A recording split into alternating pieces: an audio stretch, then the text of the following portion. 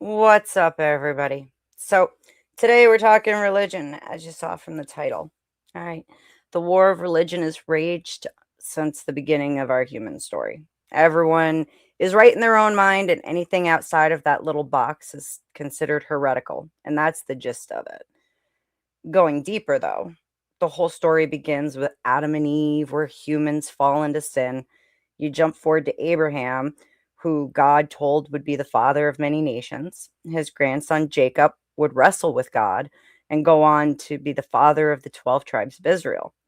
His son Joseph would be the one to bring the Israelites into Egypt during the famine. And then further down the line, Moses would be the one to lead them out.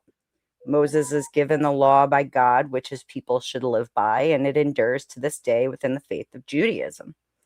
At the same time as those early patriarchs were on the earth, a myriad of polytheistic faiths sprung up. From Greece and Rome south to Egypt, and eventually spreading west as far as modern Britain, humans worshipped a pantheon of gods and held this religion to be the truth. Thousands upon thousands of temples and sites are dedicated to these gods can still be found existing today. And if you ask the early patriarchs what they thought about it, they would have said that this is all tied to a watcher class of angels which descended to earth and the Nephilim offspring which they produced in the days of old.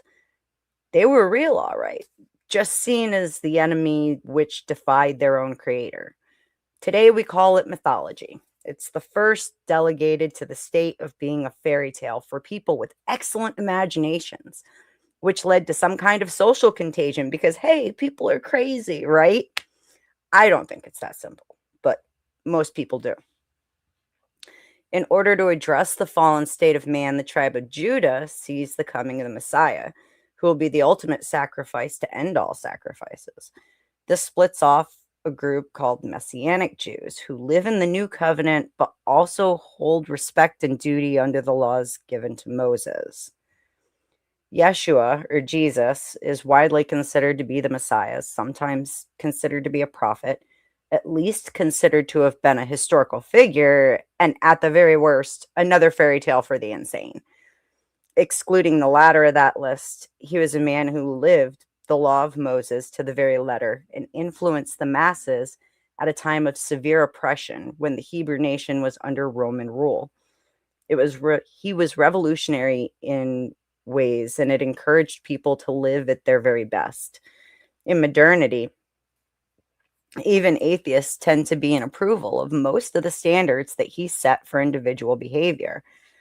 After his ascension or back to the crucifixion, whichever you choose, he left a strong movement in the hands of 12 men and several women, which convicted them to stand on the principles that they preached and the testimony of his existence right through their last breaths as they became martyrs.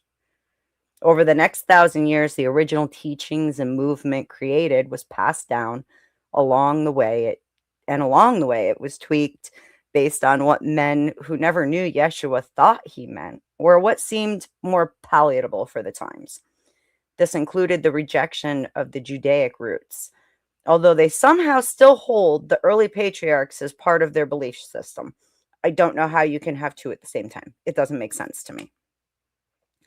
The biggest shift can be found in 325 AD at the Council of Nicaea, where Constantine presented a creed which he developed in order to unify people into the new Roman religion, Christianity. This required the rejection of those Hebrew roots, the ministry that existed for over 300 years, and even the very name of Yeshua. I will be posting some videos in the coming weeks covering the history of Constantine, straight from the scholars who made knowing him their life's work. For now, though, we're just going to settle with Constantine sought to unify the people of Judea and put an end to them revolting under the rule of his Roman Empire. Like it or not, this is the birth of Christianity and the beginning of and only the beginning of the rejection of the standards set forth by Yeshua. These changes would continue for more than 1,000 years and often to what modern followers of the faith would consider to be a heretical degree. if they actually looked at the history and held the biblical standards of the man they call Messiah to be true. The church even splits due to these changes, and Catholicism is born out of it. Then on to the Protestants, who cleave to the biblical standard that Yeshua is the way to God, that God does not produce confusion, and therefore his message is clear, and that God loves us and wants a personal relationship with us, not going through another man to talk to him. Protestants would be severely persecuted for these beliefs, creating even more martyrs. But out of all of it today, we've got three main branches of the faith, Christianity. Under that, there's even more subsects of Christianity with different dogmas which separate them from one another. The Judaic faith still exists to this day, and we see an increase of anti-Semitism worldwide. There's also a rise and return to the practices considered to be Messianic Judaism. And trust me, they catch the same flack as those who practice Judaism. And then let's not forget our dear friends, the Muslims. Muhammad was born in 610 AD and created a religion that holds strong today. While it ties itself to the Judaic roots, just like the Christians, it rejects most of its teachings and holds to beliefs that are completely heretical from the view of said roots and the view of the Christians. Muslims are attacked daily, verbally and physically. The extremists of this group are cited for being violent, and there is a call by many to exclude them from many societies. Speaking of extremism, this behavior can be found in every sect of every practice of faith. They become dangerous to anyone that does not conform to the little box which they're given, and which is also, don't you know, the right box to be in. Lesser on the extremist scale are those who just want to correct anyone not in their box. They speak down to them, try to force some weird conversion, demonize them, and overall act in ways completely antithetical to the beliefs which they proclaim to hold. Today, we're diving into all this. I'm sure there's going to be arguments, but I really hope for a good exchange of ideas, information, and beliefs. I'm asking you guys, refrain from the hateful shit. I don't like it. It gives me the ick. And overall, it doesn't make for productive conversation or good content. And with that, let me start bringing people up from the back, and I'll get the link posted. Hello, guys. How you doing? Howdy, y'all. Oh, I got a glad that glad I'm taking a break. Working hard. Yeah, spring. At least some springish weather has hit us, and we were hauling dirt all day yesterday and spreading it. Nice. Are you getting anything started for crop? Or is it too early to start crops where you are? Too early. We're just getting the dirt, the ground ready, all the different grounds ready. It's because of where I live on the north side of a mountain, and then we have crazy tall trees here. Like we live right next to the Avenue of Giants, so our trees are literally hundreds of feet tall. And we have a ridge on the west and east side of the house. Yeah, and we're kind of in a valley. We're like here in the valley. So we don't get a lot of sun. May is probably the earliest we can plant. Yeah, that's what the same as it is where I am in New York. But we'll see. I quit trying to start most stuff in the house because it's just pointless. They seem to grow better when you put them straight into the ground too. Yeah, we've got probably a billion tomato plants out there that start every year. Yeah, I have that problem too. Because one tomato hits the ground, and the next thing you know, you got 75 plants. Yeah.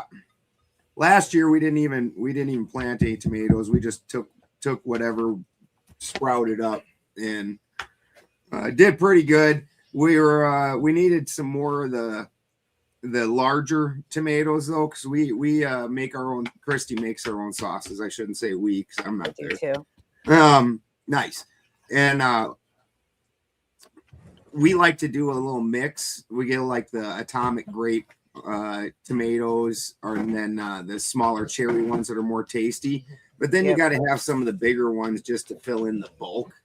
Yep. And we did not get enough big ones. We had I think probably 80% atomic grapes. I do a nice combo of all of them, like the great big beef steaks, lots of Roma tomatoes, the grape tomatoes, and I like the little orange sunburst tomatoes. Those are Me so too. Yeah. Those are my favorite. Those are the most flavorful ones, the little orange and the yellow. We have a yellow one also that's fantastic. I throw all of them in the sauce too, like That's what everything we do. goes in. Everything that chickens don't get or that I don't snack on though. Anyways, The ducks are the hard ones out here, and it's because we fence it off. The chickens can't really get in here, but ducks, they're like boneless or something. They can like slither their whole body like through little holes. It's weird as hell. for me, it's the freaking deer. They take Hmm. down my fence every year. They're just like, yeah, that's cute. Get out of the way. I got cattle fencing and 4x4s. My beet greens never last. They never make it. And I love cooked beet greens. So I like them better than the collard greens. But For us, it's bell peppers. We've successfully eaten like 8 bell peppers in like the last 6 years. you know the trick to plant matches around your bell peppers, right? There's something about the sulfur in the dirt. You'll Oh, get sure. like a bumper crop. No, freaking it's because they get eaten by the deer and the alpacas and Yeah. stuff. And our animals are. Last year I had like 500 Mad Hatters. I was so stoked, and then they got all of them. They got all of them. Like they just started turning red, and they're like, "Hey, these are right. They're delicious." Well, I'm glad you and Christy are here. I'm always happy to see you guys. And it gives, like, I was really hoping you were going to come because you're an Odinist, which falls into those polytheistic range that I was talking about in the beginning. Kind of, yeah. Kind of. But We'll discuss it. It's a very interesting discussion. If it's not contentious, overly contentious, it's a very interesting discussion. And you look at the way all the systems are set up. So I want to agree. hear about it for sure. I think a lot of people are undereducated on what those belief structures look like, regardless of how they feel about them. You know what I'm saying? Yeah. And I think that that's a big place where, as society, we've kind of gotten lost. Is everybody's about what they believe and not so much about how it works or why people believe it. Sasquatch, give me one middle finger and one thumbs up. Oh, fine, that works. Yeah, just sign out, fuck you, and we'll be good. It's been a long time since I'm Yeah, sitting in that little deaf. C K, right? Okay. Yeah. A B C D E F G H I J K L M Ladies, O P half lady, gentlemen. You sound much better. Oh, Much- yes, dearie, yes. It seems that once you cough up a couple of gallons of phlegm, you sound better. How about that? It's a miracle. Have you tried dabbing? That clears all the phlegm right out. Dude, I was having enough trouble trying to damn smoke just a fucking joint, bro. All right, when you're starting to get sick and you get that like rabbit fur in the lungs feeling, and you're not sick yet, you don't feel bad, you just kind of got this wheezy sort of, man, I'm fixing to get real sick kind of feeling. Yeah. I had about 5 days of that trash. Oof. So, Ben, why don't you kick it off? Explain how your faith works for us, will you? Do you mind? Well, they call it polytheistic, and in today's mindset, really, it's honestly set up really not much different than Christianity. So while there's what you would have to do is take the Asir and the Vanir, and you would consider them like angel class. They're not the All-Father. None of them are Odin. Odin is the only All-Father. And so just like with angels, there's other, and they're called gods in our thing, but they're just not that word angels. So these beings, just like with angels, have specific skill sets that you can look at those different ones and say, I want to work with this skill set or this attribute. And so I'm going to pay homage to that person. But again, it's no different than like a saint or an angel, where with angels, that's again still an etheric being that has superpowers compared to a human. And it's not the all father. It's not the head God system.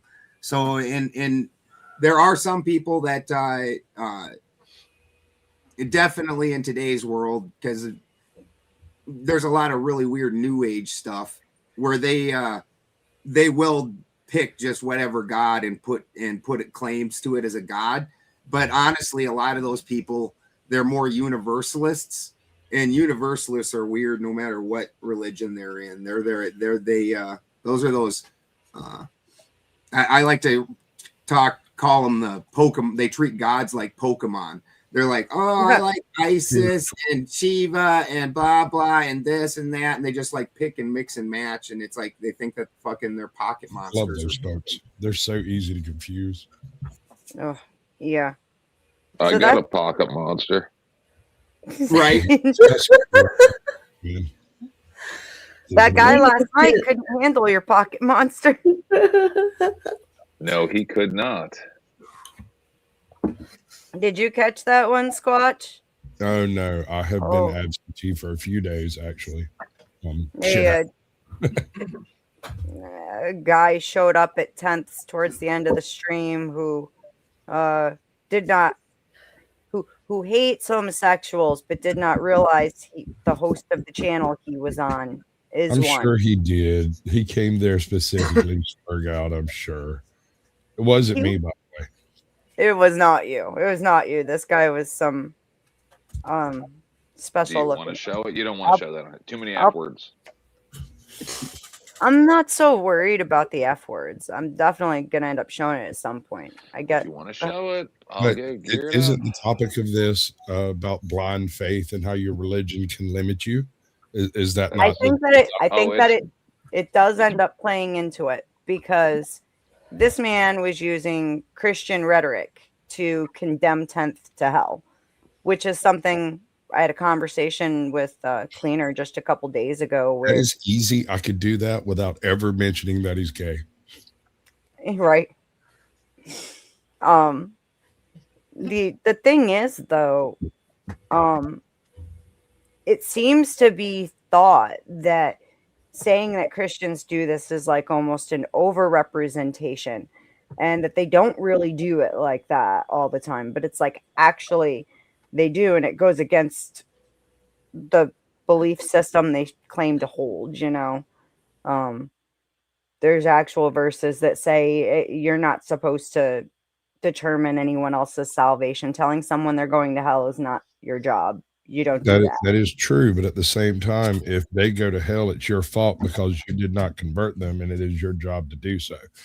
So it depends on whether you're in an blah blah blah blah. Evangelist. Evangelical faith or not. If you are, much like the Jehovah's Witness, you're supposed to try to entice them into joining whatever church. I don't bother with any of that. I have found in my experience that I maintain my faith and do nothing else, right? I do it exactly as far as I feel like is necessary because I feel like, and I'm not a real big feelings kind of person. Let me start there. But if other people can do it, I could be forgiven for doing it sometimes, right? Right. So when I feel like I am being moved, I move. Otherwise, it's not my concern. And I don't know how better to explain that. The way I put it to Dusty is this. And this was many moons ago, back when we first started working together. He asked, I can't remember if we were live or not, it might have been backstage, but he asked me about faith. And I said, well, there's two types of faith. There's big F faith and little F faith. Little F faith is how you talk about faith when you're talking on a daily basis discussing how you believe and whatnot. But big F faith is that true belief that you have in your soul that you cannot actually describe. And I can explain to you why I feel that way 10,000 times, but I cannot understand it for you. And until you have witnessed the impossible with your own eyes, you will not recognize a miracle without it slapping you in the face like a fucking trout. You're not equipped to see it. And so when you're talking to someone who's full on secular, atheist, or, you know, non-denominational or non-specific or spiritual or whatever the fuck you want to call it, right? You're not actually having a fair conversation with them. You have an understanding about the world and faith and all of this that is not the same as theirs. And so inevitably we talk past each other when we talk about faith.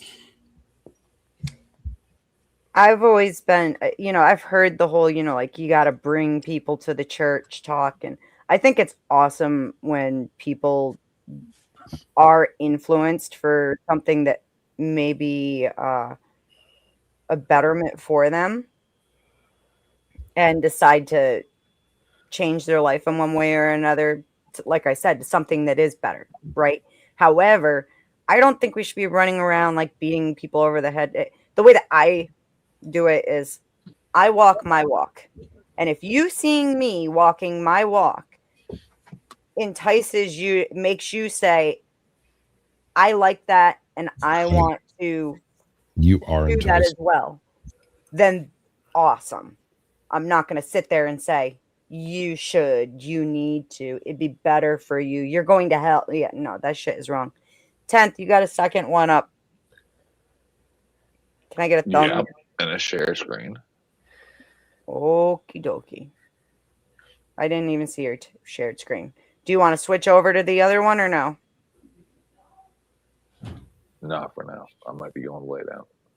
Okie dokie.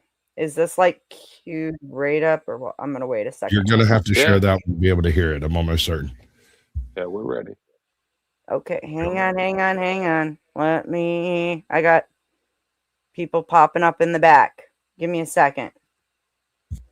Hi, Denizen. Talk to me. Don't trust. Is that you, John Wayne? Okay, maybe no. You can trust it. Yeah. See, I got it. But so yeah, last night the situation with 10th was actually, it was humorous if you ask me. Just because dude freaked out a little bit.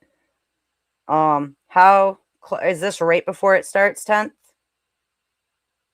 Or well, you're gonna pretty much, yeah. I mean, I can skip it ahead if it gets too long, but you're gonna have to play it less than 5 minutes. Yeah. Go for it, because it is kind of humorous. I think Sasquatch will get a kick out of it. Are you assuming my humor, madam? Run this shit. It's quiet, 10th. We never seen this stuff. I know some of these people. Hold on. Go ahead whenever, if you've got the volume up, yeah.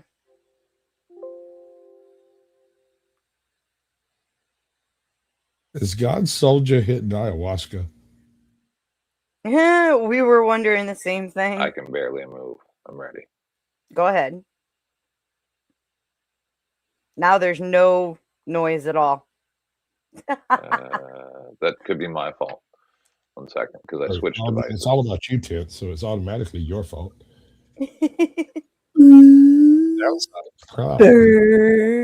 Shots fired. Go for it. Obama, Biden. Uh-huh. You know what I mean? Those are the real guys who run this shit. No, we don't have eyes. We never seen this stuff before. Oh great sage, you've come upon us with such knowledge. Bestow it upon us. Yeah. Well, no, because you guys love to blame Trump for everything. You know? I ain't blaming him, but he's the current puppet, and could he be the holder of that to transfer it? For sure. Yeah, you got it right. You know, I mean, it's not a pussy. No, he's not a pussy. He's not a pussy. Pussy. No, you're a pussy. Hey, 10th man. Expose shit. Stop being a pussy. I don't care if it's you're a pussy. Well, like the topic of conversation, I'm not sure exactly how we got on my. Would you like favorite the link? What's 10th man? What? Yes. Oh, was that you on there? No. Yeah, I was on there. Yeah. Who's saying I'm a It starts off as a Let's real go. quick though. Yeah, it does start off as like a political bullshit, but then it moves into a religious fight. Can you share my screen real quick? I pulled up a picture of Donald Trump's Ark of the Covenant that he had made. It's coming. Yeah, you might want to skip like what That is it. 15, 30 seconds. Went off the measurements. Bruce, No, that's no, gonna no, be no, our no, no, no, no. No, what you guys are saying. On that too. You know what I mean? From all the There's things. more. There's more to it than what you guys are saying. Oh no, But supposedly he is a descendant of King David himself. no. There's more than that. The I've man never heard of of sin that. has to be revealed. Yeah. There's more than just what you guys are saying. On that too. You know what I mean? From all the There's things. more. There's more to it than what you guys are saying. Well, I'm just Well, saying we that don't have a timeline for when things are Yeah. happening after Well, these no, things are handed yeah. over. No, Anyway. the thing is, Jonesy. it's Tearing going it to down. be when the sacrifices resume that he fucking the Antichrist reveals himself. That's the point. And that's when Jewish people go back to Israel. And so, what's the Antichrist? Does he come out and kill everybody, or what's he do? No, the Yes. Antichrist. The Antichrist is going to make you take the mark of the beast, or you don't get to buy or sell nothing, and everybody will know that you're not of them. You're already on that. You know what I mean? Everybody's gonna love him and think he did Yeah. something You great. know, you know the new Antichrist system All is if you accept homos or not. That's the So, new what we Antichrist. You know, Say that again. Let me guess, you don't like gays. I hate gays. All right. Well, you know the Dude, hold on. They asked Jesus. They asked I think Jesus. Sal just got a hard on. I told y'all nothing good happens after Heard- midnight. Hey, pause it for 1 second. For me. Gremlins come out. Everybody leave because they're all. Pause it for 1 second for me. And Nope. Glacier, say hi. Hi. Paige, this is your friend. That is her. Fabulous. Welcome. Yo. Okay. The good news is this is pretty damn short, but it just kind of shows like the way some people take it is further than needs to be. Go ahead. Sorry, 10th. Bunch of pussies. No. Yeah, everybody just left. Have time. That is so funny. So did somebody do something to you one time and they say like, No, oh, nothing ever man, I happened to hate me gays. ever in my life. Nothing ever in my life. So why would you be worried about what Wow. somebody No, else that's does what, with that's their what the Bible penis? says. He said, Yeah, remember Lot's wife. That's what I think Jesus that's, said. I think that's a bit That was his voyeuristic. line. And then read Jude as well. Jude I gotta said, pause. That's a bit Jude said, voyeuristic. remember Sodom and Gomorrah, leave an example as those that became Yeah. before them. Okay. Joe, flash me. Yeah, kick me off. Ooh, Off anyway. No, it's fine. Thank you, love. I'm with the host. All your people live. No, because otherwise they're gonna start yelling at you and it's gonna be like a big It's fiasco. okay. They can- this guy sells crack behind my liquor store. You Right? Look. Even the disciples, even have a disciples was lot like, of problems that maybe you're trying to like go, oh, look at those are the problems that what other people are doing, but you're not looking inside to see where the problems are. no, you don't have to. All you got to do is just read the scriptures, man. That wasn't bad, huh? It don't matter what we like or don't like, No, what we that's disagree with or agree with. Precisely the exact you got- opposite of the way that it works. That's what the word says. The word says, remember. I They asked highly Jesus, doubt what that is the you're signs of literate what enough- is the signs literate of your enough coming? And he to said, remember understand Lot's any of it. wife. Yes. And what happened in Lot's time? It was Do full you of know fucking what homos. hermeneutics is? And now we're full of homos yet Do again. you? Oh my God. Are you that guy from Glenn's Yes. that said That's that he was God? No, I'm not. Yes, you are. No, I'm not. From Glenn Lawrence's 7.5, 8 months ago. No. I'm Yes, not. you are. You No, sound I'm not. just like him. I might Let me sound guess. like him. You have a way where you understand the scripture and you actually understand the word of God yourself. Other people don't get it. I do believe I have a solid And foundation. you can explain it, but other people can't understand it, right? That's Yeah, happened in the South, bro. I don't know everything. Yeah, that wasn't You ever bad. say that before? No.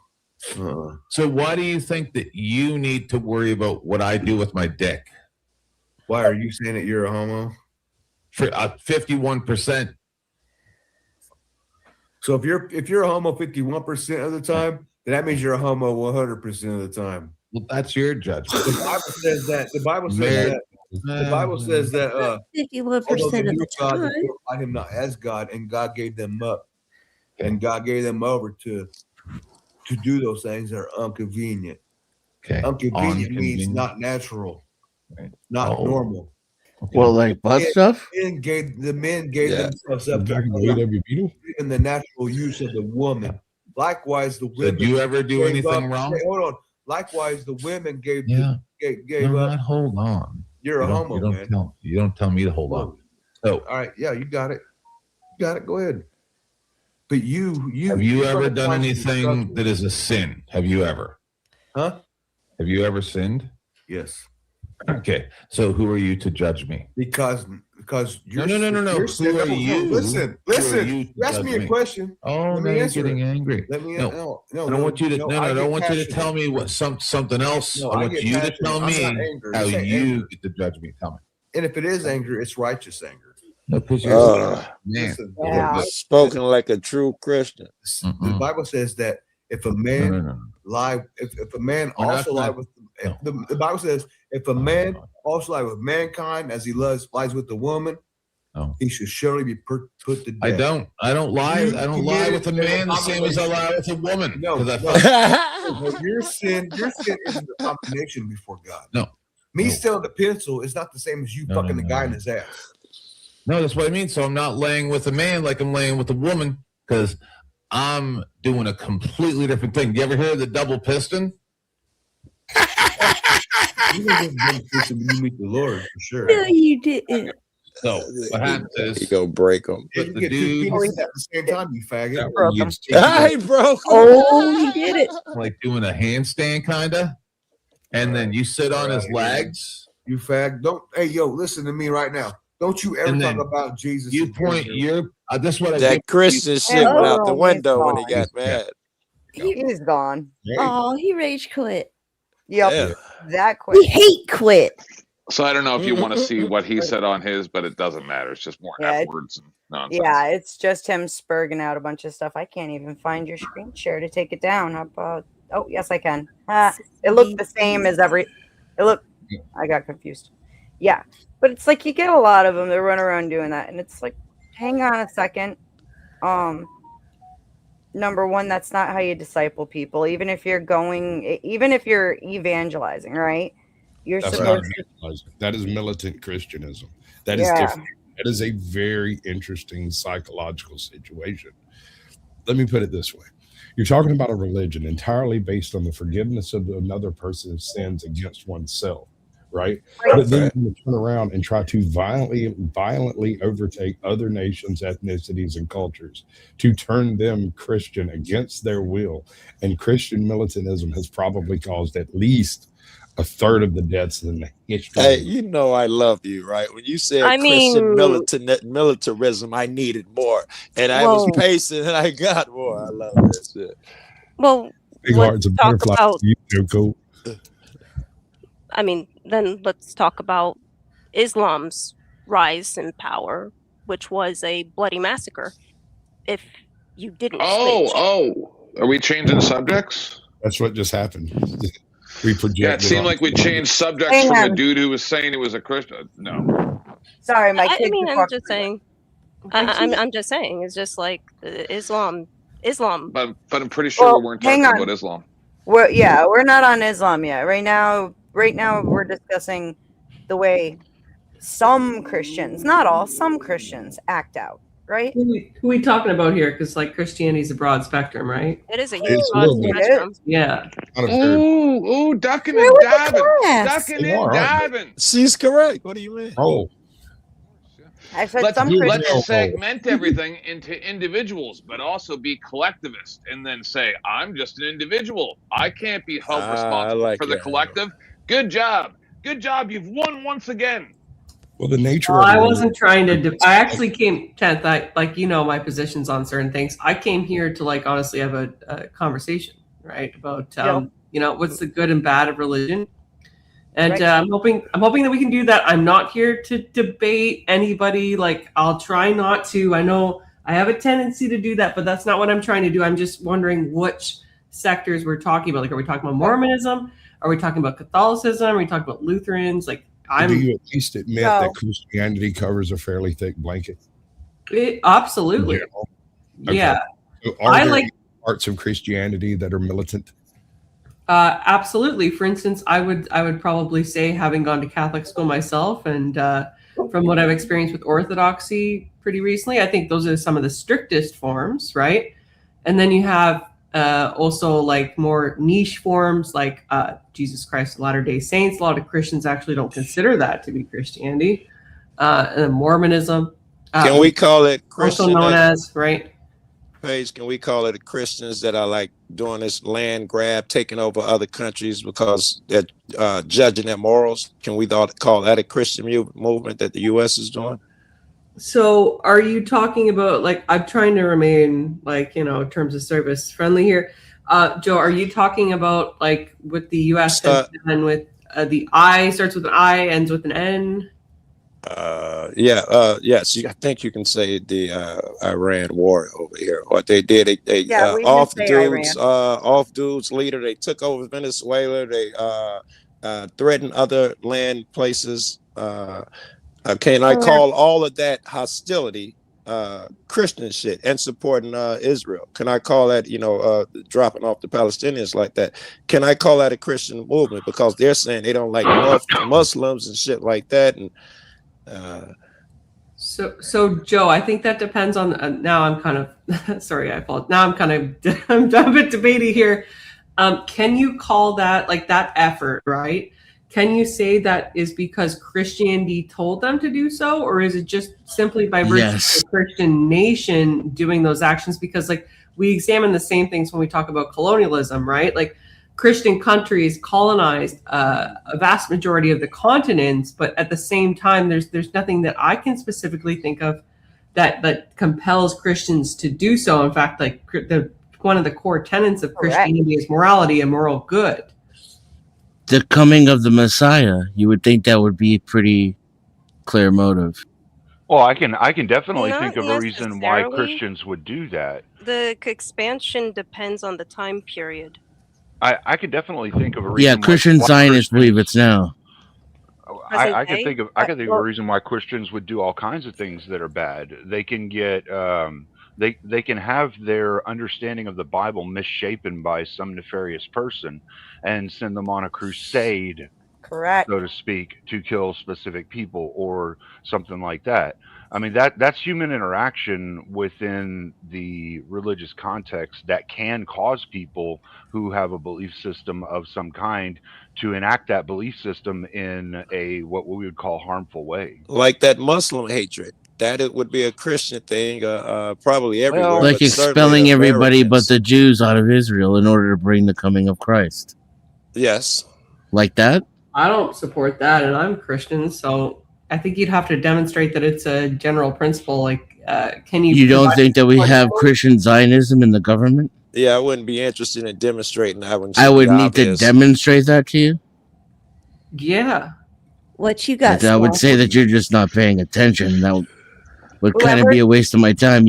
It might be more efficient if you looked into it yourself. Hang on a second. Whoever's trying to come in, space is full at the moment. Give us a few. And You can drop me. No, they can buy people. Yeah, there you go. My Cash App is on the screen, everybody. I will post my links. It's going to be $1 a minute to drop somebody from the panel. That does not include me. Sorry, can't kick me off my own shit. I And got $50 for people whose names start with J. I didn't come up with that rule, but it wasn't me. He says as he just comes up with the rule. I gotta wrangle all the cats up here, so Y'all are forgetting. I mean, if that's the rule, I'll go along with it. You don't really have to have forgiveness individual when you have a blanket forgiveness that's been bathed in the sin of the Lamb and the blood of the Lamb, right? So if you are acting in faith and for God, do you not walk with the armor and sword of God? So far, so good, yeah.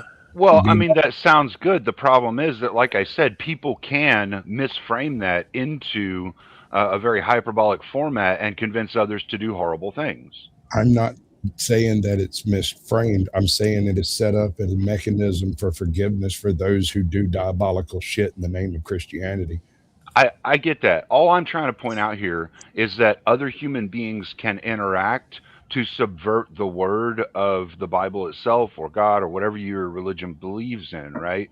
In order to get people of that religion or of that belief system to do horrible things. All I'm trying to say here is like all the people that come up with like, well, the Crusades happened and they killed millions of, because some asshole convinced those guys that was what God wanted, right? Can I rephrase it? All I'm trying to I get explain is suspicious when stuff you don't like is subversion.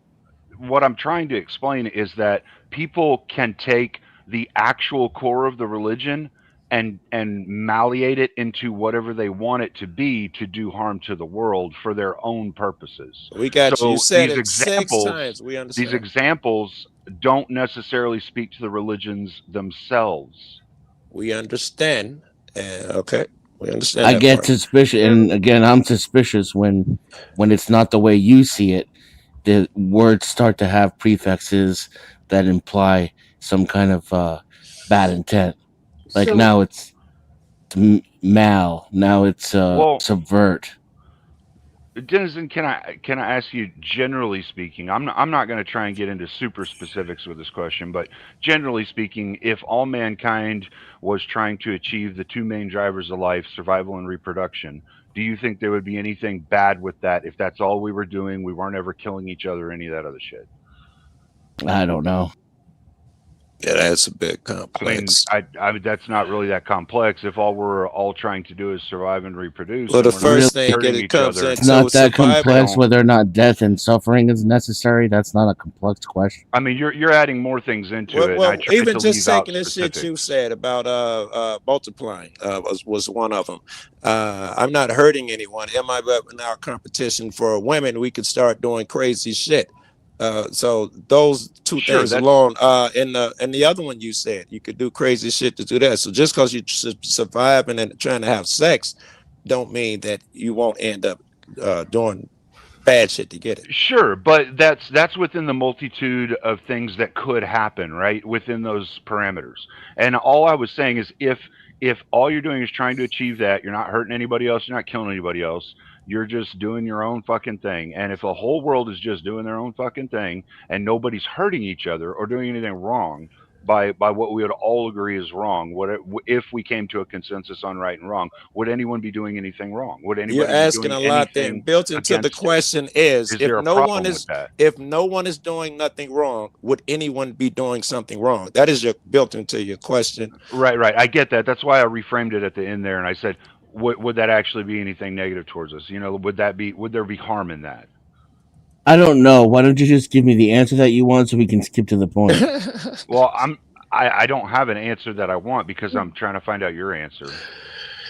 My answer is I don't know. That's way above my pay grade, and I don't see how it has anything to do with what we're talking about. That's fine. I That's understand. fair answer. We were I thought it was talking fair. about, I think, whether different religions can do harm. We were talking about Christianity Rocky, in wave at me. particular, and I dig the way motherfuckers. I look for shit like this when we're talking about Wave at me, Christianity going Rocky. wrong. The first thing motherfuckers do is say, "What about the Muslims?" You know, I'd look for whoever it is. You know, the Jays or whatever. You know, I always look for that shit. We didn't Yeah, spend point any the time finger. on. Right. We didn't spend any time on can Christians do wrong and that type of Sure. shit. Also, the first thing Christians we did can do wrong. was We've we all done separated. wrong. All right. When Paige was like, we're all different. That was the first thing that we did as Christians. Suddenly, Oh you know, man, we separated. historically, we've all done some ass-hatted shit. Yeah. Come on. I separated the denominations, right? So like you have stringent Christianity, which is like Orthodox and like Roman Catholic, right? And they form like the first schism. And then from Roman Catholicism, you have the other like mostly Protestant religions, right? Which were formed You're from agreeing with me and proving my point. Don't say no, because you're proving my I point. could explain the schisms a bit more because I research it from time to time. That seemed very Eurocentric too, but I'm no historical expert. Do the schisms make much of a difference as to the ideology of the religion versus what we see performatively in society? Like I how would things are argue being so, done? Cleaner. Yeah, because like I think apostolic faith, right? Like faith that stems from the original religion of the apostles and Jesus is it's kind of like getting something from the source, right? I think that if you are, for instance, like let's say you have a food that's been processed like multiple times versus like having it, you know, just pure, like you catch a fish, right? Versus you have like a fish stick, right? I think get what you mean. Okay. I get what you mean. You're talking about because the word came down through apostolic succession. It's closest to truth. And I understand that. So when you're saying from the source itself, so someone has a death experience and claim that they've had a conversation with God and they believe they've had the source, tell them that all of these religions are a little off in how things are, that we are all forgiven when we pass, but we have our own hell, or some story like that, right? So what is it that you would say separates whether or not they have the source from your source? What makes your source more true? So A feeling. No, it's not. No, it's not a feeling. It's based on Something like I whether or read. not it is the religion that Christ and the apostles practiced. Like that's what we're. Like, keep in mind everything that I'm saying, guys. Like I'm an Orthodox human.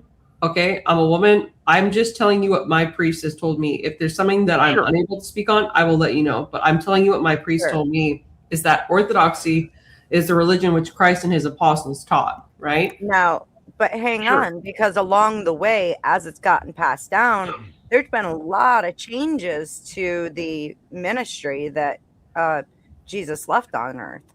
The way he did things, this is incredibly what people practice as Christianity today is not the same ministry. Oh, even Orthodoxy. I would no. I think Orthodoxy included. Yeah, So- it couldn't possibly be. So, how has Orthodoxy been watered down, so to speak? And Not even saying it's watered down. I'm saying it's completely. I'm saying there have been changes that completely changed.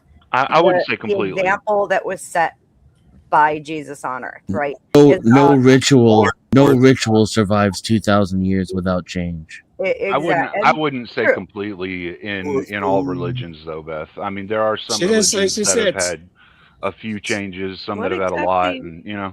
But I guess the question would be like, what is your proof for this? Because you're making a claim.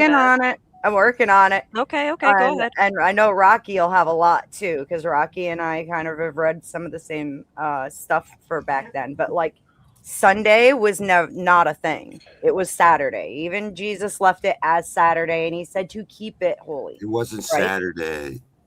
It was the seventh day. Which would Saturday was not the day Sunday. of Saturday when you start the first day. I think that's the argument, right, Beth? Is that the argument? Sorry, what? The Roman is the argument that like it depends on when you start the week, right? Is that why? No, the argument is that Pope changed the Sabbath. Then when they asked him why, he didn't give a good reason. Catholicism. Constantine. No, this goes back to Constantine, which was the formalizing of even the Orthodox Church, right? Because it was originally one, and he makes that change. He also immediately cuts ties with a lot of the practices that Jesus himself adhered to his whole life and held holy. And it was decreed that in order to be a Christian, you weren't allowed to do that anymore, right? Orthodoxy and Catholicism are not that far apart. They both instead of scriptures, they listen to their fathers, and it's so it's not biblical It's It's not. orthodoxy is not biblical because It's not. it's putting tradition over the scriptures. That's But- what they do. So your And that's complaint, exactly your what complaint isn't it's not sola scriptura. Jesus No, that's quoted not us. what's being said.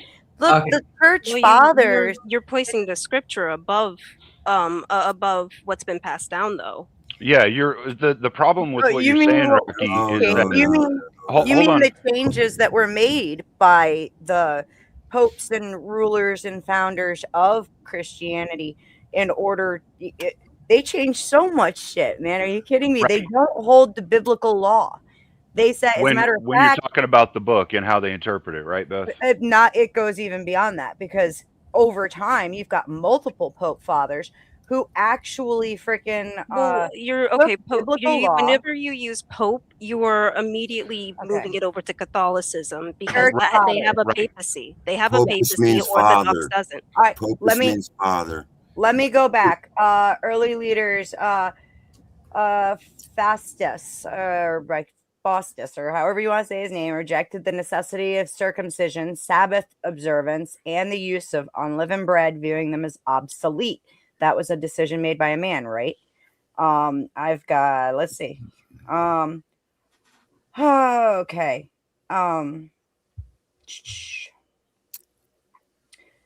He and Jerome. Okay. Augustine of Hippo favored allegorical interpretations over literal ones for the Old Testament, which is, that's not something I'm arguing about here.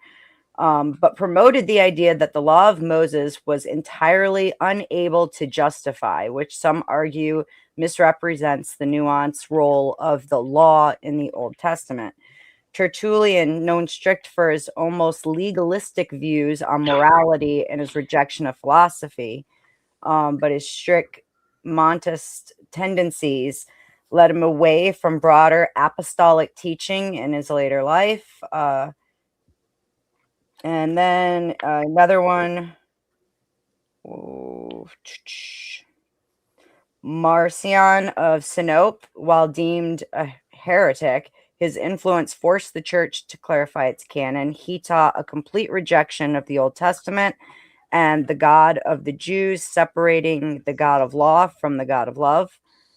There's a lot of examples of early church fathers. Wait. Somebody had to tell me what Orthodoxy is. I thought it was early Christian. It's Jewish. Nope. No, definitely talking about Christianity here. Originally, Orthodox Christianity and Catholicism were one and the same. They don't split for 1,000 years. Yes, I'm referring to 1054. You're referring to the 1054 schism. I understand that. The people I just read about are all pre-schism by a long time for that. We're talking. Oops, where did I put that screen? I keep clicking on the wrong one. How did I lose it? We're talking Augustine was 354 AD to 430. Tertullian was 155 to 220. Marcion was 85 to 160. Like, these are Guess what? You know that Orthodox fathers. You know, there's only one guy that wrote all those so-called fathers' history is all in one collection of that one guy made up all these fucking first century fathers. How the hell What's do we the first century I'm not father? sure about that. I'm not. What I is wouldn't that? go that far, Rocky. That's a pretty wide claim. Just because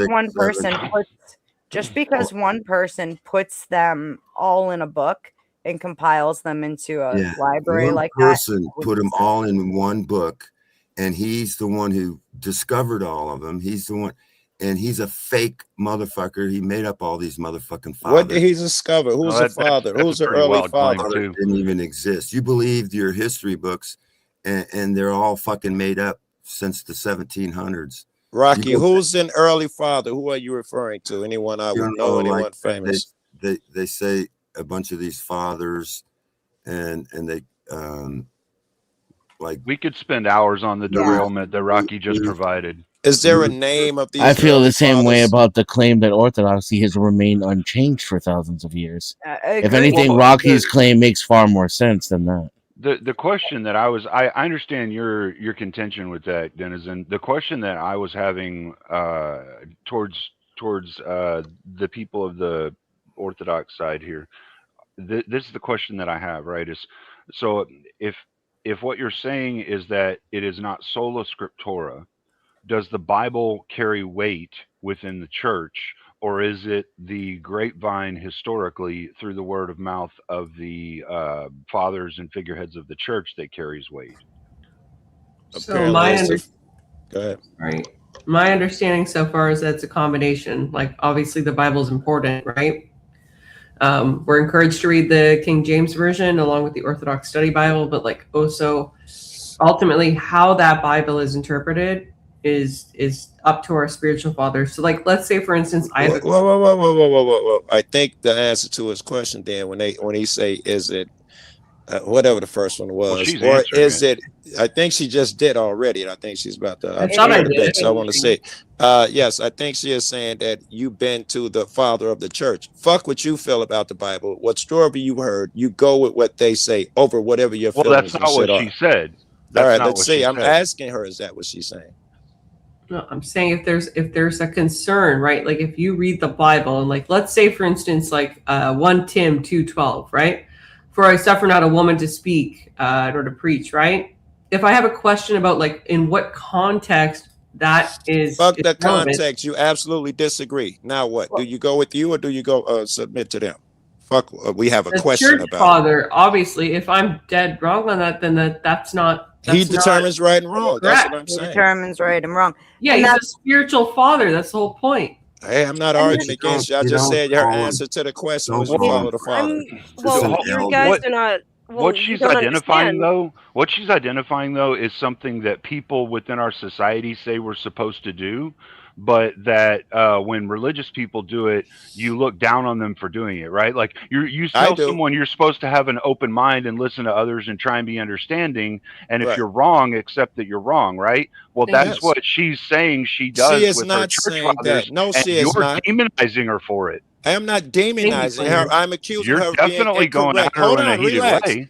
I am hang telling. on. I'm accusing her of being incorrect, as I'm accusing you of being correct. And if they're human, they cannot be right 100% of the time. Some of the time, they're going to get it That's not wrong. what she said. She never claimed that they were right 100% of the time. All she said was if she Well, finds out she's okay. wrong, then she's wrong and she accepts it. No. She said I defer to them 100% of the, even if I think I'm right. And they I can't be believe right what all she the said was fucking time because they're human. if she thinks that this one's not right, then she'll ask for further guidance, which Or means I would somebody higher.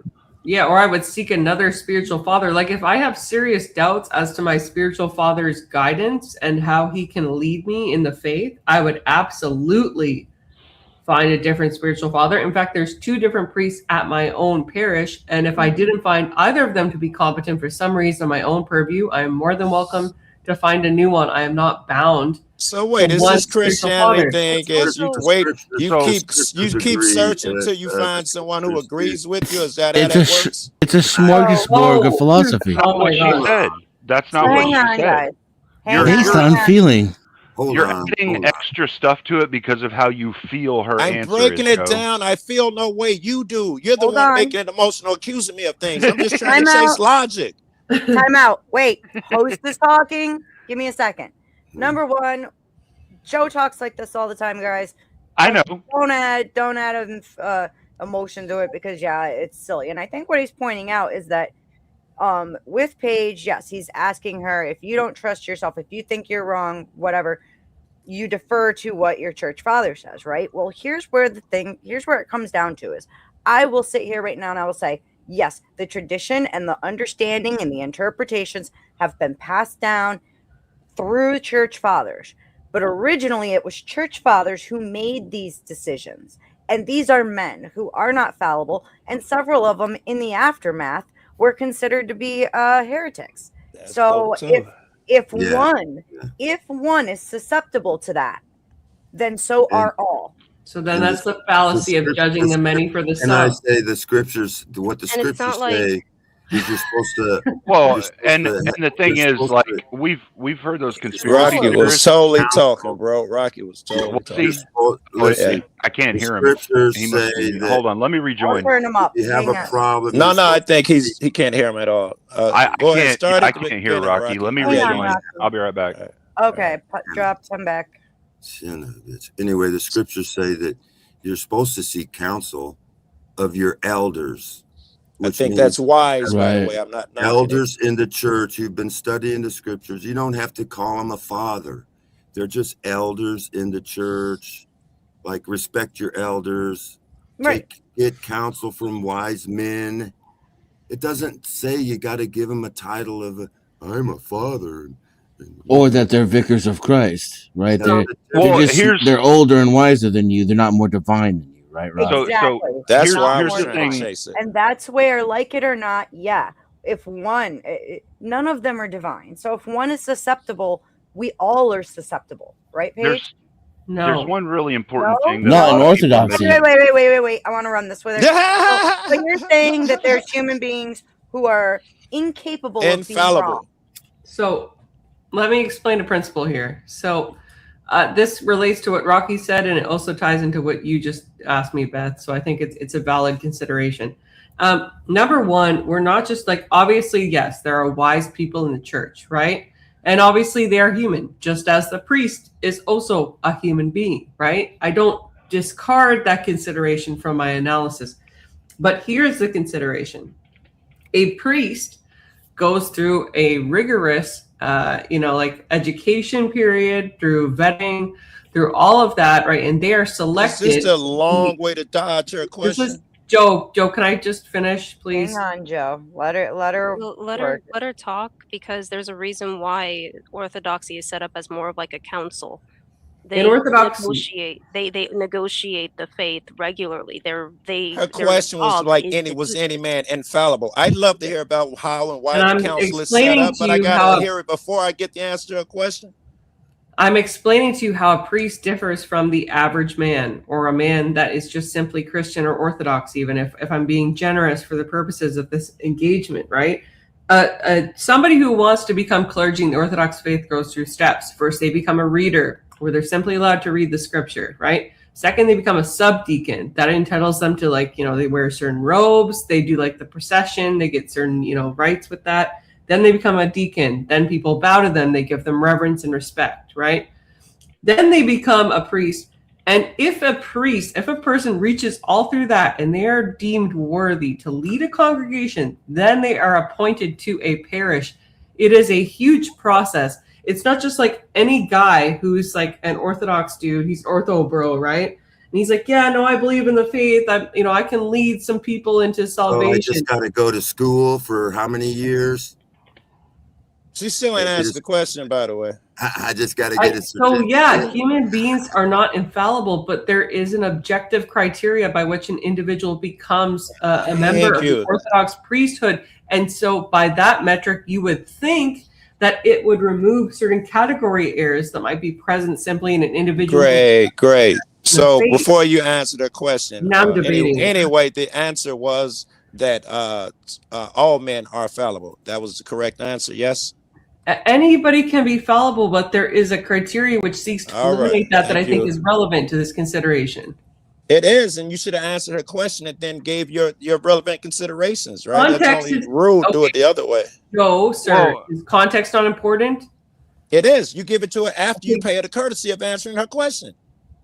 Denison, try talking to me again. She did do that. No, she didn't. She went on and blah, blah, blah, and answered the question at the end.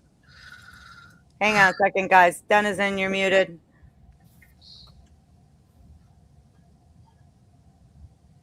Also, I've got a spot coming up here that is going to go to Vibe. Glacier, my dear, much sorry to you. We'll have you back here in a bit. So, Vibe. See, the difference is the scripture says that the Holy Spirit gives us our gifts. We don't go to college to get a certificate. That's dope, Rocky. A fucking priest. We are given our gifts from the Holy Spirit at the moment of salvation. And so that's a great point. Perfect. You're Okay, not, the one thing Wait I have for to me, say bud. about Thank you, sir. the one thing I have to say about whether or not specific That's people good. are fallible or whatnot, right? Is like we have had this era a long time ago of these conspiracy theorists that came up with like a whole bunch of conspiracies about the world and all kinds of different things. Yeah. And a lot of people discounted a lot of the stuff they said, and still do, some of them because they sound really crazy. But well, and fair enough. Some of it does sound crazy. But like some of the stuff they were saying, we found out to be true, right? So Right. just because somebody says something like 90 times it's wrong doesn't mean that 10 times they say it right, they're not right. The other thing to this, though, is we all have the freedom to choose what groups of people we're a part of, right? Yeah, I So think if so. if we're choosing to be a part of a group and we agree to follow the rules of the group, what's wrong with that? I'm not I saying don't. nothing's inherently wrong if that's the question, and I'm not sure that you can not free to choose some groups, right? Like you got to join some groups. But go ahead. But I don't want to change the subject. I want to Well, ask real yeah, some people get forced. I wouldn't disagree. Yeah. All Americans are forced. So I can't back out of being an American. I can't say I don't want to do part of your group and do whatever the fuck you want me to do. Is not a thing. Well, you probably can. It just really fucking suck. They'd beat me. They'd kill me if I didn't say I don't want to be an You American. I think? don't have to. Yeah, I'm I not gonna think hurt. I think we Trust could me, run I'm away not to other gonna. countries. No, I no, think no. we I'm could talking do about that. here in become a America. No other state. Hey, country. Here in America, if I say trust me, Oh, I'm not gonna oh, rob I see what anyone you mean. of Yeah, anything, steal or kill anyone. Just leave me alone. They'd be after me in no time. For yeah. I get what you mean. jaywalking or For something. They'd no, beat me you to taxes should death. become a or state something. nationalist. Yeah, Yeah. You should become a yeah. I get state. you. You should become a state nationalist, Joe. I get what you mean, Joe. I do. Mm. Become a I won't. citizen of the state that you're Hey, from. Rocky, they all pretty fucked up. I might as well change this system, right? The one I create would be fucked up too. I don't know. I ain't got no Free, problem with wrestling free. with this system. I ain't got no problem with that. Some of it's good. If it I went by don't. the Constitution, it'd definitely be a start. God gave men certain inalienable rights. You will not make any laws. If that's, if I can get it to that, well, I might be behind this shit. The state national is Can, going. can the host talk, please? She's been trying to get in here for the last 5 I'm letting minutes. them I finish it. can't They're see good. that little ass picture, bro. But go ahead, Beth. I agree with you guys that it's like there shouldn't. It is a choice as to what group you want to be with, right? And I think my biggest contention with all of it is not even sitting here questioning what's right, what's wrong. I don't think any of us are qualified to make that decision, like Cleaner was saying. But there comes a point where people get into these boxes. They don't want to hear anything outside of the boxes. Anything outside of their box is wrong and must be destroyed. And the way that Yes. they come at it, they're not necessarily, it's like cognitive dissonance with the way that they come at it. I That's get what kind you of where the mean. conversation started, Beth. Very good. That's I, kind of where it started. Does I get what anybody you're. think that that's what I'm doing? Because like I'm trying to remain open. No, I I think that I you do, and Cleaner. So I'll tell you that right now. Well, Joe, what's your faith? Joe, let's figure out what box you're in, huh? I'm not right. That's great. That's a fair Yeah. question, Paige. What part are you? Where are you? I'm a fan of God, fan of Jesus. Never been to church. Read the Bible, read the Bible on my own, and about, I don't know, halfway, 3/4 through the Quran. Read a bunch of other books, and I guess it's whatever I feel under, as long as I'm, I don't know, somewhere You along believe there. Christ is God? He's part of God. He is Okay. not the You're guy. you're a He's hippie. You're a hippie Christian then. I'm a hippie Christian. He was talking to somebody, right? When he We was love, like, man. Just Jesus everywhere, man. yes, let this cup pass me over. Yeah. He was talking to somebody when he was doing that thing. There was another part of him outside of him, but I'm sure he's part of God too, because I've seen his power. So if two things must be Amen. once. He must be part, and it must be something outside. Yeah. I wanted to ask Ben a couple of things. One, does it make it easier? Like you explained to us at the start, like how actually the setup of Odinism is really kind of parallel to Christianity, just simply using different names. So does that make it easier to engage with Christians when they're talking about their belief structure and why they believe the things they do, and where does Odinism stand when it, because you never hear about you That guys was a good question. evangelizing. You never hear anybody being like, come be an Odinist. You know? But does it help you see into Christians and blah blah? It seems like it should. Yeah, go ahead. We're not evangelizers. Odin doesn't in any way say go convert people to Odinism. Hey, it's not how that goes. And then further, Odin's the god of the Northern European people. In no way do I think that Odin created the sub-Saharan African people. And in no way do I think that they don't have their own god of some kind. So that's really where the big argument stems is I believe that the Jew God made the Jews. I believe that. Like I got no arguments against that story. Do I think that their God created me? No. And do I think he created everything? No. I think that he created everything in their world. Couple questions about the Odinism thing. The guy who created you guys, is he similar to the God that Christianity knows, or Jesus, or something in the fact that does he have this streak where he says harm nobody, love everyone? Is that part of your thing? Do no harm, don't steal. No. Okay. No, but we have different sets of rules of similar? Of honor and family and ways like the Havamal would basically be our equivalent to the Bible. So you're not a monolithic. You don't believe there's just one God. You believe in many gods, which to me doesn't make sense, because how can there be many gods? If there's many gods, then there's not really one. There's not a God, because they'd have to be equal. That thing that you're talking about is the all. And you don't interact with that. That's like your cells interacting with you and talking to you as a whole person. It's a ridiculous concept. So you believe in a all one creator?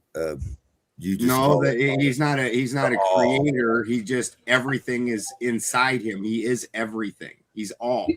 Yeah. So everybody that's Christian is going to hate me for this comment, but in Exodus, when God is talking to Moses, he's saying that let everybody know that I am the most powerful God and I will rule all gods, and they must drop their gods. Almost like he knew that there was multiple gods. Now, okay, I don't actually believe that. I'm just saying, in Exodus, it does say that.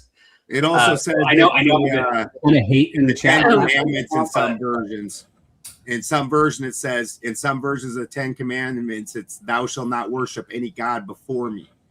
That says there's other ones. Yeah. Can I make a line of inquiry here? Yeah, but it also has the Almighty God. Paige is talking, Rocky. Just talk over him. He's very rude. Oh, go ahead, Paige. You can make the inquiry. Sorry. I don't like to emasculate men. Although, real quick, Vibe, talk to me again. I'm confused. You might be on the wrong mic. Oh shoot. Okay, let me check here. Maybe I'm wrong. No, I should be on the right mic. Okay. You're good. There we go. I fixed it anyways. You were a little hot, so I turned you down just a tiny bit. Go ahead, Paige. Sorry, dear. Thank you. Okay. I just have a question. So, obviously, I'm not about to interpret the Bible because I don't think that's my place, and I haven't spoken to my priest on this.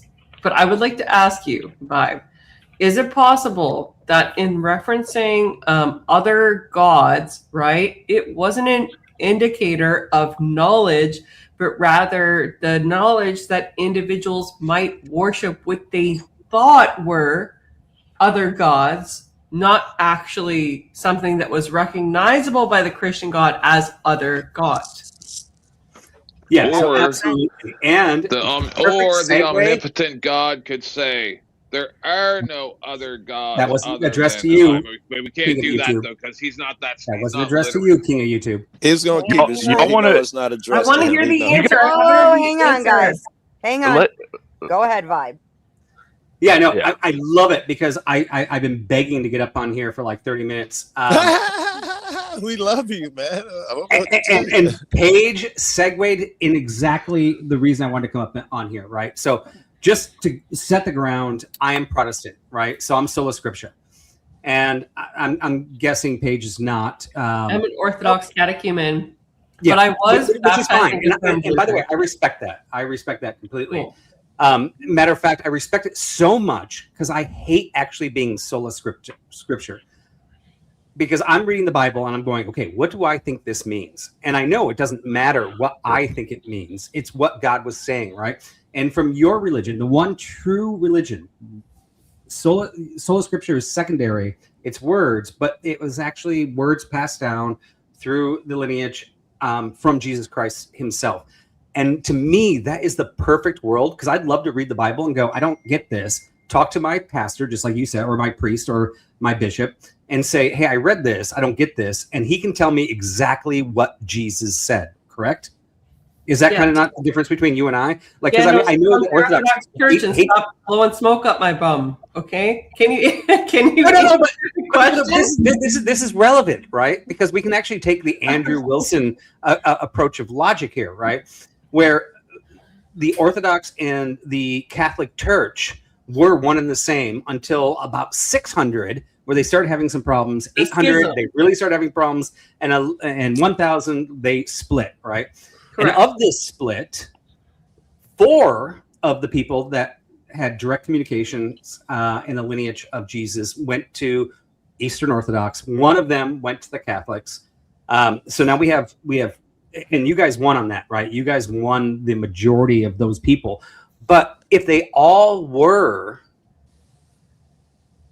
part of Christ and doing Christ's word, shouldn't have they all gone Orthodox? So, like, why? All of this is fascinating to me, Vibe. I didn't know. Wait a sec, Vibe. You're fascinating. Vibe, you blew smoke up my rear, and then you went into historical analysis, and you failed just saying. You failed to even answer the question that I had for you, which is like, is it possible that the interpretation of the section which you referenced in terms of other gods didn't mean actual acknowledged gods by the Christian gods, but rather gods that were recognized by the people? Is that possible? Yes or no? Okay, so it's not a yes or no. Actually, yes or no question. Let me finish because I did answer it in saying that. Sorry, I'm in trial mode right now. No, we're not, right? Funny. I'm in trial mode. We can easily say yes or no based on our backgrounds, well, we can say yes or no. I think you got to suck it up, Paige. I had to suck it up. Do either of us know if our yes or no is Hang on, correct, let him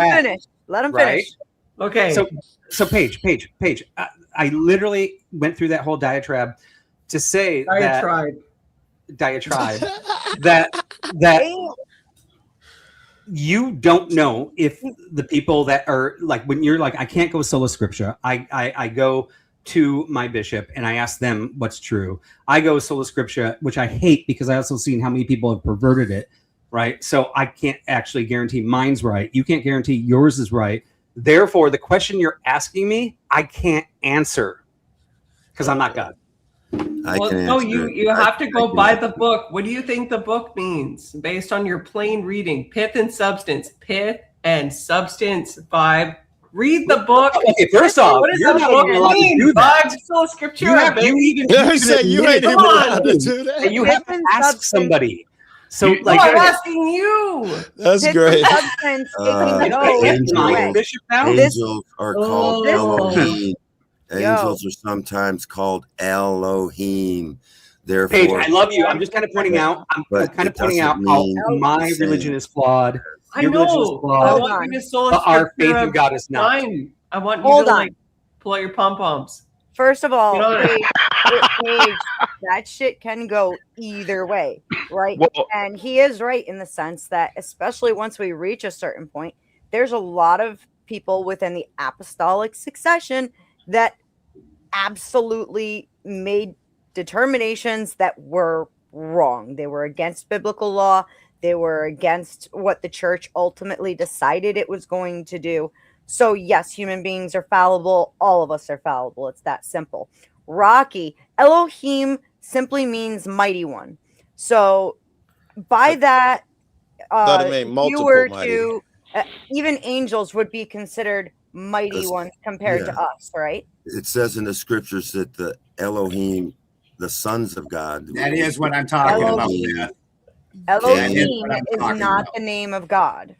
You guys But want to is see it mean something really multiple? cool? That's what I'm curious about. I thought it meant multiple, Elohim not one. means mighty ones with an S. S. So beings that are greater than you and I are. Yeah. Okay, that could be angels, demons, gods with a and then- lowercase g. Okay, so Elohim is not the name of God. So when it says the Elohim say to Yahuwah, you know, or like the Greek or Yahuwah gods for says to the real. Elohim, let us make man in our image.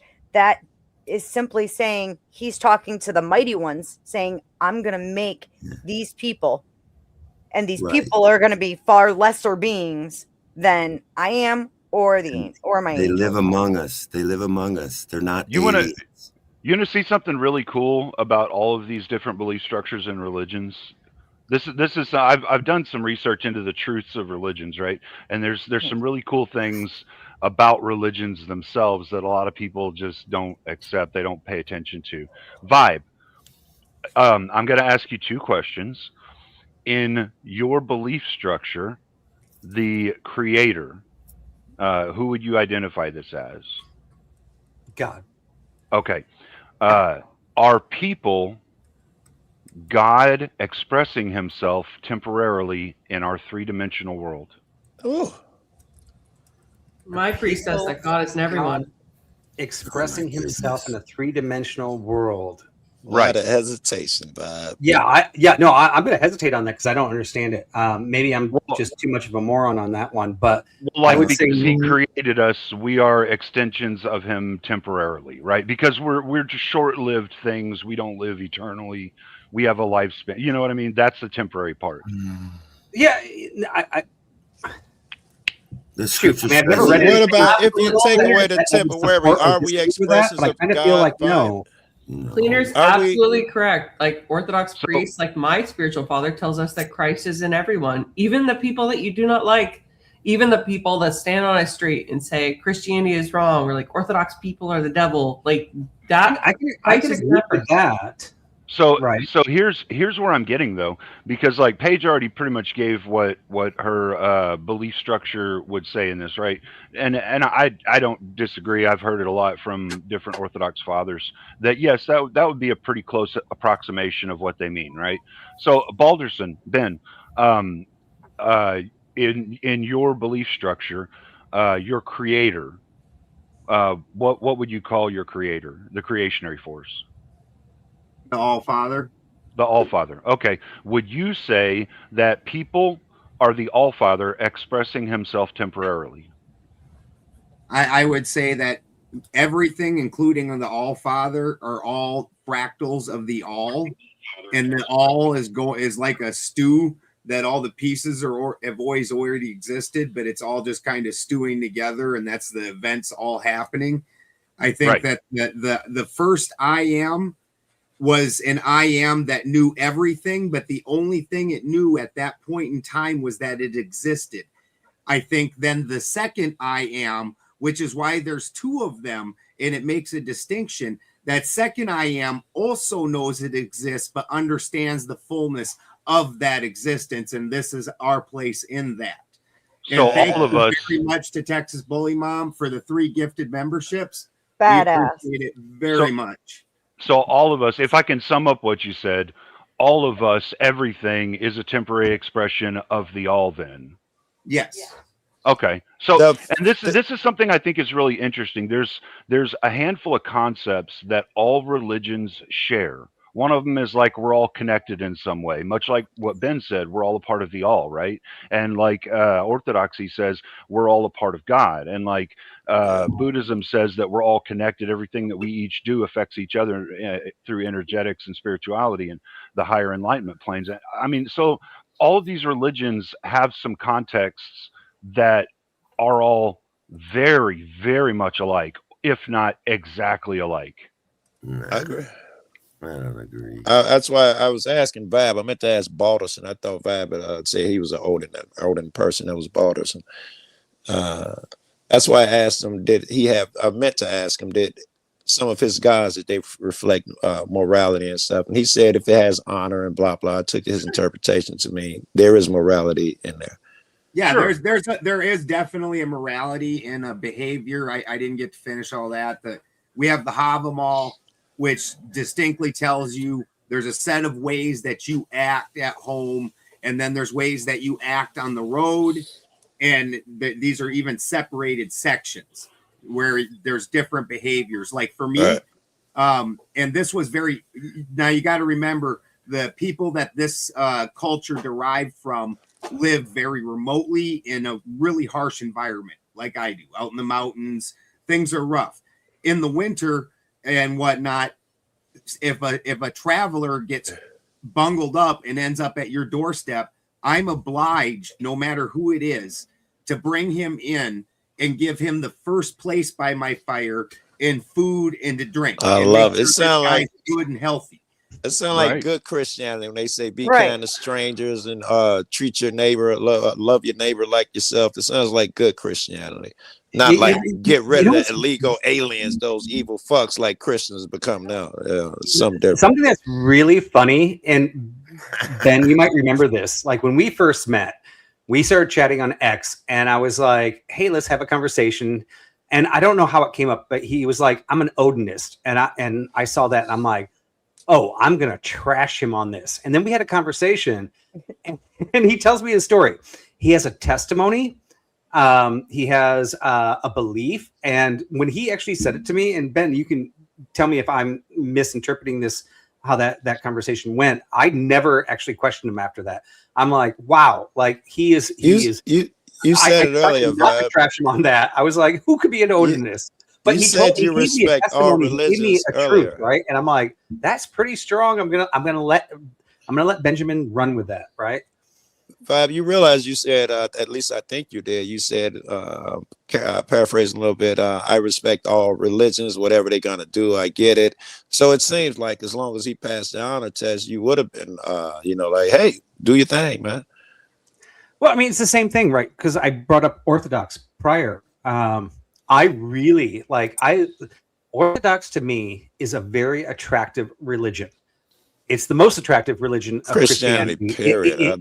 In my term, because I don't want to be sola scriptura. I actually want to know what God meant, right? I don't want to wait, you make it sound like you got to be. No, but here's the thing. No. When investigating, I can't guarantee that Orthodox is that either, right?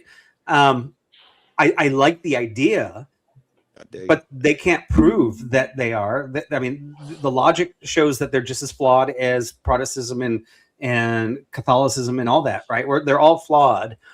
So I just keep on going back to the scripture and just going, God, you guide me and tell me what's right, right?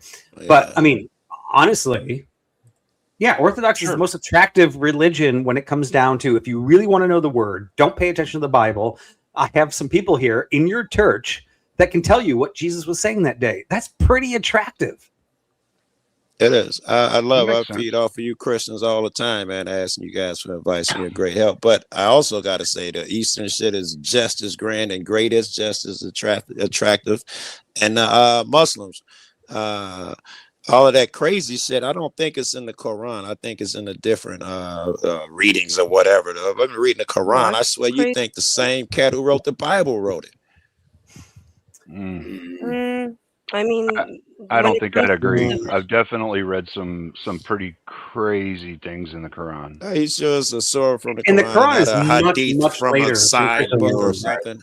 I don't know if I've told you folks about what I learned about the Chinese language, where it used to be pictures. Do you know what the word for boat? Do you know what the word for boat is?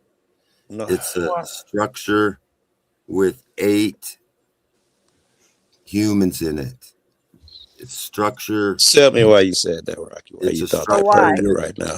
It's a structure. Cool. Ancient Chinese lithograph. The word boat is a picture of something like this with 8 souls in it. So it's describing the flood. It's describing the flood, and it's ancient Chinese. So don't think that they don't know about God. There's the revival going on in China right now. They're saying they're going back to the belief of their ancestors. I personally, Rocky, I wouldn't say anyone does or doesn't know here on this 3-dimensional plane, because we're here on this 3-dimensional plane, not with God. So, I mean, I wouldn't say anyone knows for sure or doesn't know for sure. I wouldn't give anyone either extreme of that clout. But what I would say, though, that I think is very interesting is that throughout human evolution, we've all had 5 or 6 truths within all these belief structures that are the same. We're not separate. We never were. We never could be. Fear is an illusion that we use to be controlled or control others. Our mind isn't something we use to view things. It's a projection source. We project ourselves and what we think out onto the world, right?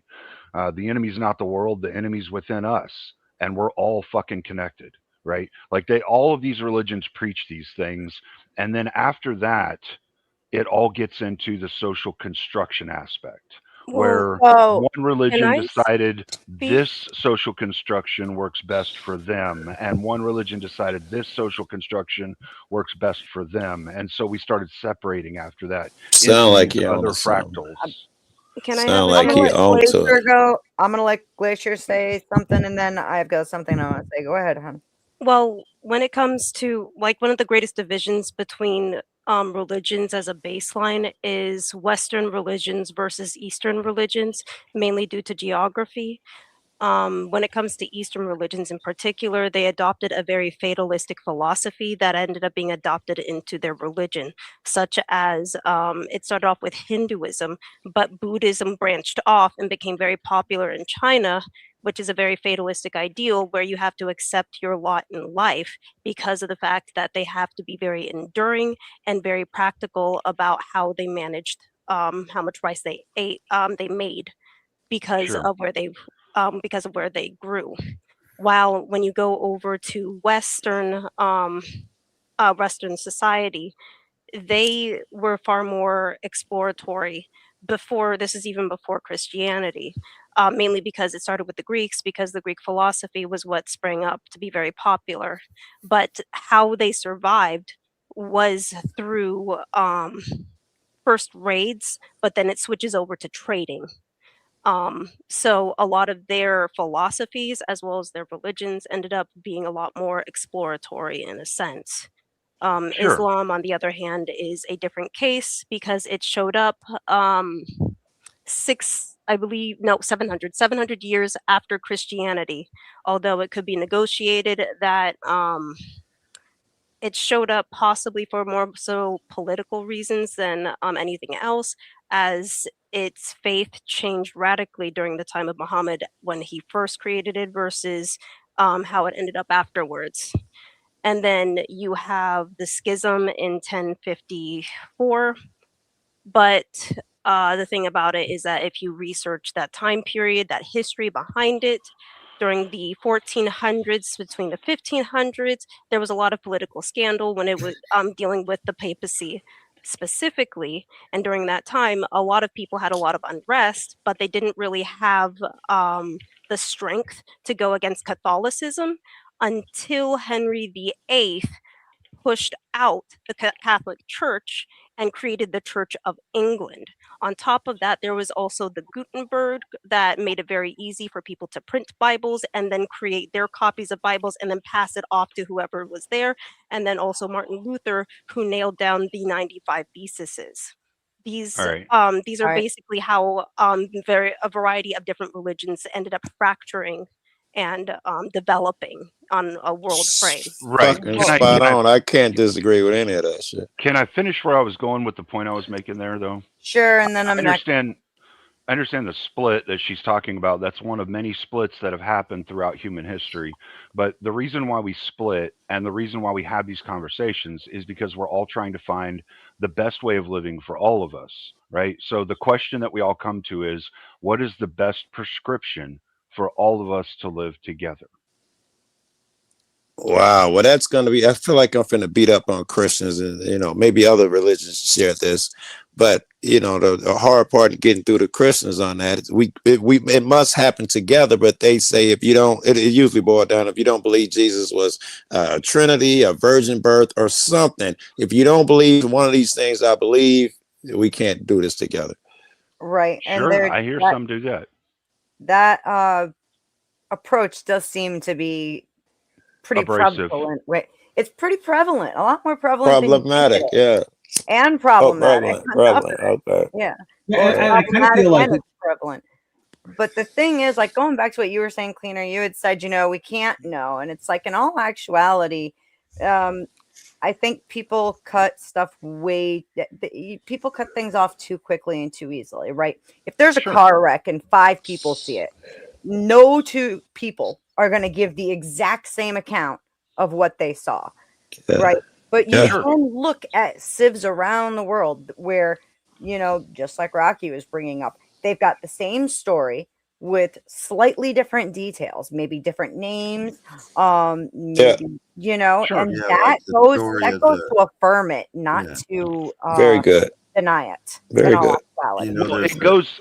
I get what you're saying, The Beth. men from the east were. If they all said the same thing, then they would have to be in cahoots to come up with the exact same details of the exact same story, which is why they're different. Well, there's a Or theory they all saw the same thing, and like with all stories that are out there, there's an air of truth in every story, and that's kind of what I'm getting at is like all of these religions are different stories, but when you combine them all and read them all and listen to all of them, they all have some similarities, right? And that's kind of where we find the root of the truth is within those similarities. You just threw me with the they all saw the same thing part. Maybe the records in China, the Chinese records show that they sent some wise men to follow the star because they read it in the stars, and that the wise men came from China, and that's recorded in their history, in the Chinese history, that at the time of Christ they saw a star and that they knew what it meant. And eventually they said that one man, they said in their Chinese history that one man had just died for the whole world. The other big problem and the emperor got rid of all debt for the whole. He gave everybody's debt was released. Very good, forgiven. The other big problem, Cleaner, is that we're talking about across different languages on top of that, right? Sure. So, and those languages have to go through a transformation in order to get to what we would understand them to be today. So, of course, they're not going to be absolutely the same. There's going to be different details because the way we translate each individual language is going to end up different, not to mention the words that they have when they first put the story in their own language is going to be different because the words are different. So you're going and it's in some fashion differences. In some fashion, it's a multi, depending how far you go back, many thousands of year old game of telephone. In some cases, sure. And see, this is why I think the more important question isn't what's the history of this and is it right or wrong. The more important question is, what is the best prescription for all of us human beings to be able to live on the same planet together? I think Jesus said it. Love your neighbor as you love me, or something like that. I think Jesus said that it. is kind of the question, right? So when you really look at it, right, I think I am me no matter what, whether I'm Orthodox, whether I'm Catholic, or whether I'm Protestant, right? I'm going to be me no matter what. And my heaven and hell is going to be determined on who I am, regardless if I'm Christian, Orthodox, I think so, or Protestant, right? However, to Cleaner's point, which one am I listening to, right? So Paige might go, well, because you're Protestant and you're, and by the way, Paige, I don't think you think this way, but like she could be like, well, you can distort the Bible any way you want. Therefore, you And Paige, I'm not picking on you. I don't think you think identifies that a about cross, and you can distort the Bible any way you want. I mean, no. Like I said, and read it I'm plainly. just teasing you. I'm not saying you say that. It was funny. I It was funny. So that's kind of funny. But anyway, when it really comes down to it, right? So when we come down to this Christianity, kind of what Cleaner's leading to is, or maybe I'm wrong, and maybe I'm stealing on you, Cleaner. Sorry about that. Is that like we do have to find the commonality, but ultimately, if I'm living in the same values that Benjamin's living in, and I'm respecting life the same way, do we all not get the same results? Or do we actually go, well, because of what you believe in and what you're preaching, are you determined for something different just because of these differences in our Vibe? Check this out. Sure. You made me think here. Cleaner, let me get in on that Vibe. You made me think that I think what you'd end up doing, you'd have to do what Paige do and go to your leaders. That would suck too. But you would have your own reading of what you heard, and you'd come up with your own shit to suit how you feel. Or is it how you feel determines where you go for guidance? For instance, I think in the Jesus saying, love your neighbor. If we consider, Mexico as our neighbor, fuck that. Christians ain't having that shit. Somehow they got to explain to me, something in that book says that they are not my neighbor. So is it what's in them interpreting the Bible, or are they interpreting the Bible to fit what's in them? So Okay, you're, no, I you're think you thinking got that that there's a wrong. separation between church and state, then, Joe?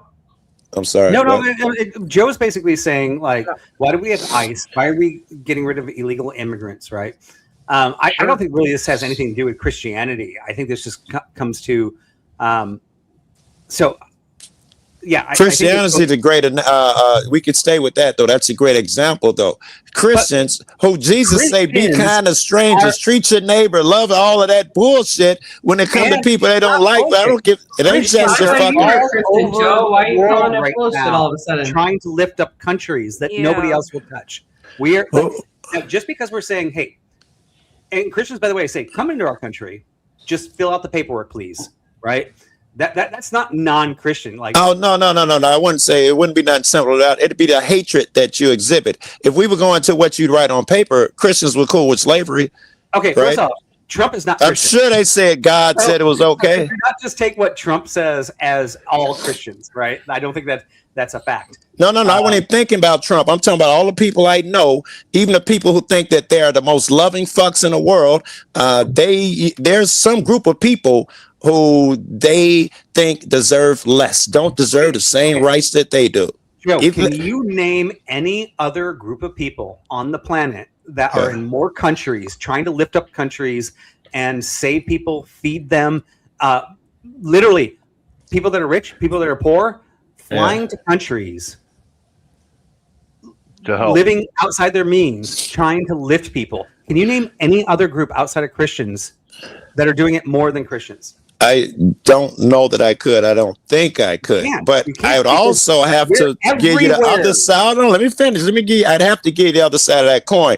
In the name of lifting and helping people, you've destroyed cultures, continents, in the name of what you're talking about. You had hit and miss there, bruh. Sure, there have been bad people that have misconstrued the word and done things horrible within a society, right? Agreed. All right, my original question. Religions, though. Yeah, I don't want to stray there. I'm saying Christians in particular, the philosophy of calling. I can just tell when you call a person an illegal alien. I can tell that you strayed. Joe, illegally. There's a difference between following the law of the land and following God's law. God said that you also have to adhere to the law of the society you're in. I don't think that changes the fact that someone would call an AK an AK and someone would call it an assault weapon. It speaks to you with your verbiage. That just goes to weaponizing language, which some people do. I don't agree with that either. Distinction. If I drive and I'm drunk all the time, but I never gotten pulled over, am I an undocumented drunk driver? You're irresponsible. Or am I a drunk driver? You're irresponsible fuck. Are you an undocumented? I don't know if you got documents or not, but you're definitely a drunk driver.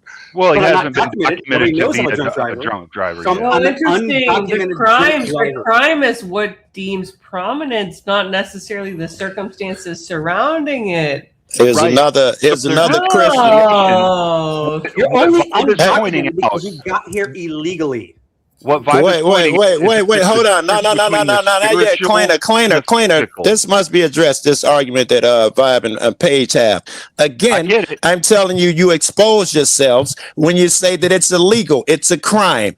Being over here, if it's about legality, is akin to a jaywalking ticket. It's a misdemeanor. All this hatred is not just. Separating grown motherfuckers from their nominate families is not just. No. You don't get deported for a jaywalking ticket. Yeah, you no. do get deported for coming over illegal. They're definitely not the same crime and the That's a same state punishment. level offense. I said it's a misdemeanor, like a jaywalk. Where did I it's misspeak? not. No, it's a federal offense to be here illegally Yeah, it's versus a federal if you're offense, not a jaywalking. state one. Oh, wait. It's a federal offense coming into this country. Is it a misdemeanor? Illegally, yes. Is it a misdemeanor or a felony? It's a felony. It's a federal offense. Really? Google it, somebody Google it, because I've Googled it 87 times. I already know. Do you It's a understand the federal difference offense. between a state level offense and a federal offense, Joe Cool? I don't want to stray from felony misdemeanor, which is No, my point. do you I'll Google it. understand the difference between Yes, a I understand the federal difference from offense and state and a level federal. offense? Yes, I do, Paige. Yes, Great. federal. Do you understand that a federal offense is actually judged on a different level, correct? Yes, I'd give you all of that. Okay, like a parking ticket is a misdemeanor, right? Versus like you come into here illegally, that is a Parking federal ticket's a offense. traffic Serious violation. offense. It's not a misdemeanor. Sorry, I missed that. Who is speaking? Yeah, parking Google ticket's says it's traffic a violation, not a misdemeanor. Google says it's a misdemeanor. It depends on the state. Some states. But Google it's a says misdemeanor. coming into the It's a country federal. illegally is specifically categorized as a misdemeanor no, for a the first-time offense. It's The ticket question. it's a The ticket federal- question depends on the state. it's a federal misdemeanor. Thank you. Yeah. It I is said a that. Why federal y'all misdemeanor. arguing with me then? What are you arguing with me for? It's not the same though. I didn't say it was the same. It's a You did. misdemeanor. You said it's the same. It's the same as the. Oh my God! You understand my point? Don't do that. You just makes you look worse. I didn't understand your point. That's why I argued with you. Yes. If I understood your point, I wouldn't have argued with you. I would Okay, listen. my point was a misdemeanor is a small crime, federal, state, whatever the fuck it is. It doesn't justify separating a family that's been here for 40 years.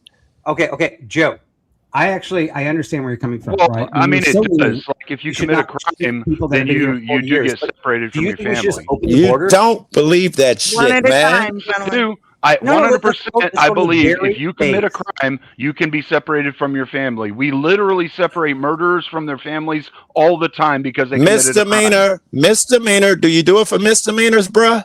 Is that When a thing? Yes, Difference actually based on we the do. level of If someone court. continues getting speeding tickets in a state, they get thrown in jail. They're separated from their family. Yes, But we do it. Well, we're assuming for my example here.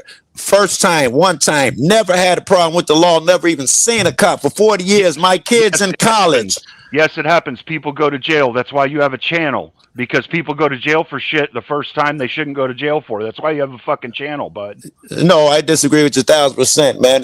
And that's not even a fucking thing, motherfuckers being separated from their families for a misdemeanor.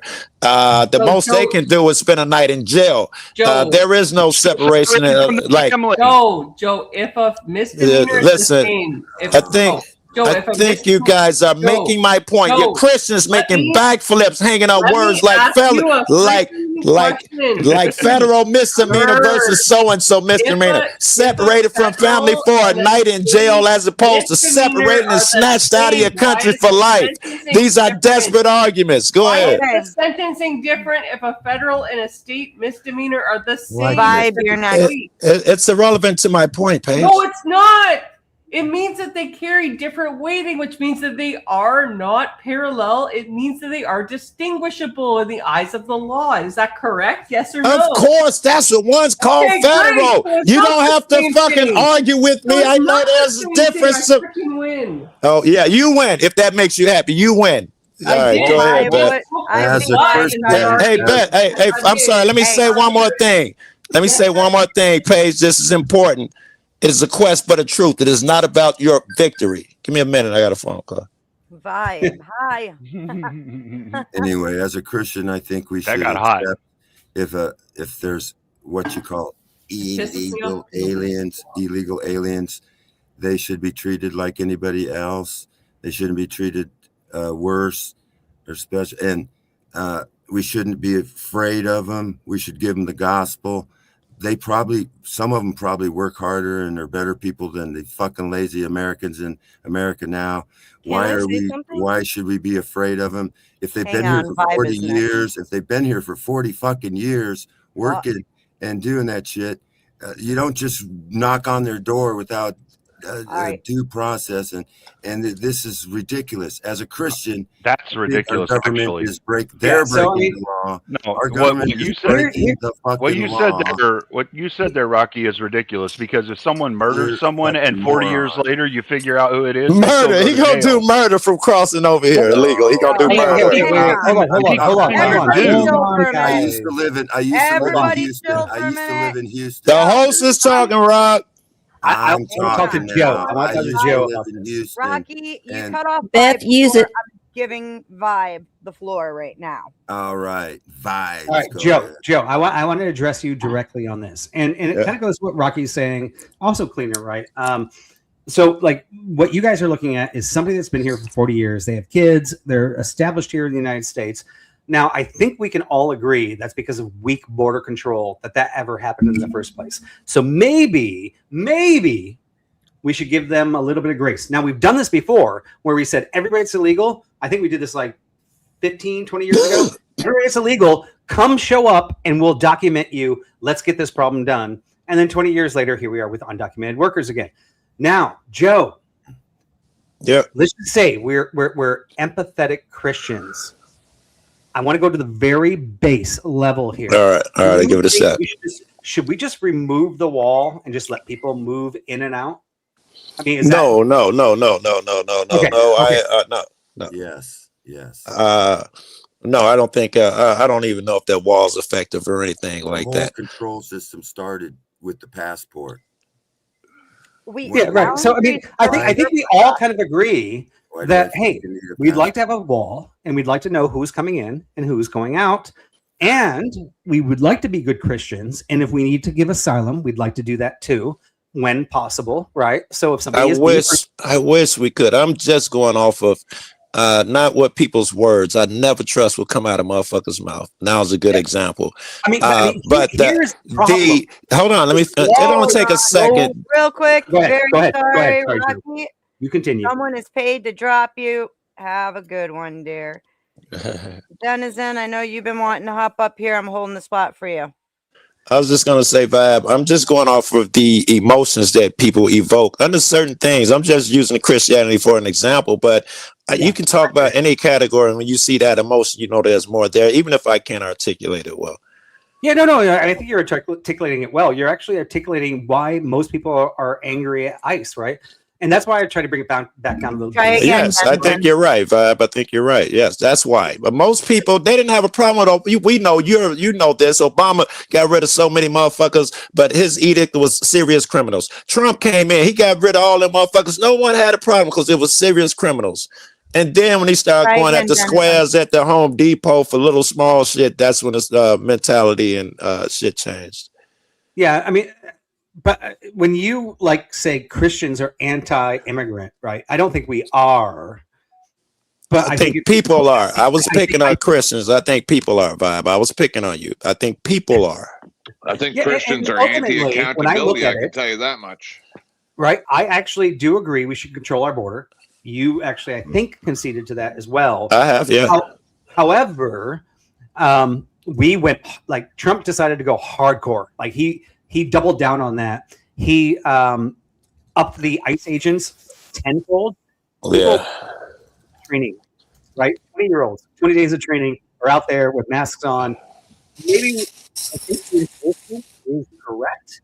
I think the way that we're enforcing may be a little bit too rampant, causing all the hate, which is all of a sudden, because Trump is considered a Christian and MAGA and all that stuff, all of a sudden people are like, oh, we hate Christians because Christians hate immigrants. And I don't think any of that. What about this? It's just a narrative. It's just a story.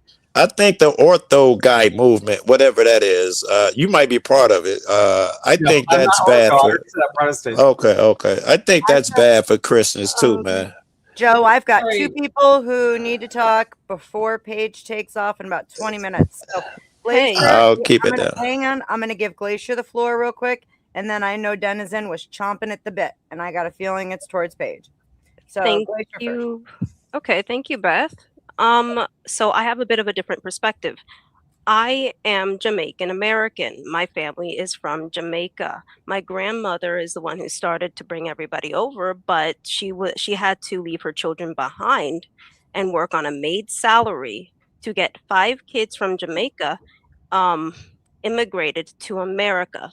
This was back in, I believe 60s. So I was born in America, but that is because of my grandmother's hard work that she took her 10 years to do so legally, not illegally, legally. So there is that. But it's something that I do want to point out is that sovereignty in general has always been treated as a political issue, and as well as proof that you have power over a nation. If you are able to maintain your borders, it is a sign of sovereignty. It is a sign of power to be able to do so. And everybody does this. But Americans are ridiculed for basically trying to enforce this. So my question comes in, how do we handle a political situation where if we allow illegal aliens to continue to enter our country illegally, how is this supposed to be fair to people who wait in line to be allowed into our country legally, like my grandmother, like my aunts and uncles, as well as my father? You know that I'll answer. Hold on, It'll take a second. Okay, all let right. me finish. Thought you were. I believe it's very disingenuous for this to happen and encourages bad behavior as a president to not reinforce our borders. And the people who will feel the most bitter about it and have felt the most bitter about it are the people who have recently immigrated, which has been a large Hispanic demographic. Okay, I think that whole philosophy, I didn't agree with one word you said, by the way. It started off with that philosophy that you're talking about now. It's pocket watching. That's what we call it. Nigga, if I got a ticket, you should get a ticket. That's hate bullshit. I got another call. Hey, and if I could just add in there, I want to do a little pushback, because I am very strong about strong immigration policies. However, half my family was born in the United States. Half my family was born outside of the United States. I had to pay thousands of dollars to get them here legally. And when I did, there was a period where they're like, yeah, the U.S. government's a little bit slow. My kids were illegal for like 8 months in this country while we waited for something. They're like, but don't leave the country, because if you leave the country, you won't be able to come back in. But as long as you stay, eventually the government will grant you access. So I actually went through the legal process and had illegal children in this country.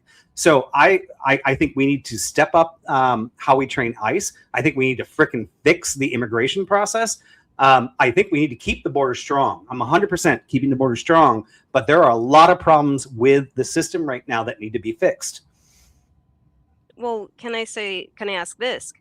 Isn't part of the reason why there are a lot of forestallments within the system due to the fact that we have so many illegal aliens that are inside of the country? Wouldn't that slow down the system, since they're trying to determine who is legal versus who isn't legal? Well, exactly, right? So I hired lawyers, and my lawyers are like, You're going to be illegal for 8 months, but don't worry, it's going to be okay. Just stay.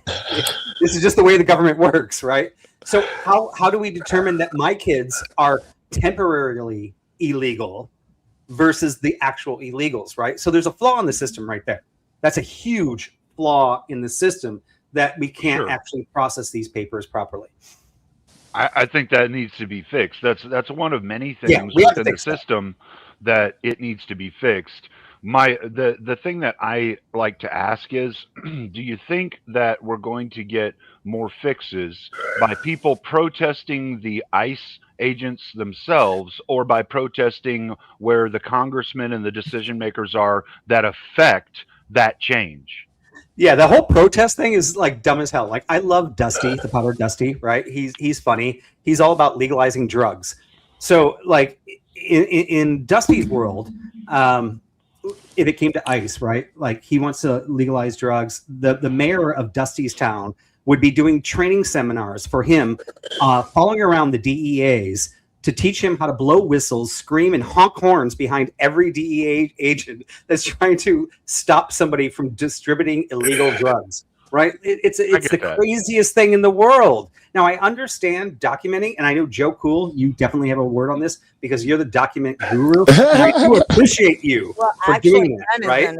But you don't run around going, hey, I see somebody who's about to kill somebody. I'm going to honk my horn and make sure that the police don't catch him and stop him from killing him, right? Like, a lot of people are doing an actual crime or harm or something. That goes across the board, yeah.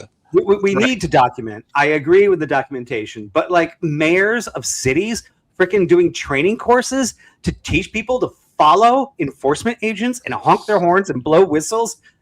This is the dumbest You thing. think that's a wait, Vibe, if I could, I think that's a brilliant idea. I wish they would have came up with it earlier. This is going to hurt some feelings.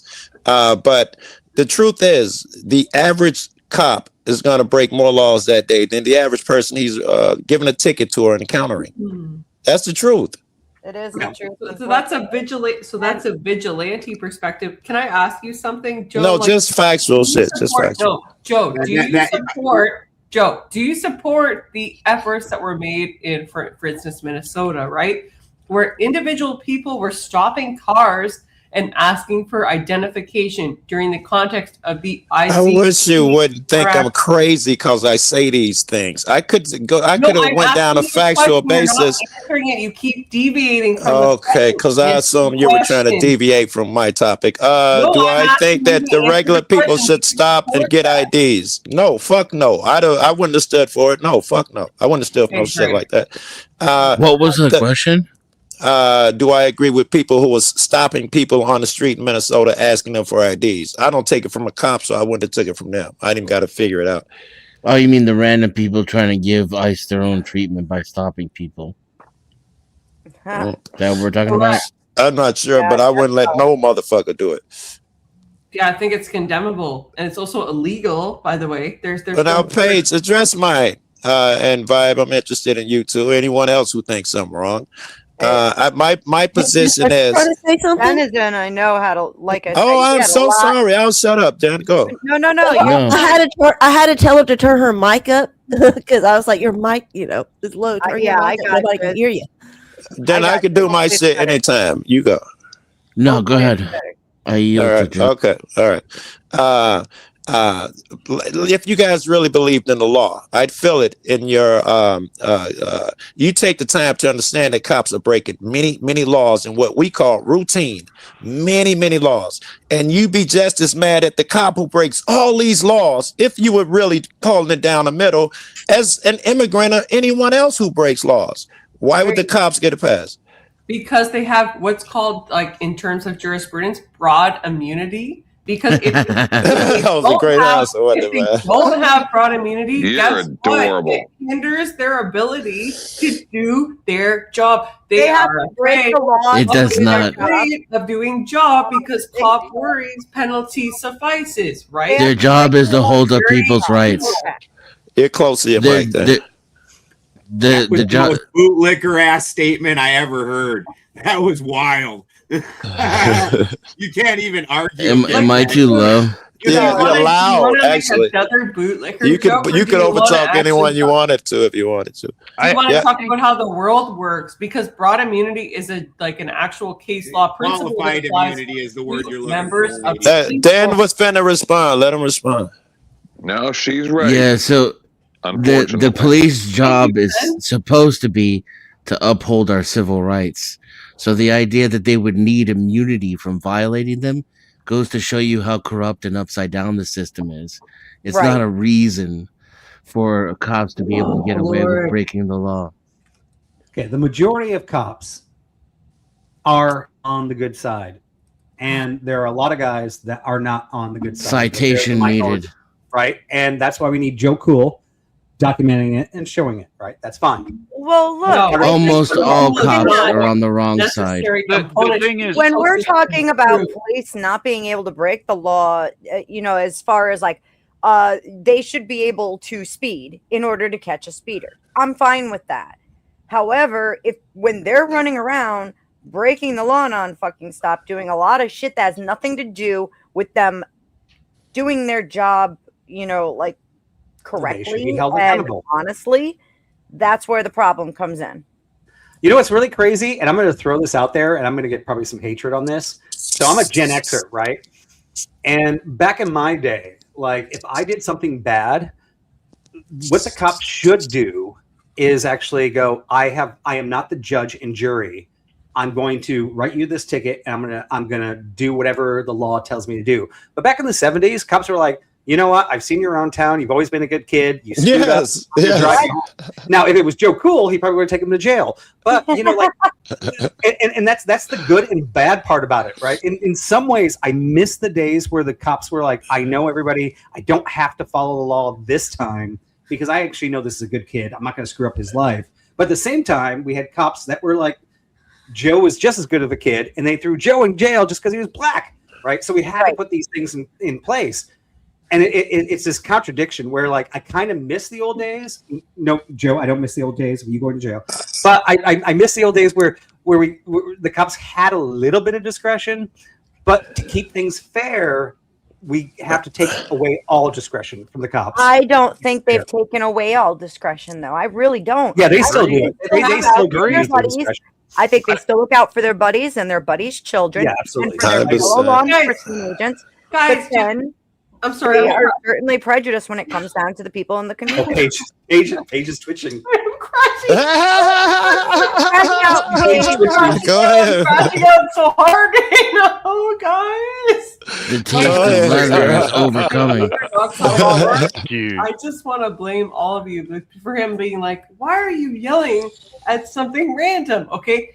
Can you understand why a cop has, number one, reasonable suspicion, right, for things like warrantless searches, and number two, broad immunity for things like, I don't know, the actions that follow, right? No. Like lethal force. Can you not No. Is it not computing? Like if you look in your No. brain, right? You take like 2 seconds, does it not like compute for you why it's relevant? No. No. First of all, they don't have reasonable suspicion does not enable a cop to commit a warrantless search. Okay, so what the That's not a fuck thing. is the Fourth As a Amendment lawyer, I really hope you would Warrants know against that. Felix about what the I don't know why you're screaming over the top of me, but as a lawyer, you should really know that reasonable suspicion I'm sorry, does I not am give you the on- right.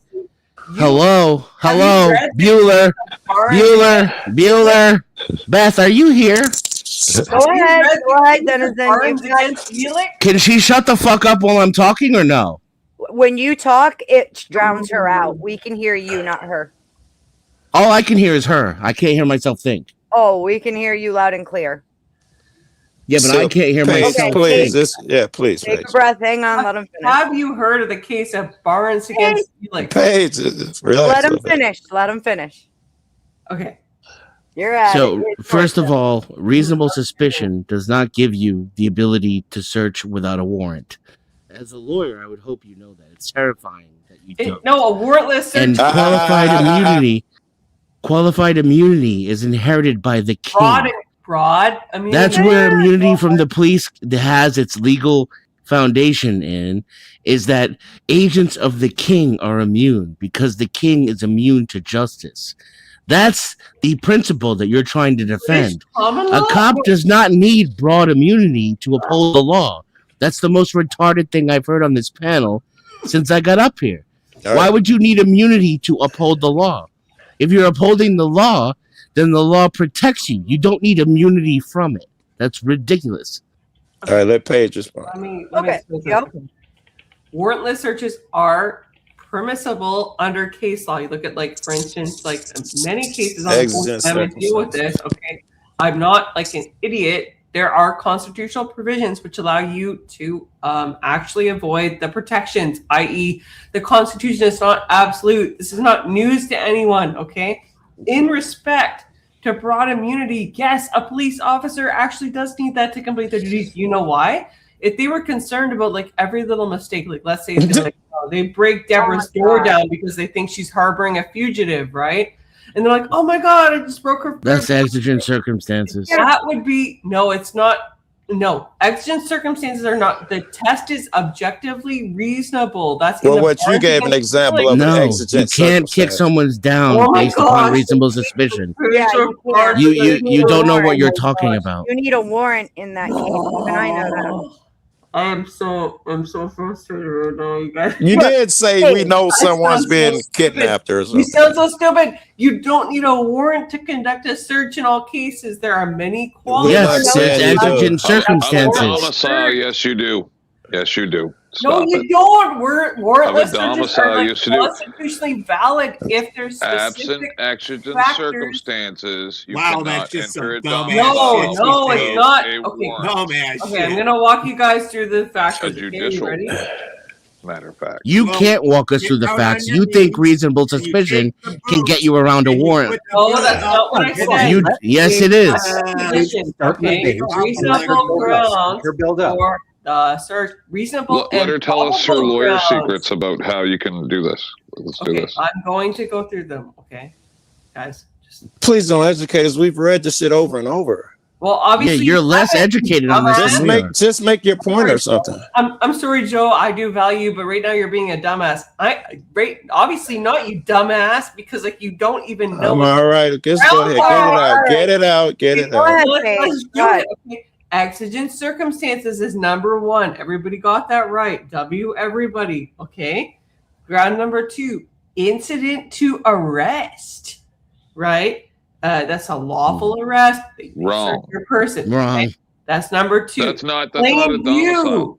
If And you it's have an incident to arrest. METH lab, if you have an METH lab in your home, right, and the police can see the freaking fumes foaming from it, you're freaking able to be searched. That's exigent circumstances. No, You're not allowed. No, you're actually wrong about that. You're actually wrong about that. You're definitely wrong about this. Okay, if I'm arrested outside right now because they have reasonable suspicion that I have kidnapped somebody, they cannot, and I'm outside of my home when they You arrest can't me, arrest someone on reasonable they cannot suspicion. go in my house without a You need probable cause, which is why then a search becomes reasonable. Plain view is in the home. Like if you have a joint hanging out A of plain your view is pocket, not search. you have a And joint plain view hanging out of does your not apply pocket, to the inside of someone's house. You're in an area, right, where smoking the devil's lettuce is illegal. You have a joint hanging out of your pocket, right? Plain view, doctor. Where? Inside your house or out in the street? Right, because it was inside Because the house. no, Wasn't it? not inside. No, dude. Not inside your house, dude. Oh my God! Yes. You'd have to go ask a judge for a warrant to come in someone's house, dude. What does the Crown Against ADH stand for? That's a Canadian constitutional decision. Read that. And Is then she talking about Canada? No. She is adorable. She's so adorable, right? She knows I the could law. probably find an American decision too, but that's going on. This is Going why on. King Henry I'm said to proceeding. kill all the lawyers. Cardinals want to focus on the jurisdictional element. Okay, so let's focus on the jurisdictional element. Number three, consent. Obviously, if an idiot consents to a freaking search, they could be searched. Okay, that's another one. Okay, That's consent. That's different. Okay, And that's a if I have- search. That's not in your house. There I are have- other grounds. Okay, can you? if a Are cop you comes able to my door- compartmentalize? If Or a cop comes to my door, check this out. Is it Paige, difficult? Like, Paige, listen. yes, In the I am United paying States- attention. In the United States, if an officer comes to my door and I open my inside door, the storm door is shut behind us, and I go, "What do you want?" And I have what looks like a joint right in my hand, and I'm going like this. What do you want? He can't open that fucking door without a warrant. Because that could just be a rolled cigarette that's perfectly fucking legal. Shit, you could blow the fucking weed smoke through the screen door into his face, and he would still need to go get a fucking warrant. Smelling marijuana does not give the right to be searched. They've So already it's- determined that it's in the United States. It's reasonable and probable grounds, and generally it is case law wise measured on the severity of the crime. I.e., if you have a freaking weed plant, can I say that? Can I say? Yeah, if my house smells if you like have a weed plant, you my have the house smells ungauged like weed, the cop growing, can't come in without a you warrant. know? Well, That's a United hold on, States. hold on. My whole house doesn't smell like weed. They There- can't come in without a warrant because smelling it does not give them the right. Is she Canadian? Is that why she doesn't know this? There are I always circumstances. forget. There I are don't think she's Canadian. I think that she was just trying to pull a fast one and being a jackass and citing Canadian laws. Yeah, Balderson. That's what it has to be because I'm a tool who doesn't know anything, right? Where's Well, we your caught legal that. degree We from? I don't know that you don't know anything. You just clearly don't understand how the Fourth Amendment applies federally. There are circumstances. So we've caught that. Hold on. There are circumstances that allow a police officer entry into a home without a warrant. Yeah, exigent circumstances. We agree with that. Yeah. More than exigent circumstances, reasonable probable grounds, or like No. You're talking about shit that's on the street. It's with reasonable, probable grounds. Where did you That's guys what go to get the school? Art warrant. school? Like, what the frick are The you thing guys you trying need to to come educate in a the legal house professional in the on? United States. Because you don't know what you're talking about and you're wrong. Oh, I don't know what I'm talking about. Correct. You don't know what you're talking about and you're wrong. Not into what is it? Internet technology. There's no reasonable grounds Is it to not enter an someone's internet home technology? without a search warrant in the United States. Second degree It's not in a thing. internet technology, yes or no? I'm gonna have to turn you down so I can hear myself. 'Cause you're screaming like a banshee. I can't even get my thoughts Oh my out. gosh, you know, There's no reasonable grounds in which a police officer can enter someone's home without exigent circumstances or a warrant. No such thing. You're pulling it out of your ass. It doesn't Okay, matter. It exists nowhere in Like, any if I legal look right precedent now- whatsoever. If I look right now, there's no case where a police officer cannot enter a home without exigent circumstances. That's correct, right? Okay, so Paige, Or a warrant. right?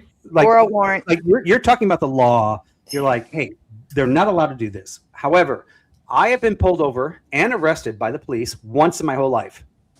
Well, actually, I guess I wasn't arrested. You're I a was white guy. handcuffed on the curb. We knew it. So And much for I'm ju- Boy I just Scouts. I want to get Paige's legal advice on this, right? and I said, why did you pull me over? And they said, well, we think you were driving erratic and we smell weed in your car. Can we search your car? I said, no. They said, okay. And they handcuffed me. They put me on the curb and my dog was in the back of the car and they put the dog next to me because they were scared of the dog. And I'm sitting there on the curb. My neighbors are driving by, seeing me like cuffed on that freaking corner. Right. And as they're searching my car, they're like, you can make this much easier on us. Just tell us where the drugs are and we'll let you off with a warning. Now, first off, I don't do drugs. I wasn't smoking weed. I never smoked weed my whole life. But here I am going through this whole humiliation. And in the end, when they didn't find anything, they uncuffed me. They let me take my dog, put it back in the car, and I drove away. And all my neighbors were like, why were you on the side of the road handcuffed? Now, my question is, and this is your perfect world. You're like, cops are not allowed to do that, right? They're not allowed to do that. They had no reason to pull me over. They had no reason to cuff me. They had no reason to do any of those things, but they did. So why did that happen, Paige? Sue 'em.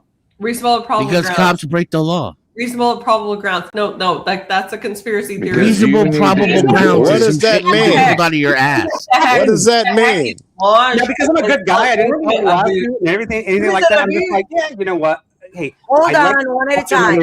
I'm glad they're protecting us. I don't know why they chose me that day, but that was 100% wrong, and that happens all over the United States all the time.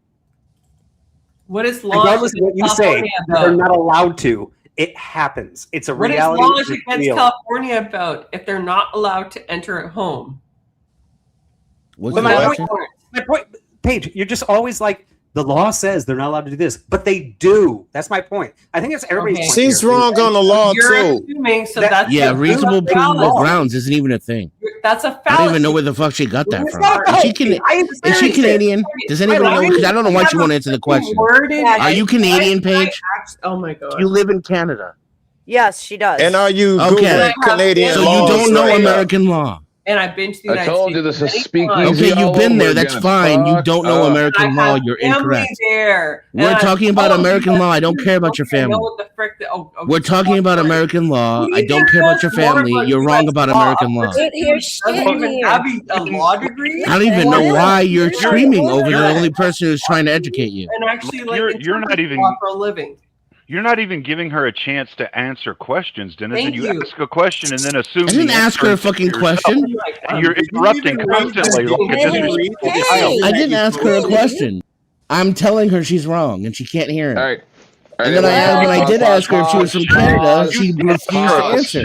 She just kept screaming about reasonable, provable grounds. Hey, you asked multiple questions and assumed the answer. Dude. Did she even read the I'm about to snap. I barely talked. Hold on, Balderson, please. Cops can't enter a home. I'm giving Mike my spot for a minute, all right? I was just going to ask. Right. Okay, I'll that be back. worked. Sure thing. The spot opening up is for Mike. I was working it out in the background. And I've got to go to bed, guys. Have a trial Mike tomorrow. has a quick question for you, and then by all means, you can go to bed. He asked for it. He's paying for it. It'll be quick. That's what she said. Happy to do it. It sounds like something I replay. I'm replaying something from with like being married. I swear to God, I've been here before. Mike, hurry up. Did you even read the decision that you put up? The court ruled unanimously that the warrantless entry into a home by police in pursuit of a misdemeanor is not unequivocally justified. Right? Straight up. Hey, thank you. 10th, I promise is going to be quick. I know, Paige, you have to get up in the morning, and I get it. I promise to be very brief and everything.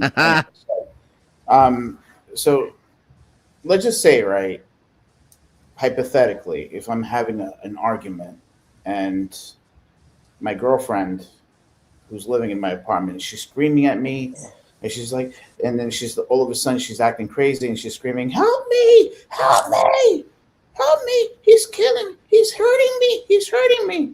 And then the neighbors call the cops, right? And let's just say that the cops knock the door, they're knocking, hammering the door and everything, and no one opens the door. Are they allowed to kick in? Are they allowed to break in my apartment? So let me clarify. So the case that I referenced stands for that exact principle. So the distinction was made on panel with respect to a misdemeanor versus an actual criminal offense. And so I brought up the case of Lange against California to demonstrate that, yes, in a misdemeanor case, the officer can absolutely have to get a warrant. But in cases wherein an officer is seeking to prevent imminent harms of violence, destruction of evidence, or escape from the home, absolutely, right? It's called exigent circumstances. There is the ability to do so. And the case of Barnes, which you guys didn't even tolerate, also stands for the principle that in cases where an officer has utilized force, right, which is beyond their typical bounds, right, they would be able to do so provided there was an objectively reasonable basis by which they needed to. And that was You have no idea what that is, though. Yeah. Sorry. So objectively reasonable is measured based on. Would you answer the question Mike posed for you when he came up here? I did. I just No, you answered. didn't. He said the case that you mentioned proves He that. didn't say nothing about He a did case. nothing about the case you mentioned. He asked wasn't if fair. someone- if I understood what she was saying correctly, yes, if they believe that someone is in harm inside, then they could enter the home to make sure no one's being, killed. Was that your answer, Paige? Yes? Yes. Okay, you're Okay. wrong again. If You're someone wrong makes again. a call and say, I heard a neighbor, excuse me, don't, wait, let me finish. If someone, Neither your are you. neighbor calls, Paige, don't be rude. If someone calls in and says, I heard someone screaming, and the police get there and they hear nothing, there's nothing they can do. Correct. Because that is my point. So exactly, because people make false claims like that every fucking day just because they're I they see what think you're they're talking neighbors. about. In the ass. I see what you're getting at, Mike. The And I just wanna differentiation say this- between if a cop hears someone saying "help me" Yes. inside versus if someone calls it in. I see the differentiation Right. there. That Yeah, makes that's- sense. I get that. Yeah. The Right, Supreme lady Court next sees that door, distinction as she's well. old and she Let's say- sounds Yeah. trustworthy. No. let's The just say Supreme that, Court understands that distinction as well. They have specifically ruled that people saying some shit when they call 911 does not support in and of itself probable cause. and let's just say that. How would you know what just had probable a- cause means? And let's just say that Because I've been studying what it means for 30 years. Name me Let three me just say cases this, which right? define what probable cause means. And let me just say this: let's just say that the girl she was upset at me making and screaming or acting crazy because I dated a toxic woman that she would just make up stories and scream. Let's just say she opened the door. She's like, "Listen, I'm sorry, nothing's happening," and they don't see anything visible, like any like bruises on her face and shit. And they say, "Look, I'm sorry. I just had an argument with my boyfriend." They're still not entitled to come into the premises. Yeah, I kind of feel like you guys are all like the one of the parts that are falling apart here is like Paige is like, hey, there's laws in place and they are fair and they are just. And I think everybody else is going, yes, we agree with you, Paige. The laws are fair and just. However, everybody. they're broken all the time. I got to interrupt. The enforcement Very agent. sorry, Glacier. You're awesome. Much love. I got to drop you. Dono's I'm coming. gonna drop Beth. Don't drop Beth. Don't drop her. I'm gonna drop in like one minute. I just want to say this.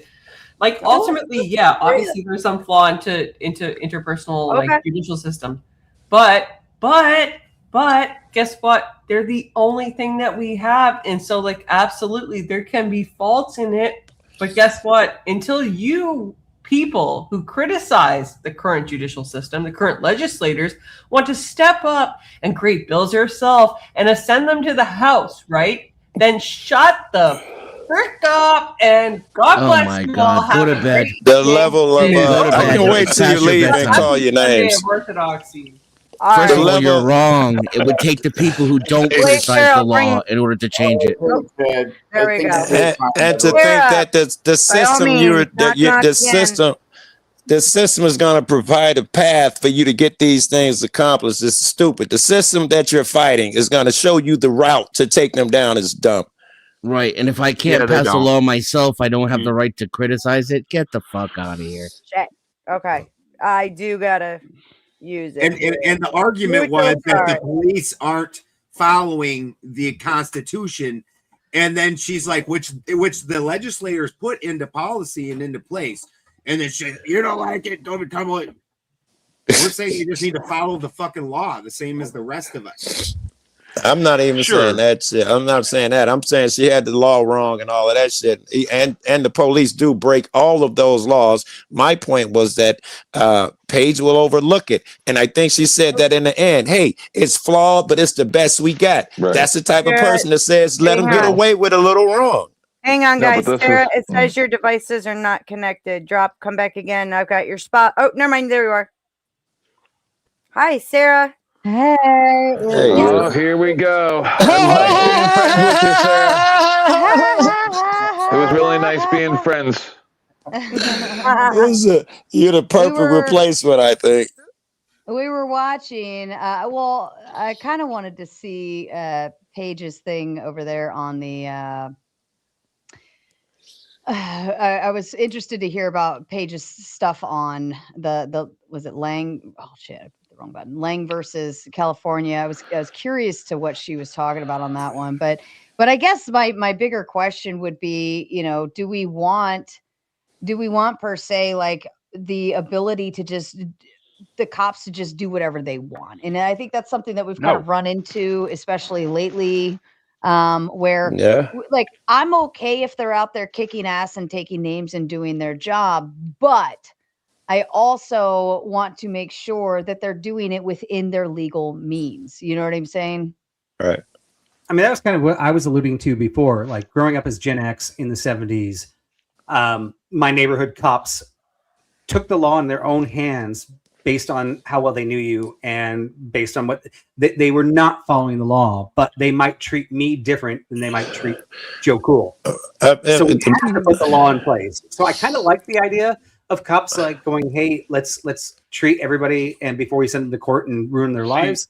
You have but two at the sides of same this time, they coin, have though, to do it Vibe. fairly across the board, and that can't exist. So we have to have the laws in place. We have to live in Paige's world. But there's a having difference, laws. Vibe, there's a difference between them letting you off the hook a little bit and them violating your rights and breaking the law themselves, where now they're breaking the law against you. And Yeah. that's what we're I mean, really I'm talking minor, right? Yeah, we're not talking about them letting you off the hook and Because I shot distorting somebody. Right, twisting the right. law a little bit. That's kind of what I was going to get at, though, Ben. You have two different sides of the coin when it comes to the Gen X thing sitting right here. You have Vibe saying he saw this thing, and I grew up in Fourth Ward in a fucking ghetto, and the cops there were definitely negatively biased towards every fucking person there. It would have been the same here. If I could change it, please, a little bit, because the makeup of the panel has changed. Can I change it a little bit? What would be far more interesting, because that line was great for Paige, that legal line, but it doesn't push you guys, and Paige is gone. I think I could put Sarah and fucking Vibe. I think you guys will break really quick if we talk about, because I'm not content with the laws the way they are. I don't believe that you should necessarily per se follow the laws the way they are. Is that you guys Yeah, they contention? aren't fair either. I would say not in all What do you mean? circumstances. I mean, Can you repeat that again? Joe? yes, I think you and Vibe were saying that you're okay with cops doing their thing as long as they do it legally. They do it legally. No, I would say that the laws that as they exist, I am not happy with. I am not content with. Are you content with the laws the way they are now? Before I move Everybody's on, happy. We have to have a standard, right? And everybody has to behave by that standard. Even if we don't agree with that standard, the only way we can all be happy is by that standard, right? I disagree, but I hear you. There is no standard for police behavior, by the way. Well, and that's kind of the problem, right? And I love Paige. I totally love Paige. I love that girl, but she's all law. And she's like, well, the law says. I'm like, okay, well, the law says that, but is that what is always what's happening, right? It's not. I'm finna question you on something along those lines right now. Well, and go ahead. even go if ahead. that laws are open, sorry, Joe, laws are open to interpretation too. So how I can read a law, Vibe could read it incredibly different, right? So when you have law enforcement out there hoping that they're applying the rules accordingly, it's still open to their interpretation and their understanding of how they can and can't, or what is being provided to them. And the only way you can refute it is basically by looking at past cases, right? You say this v. this, right? Case law. We already proved this. Different case law. And there are potentials where you can go, well, this particular scenario is different. Therefore, we're going to have I'm going to go further. I'm going to go further. This is where I want to get at. Isn't the guy, or talk me out of it, because I think the guy who, if I don't wear my seatbelt, who takes my money, or I think he's a bad guy, objectively. What do you guys think? What? The guy who takes my money. I didn't put a seatbelt on. Some guy, cop pulls me over and says, hey, you owe me money because you didn't put your seatbelt on. Isn't he a bad guy? Well, no. Yes. If he pays, Are you- Well, you're not are you paying talking him directly. money. Are you talking about the cops It's a in citation. It's a Louisiana? citation. If the Well, cop robs me and gives it to his actually- friend, it's a little difference there. Actually, I thought Joe was talking about the cops in Louisiana, where they'll pull you over and be like, "Hey, nice watch. By the way, this is what you think it's going to look like." No, same shit though. I think it's the same thing. If that one's troubling, what about the guy who arrests me and take my shit for smoking weed? Isn't he a bad guy in Chicago and Illinois? Fine. And I cross 6 feet over there. And now this guy gets to take my shit. How is he not objectively a bad guy? He's doing it because someone said, talk me out of thinking that he's a bad guy. All right, Joe. So let me ask you this, right? Like, I have a lot of friends that are cops, and I actually like cops, but I've met some horrible cops and horrible men in this world. I think there are bad cops out there. I think there are bad cops that will take your weed and then go home and smoke it with their wife. But I don't think the majority of them do that. Now, would you be on my side there, or would you say the majority of cops are the ones that will pull you over, let you go, and steal your weed? Majority, I think, will steal it. Honestly. Really? So you guys are the majority. Sounds like Vibe. That's kind of the point, though. It like depends on being the area. underage.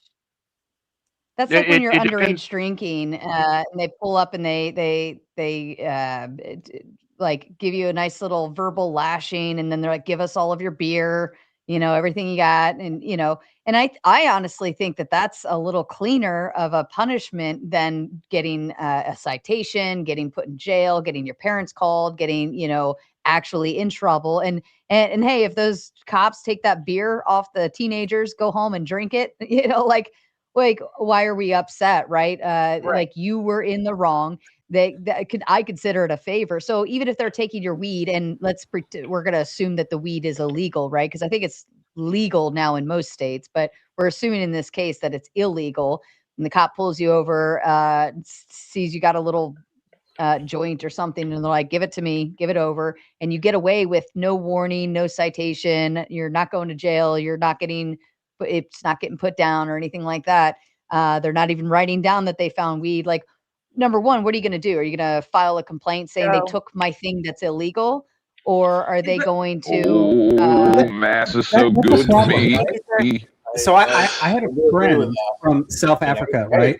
And he told me when he was 18, he got really drunk and was driving, and the cops Did pulled him y'all over. answer that, Vibe? My phone died as soon as I asked the question. That's just my icon was up Yeah, there. I answered it for you. It was Mass is so good to me and a slave him theme. Okay. I said most cops take the weed, and in some cases, I this was could be asking, was he bad and good? Is he not a bad guy if he takes my weed and my money and stuff, or locks me up? Is he not a bad guy? And if not, tell me why not.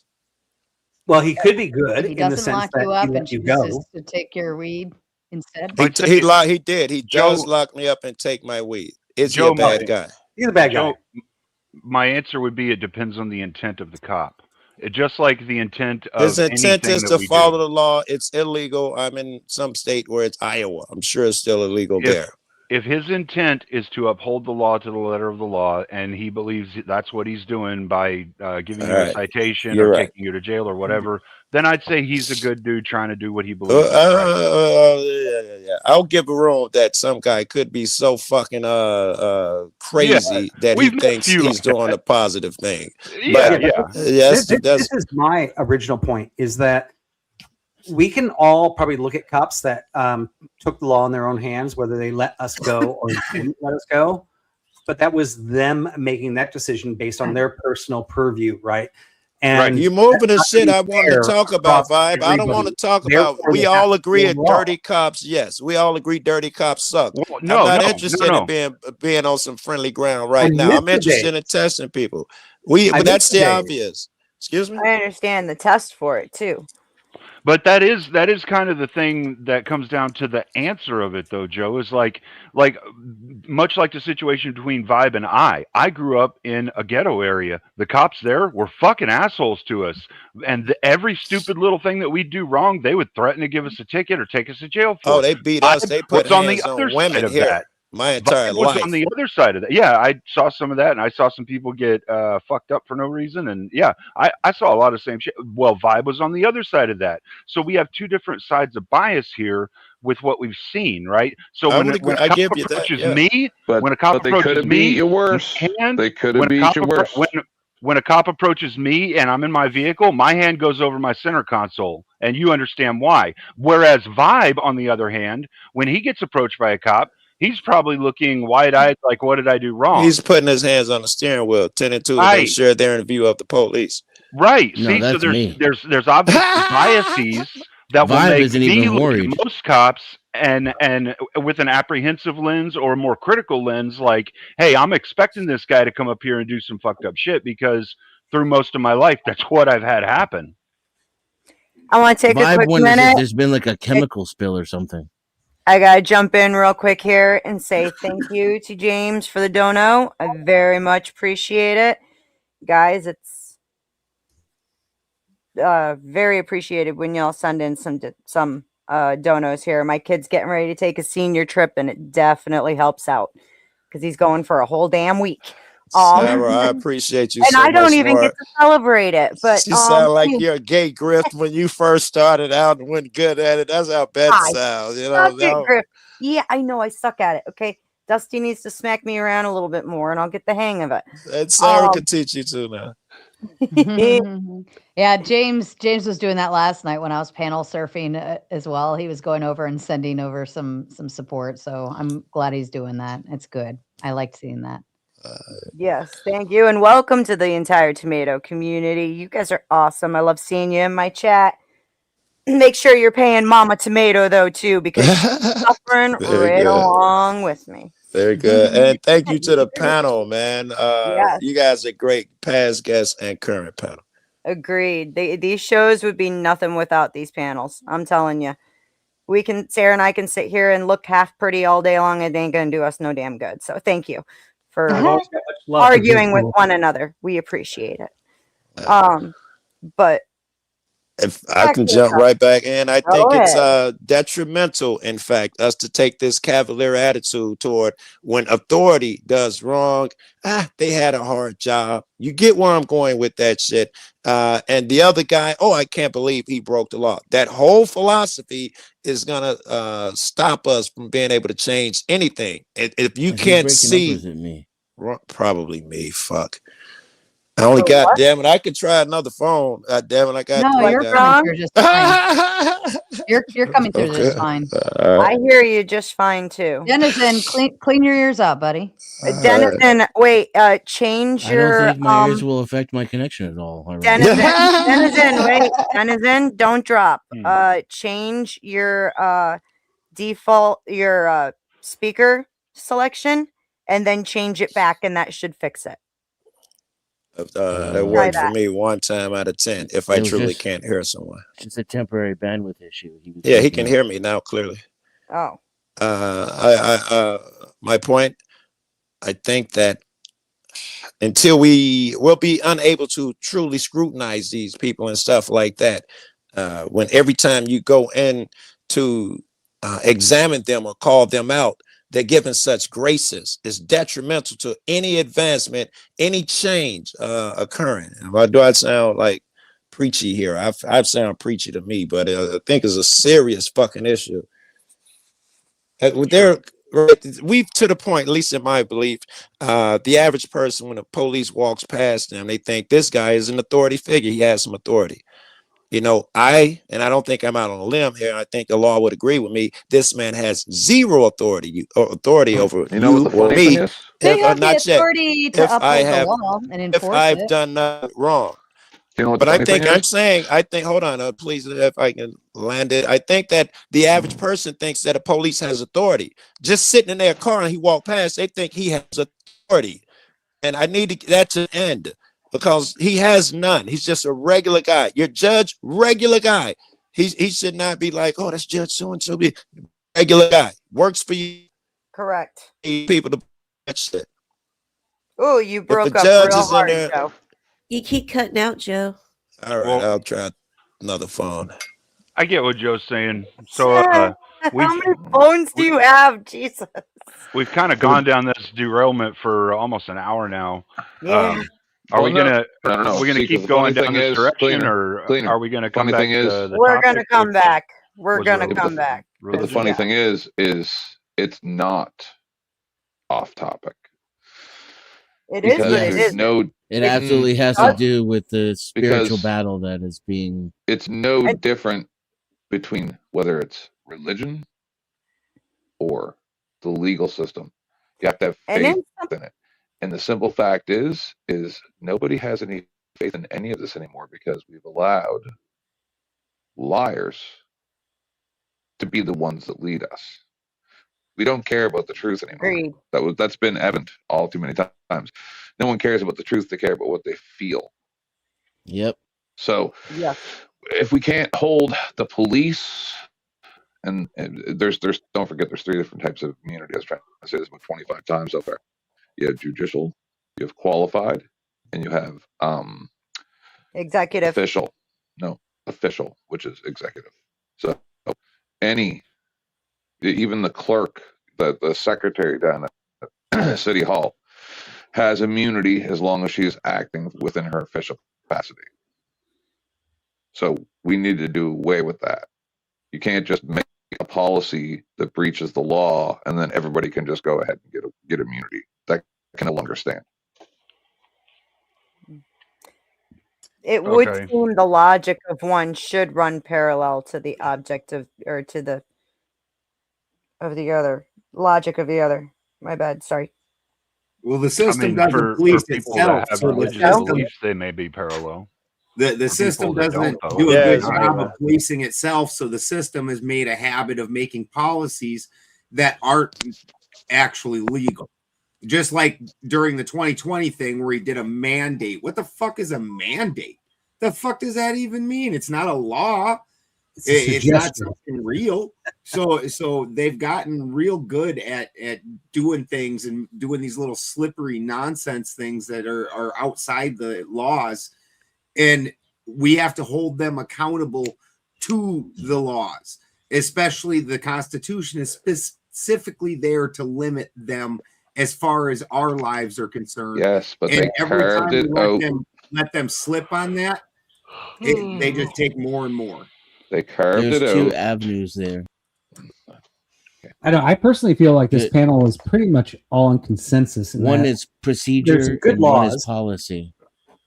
Their What they policies, they're good do laws, is not what right? their policy is. And their policy is carved out by the Supreme Court. So they don't actually adhere to their oath. The policy does not resemble their oath or their responsibility. The Yeah, the oath policy is an important. the policy is based upon whatever the Supreme Court Whoever says doing they can get origami away watch with. it, Mike. Sarah, it's like And your devices are not connected. and arguably it wouldn't make it to the Supreme Court to begin with if it weren't clear violations of our civil rights. Like Agreed. Terry v. Ohio is a perfect example of how the Supreme Court just decides when they want to carve out exceptions to the Bill of Rights. Then those exceptions become policy. The written policy is based upon whatever case law and precedent is set by the highest standard. Then procedure is something entirely different. Procedure is pure cop. Even more lax. Yes, not, it's Sarah. even more lax. All right. So, Dennison, can I ask a different question? Let's say Still not connected, Sarah.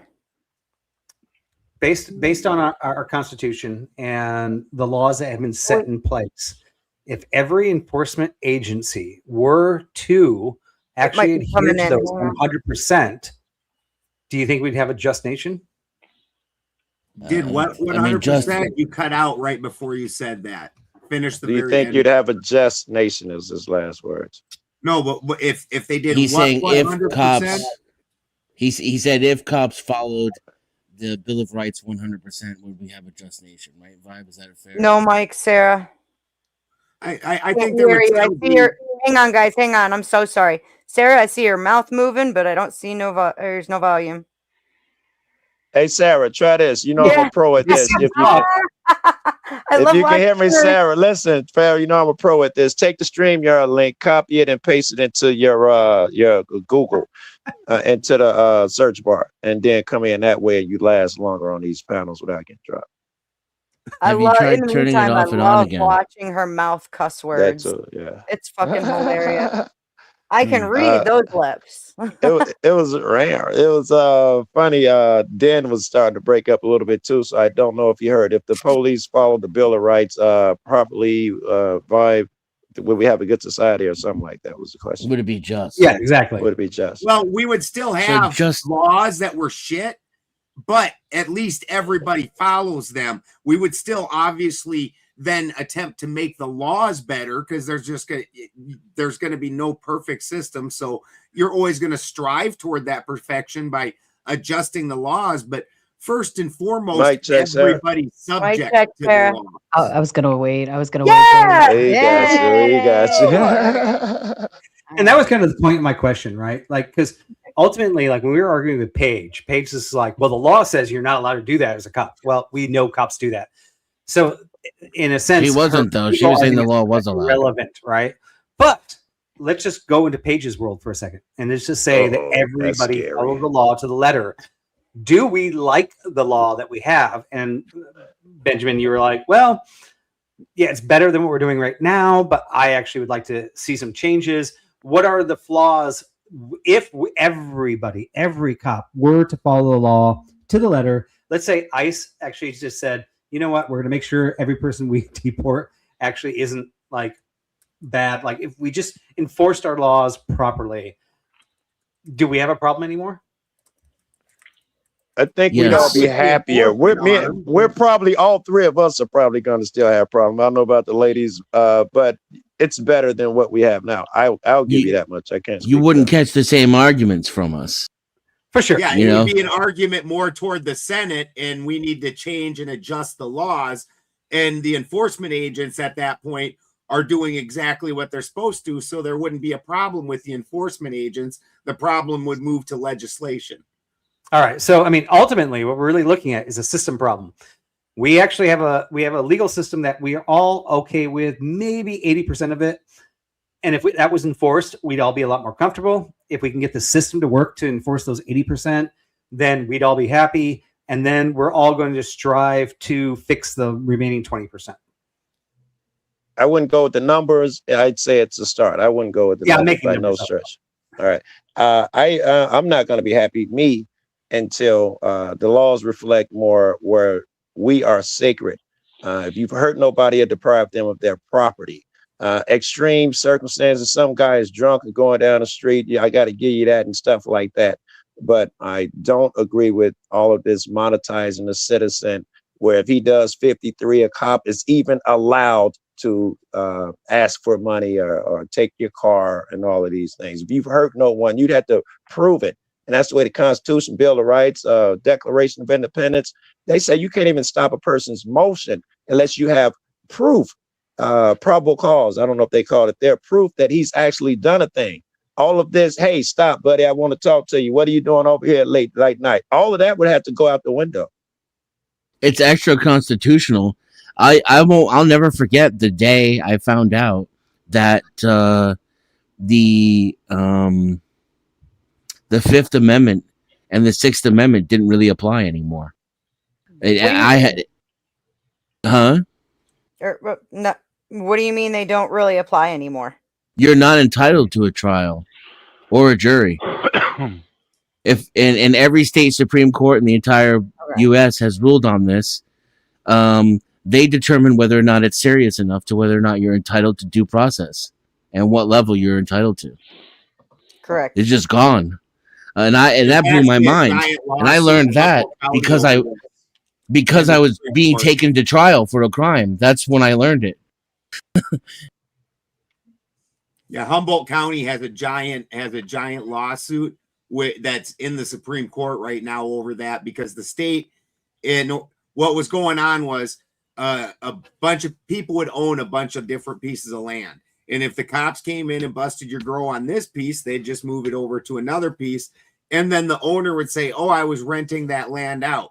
And then nothing would actually happen. They would just cut the grow down, they'd leave, and it'd get replanted in an hour.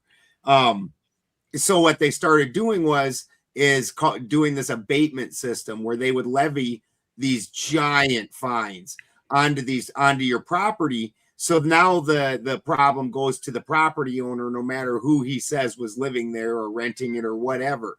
Well, then what ends up happening is some of these properties had hundreds and hundreds of thousands of dollars worth of fines, like millions even. And some of these properties, the property's not worth freaking the kind of money that they're asking for. So they aren't given a day in court. Hang on for me. Spicoli, I need you to sound off for me. I know Sarah knows what you sound like.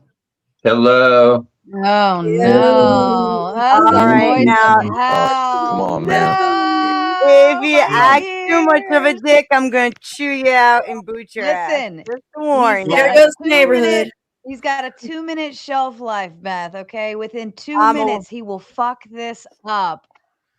So they aren't allotting these people a jury trial because this isn't, they're saying, a big deal. But then according to the Constitution, because they're taking so much money from you in this fine procedure, that you should be having a jury trial. And that's Right. actually in the Supreme Court right now, are waiting in line.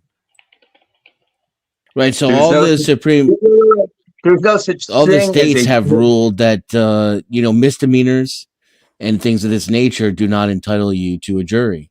And not only that, but in some states, in some jurisdictions, you're not even entitled to a jury. You could end up with a judge as the single juror in a murder trial. Yep. When I first found that out, like I said, I was being charged with not having an ID, which I got dismissed, obviously. But that was the first time I found out that I wasn't entitled to a jury, because the first thing I did was I pled not guilty, and I told the judge that I wanted to move jurisdiction and requested a jury. And he said, "We don't do that here." And I was aghast. And I had to go and do my legal research and realize, no, he's right. That right was taken away a long time ago, before I was born. Let me explain how it works. If you don't Because even- so many jury trials would break these counties.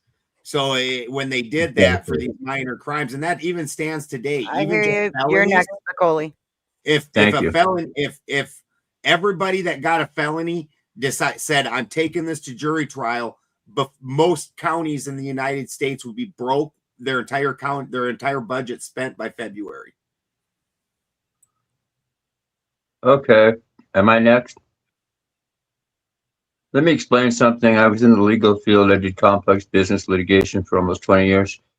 If you're basically if you're up for criminal charges, no matter what they are, state, federal, guess what? If you don't have a lawyer, or if you have a court-appointed lawyer, you're screwed. No judge is going to take you seriously if you represent yourself pro per. And no judge is going to really take you seriously if you have a court-appointed lawyer, because it means you don't have any money. And court-appointed lawyers are usually shitty anyway. So unless you've got real hardcore cash to pay a criminal attorney $400 or $500 minimum, which is what a good one costs, you're basically fucked in the system. As far as the Supreme Court of the United States of America goes, they don't have jury. Their job is not to have jury trials. Their jobs are to create laws and vote on them between the Supreme Court justices. They're not there to have jury trials. You're not there for your peers. And they're not there for criminal trials either. They're there for more laws. It's more it's more civil matters. The Supreme Court Society level. It's Society level civil. stuff. Supreme Court has nothing to do with criminal cases necessarily. So what I'm it's saying an is, appeals court, if you get right? in trouble, you better have fucking money to pay for a lawyer, or else you're going to get sent up the river without a paddle, basically. That's how it works. Money talks, bullshit walks. Unfortunately, that's why rich people never, Elon Musk could go murder somebody and he'll get off. I guarantee you, because he's got so much friggin' money. And what they'll do is with rich people, a lot of times, in lieu of them facing criminal charges, they'll just settle with these people civilly and get a big enough fine from these people. So if you have enough money, you can literally buy your way out of prison by just paying the feds a big enough. Wait, the feds would rather have $100 million fine from some, buddy versus sending them to prison. So if you've got money, you can get good lawyers. So it's really not a fair system because rich people, that's why the old saying is true. Rich people rarely go to jail. Rarely. I really Isn't that don't think true? I'm the best person to be speaking on this subject, so I think I'm going to bow out now. Y'all have a good night. All right, good night. Have a good one, Cleaner. I'm going to bow out too. I'm going to go smoke some weed, do some gambling, maybe watch a little porno. We'll see. It's going to be an interesting night. You Thank you, sir. enjoy yourself. No, I'm not going to whack. It doesn't take him long. I'm just going to watch porno. I didn't say I was going to jack off the porno. I was just going to watch. Stop. Bye. Thanks for do- coming, Macaulay. I do have to agree with him to a certain degree. Not to the murdering part, but like if you murder someone and then you could prove that, no, not to that degree. But it's true. To think that the system Mike, is how many people have died around the Clintons? Never been an investigation. I don't know.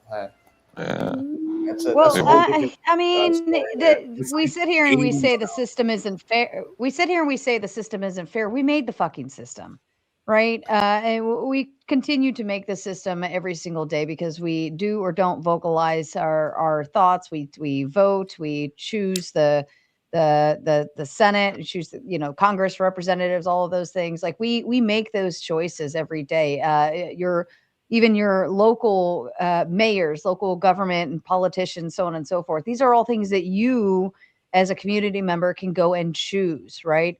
I think more people are not in the midst of their local politics. I think more people let things just get passed right by. They're not even paying attention. And this is all stuff that would pertain to you. So we sit here and we say it's not fair, it's not fair, it's not fair, but it's our own fucking fault. Like this is what It's definitely a majority of the people. To be this way, we made A majority of the people are the biggest problem with the system, but that doesn't apply to me. But I can't choose. I agree with Sarah. The majority of the people don't pay attention or care and of the ones that do, at best they're watching whatever propaganda network is their favorite. But the part where you think that the voting and all that makes a real big difference, that was cute. Like that was fantastic. Like there's absolutely no decency in the voting in this. What the voting does is it allows people the illusion of choice, and that helps perpetuate and grease the wheels of the system. Yes, and because when they didn't give us any illusion at all, we cut their heads off a lot more often. Yeah, I can't. Exactly. I can't stress this enough. Now, this is way different in America than it is in Canada, but at least in America, you guys have the ability to do anything. Canada's fracked. I report on it regularly. Now, in America, the problem is the immunity. The problem is that you guys pay when they break the law. Crack baby go. They are never held responsible for the crimes that they commit. Barely ever. Only recently, because of cop watchers and the attention that YouTube and things like that put on these cases, now these people are starting to be held responsible. Whereas they got away scot-free for ages. But then you got that executive order with Trump, but then you also had the 9-0 ruling. So we don't know how this is going to go going forward. So Sarah's right, but there's only one problem with that.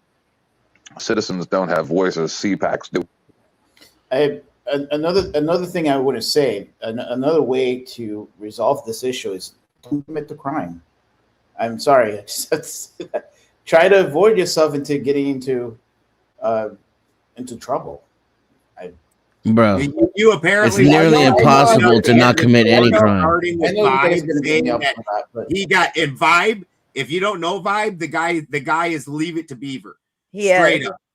and fucking he got pulled over for doing nothing, got cut. They wanted to search his car because they said that it smelled like weed. Vibe doesn't do drugs. Vibe doesn't even know what drugs are. Right. And fucking like Vibe probably like fucking's real careful with the 2 Tylenol a month or something he tries out. The guy's almost Mormon. Fucking they cuffed him, put him on the fucking side, fucked his shit up anyways, violated all of his rights. Saying, oh, you shouldn't have committed the crime. That doesn't really apply. If everybody isn't following the law, then fucking this was proved in the Sanford prison experiment. But he didn't got arrested. I mean, he wasn't taken to the precinct, right? Like Mike, the point is you can go through and break absolutely no laws that will not prevent police from hemming you up and pinning you with a crime anyways. They do it all the time. Do you really believe that people don't get arrested when they haven't committed a crime, Mike? Do you really think that? I mean, yeah, there's false arrests and false allegations and false accusations and all A that lot. kind of stuff that exists out there. Like nobody's a fool to that concept. But that doesn't negate the fact that the system is in place to help people, you know. I look at it as, you know, getting drugs and crime and stuff off and away from the streets and our family members and our children.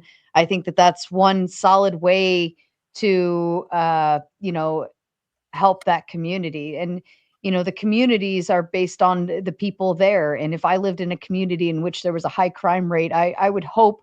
So at that point, it's kind of like, I don't care what the cops do at this rate. Like if they're getting the crime to stop and helping the neighborhood I live in, maybe if I can't afford to get out of that neighborhood or something different, like at that point, I kind of don't care, you know, like just please get, you know, this crap off the streets and yada, yada, yada. I've seen no evidence for that.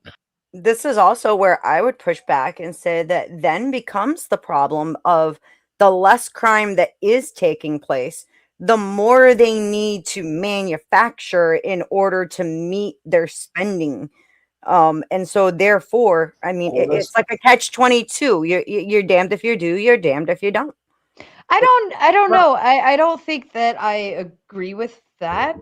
I don't think that they have to manufacture numbers to meet quota and to, you know, that's a really heavy speculation or even allegation that you would have to show me some numbers of that they're actually manufacturing shit.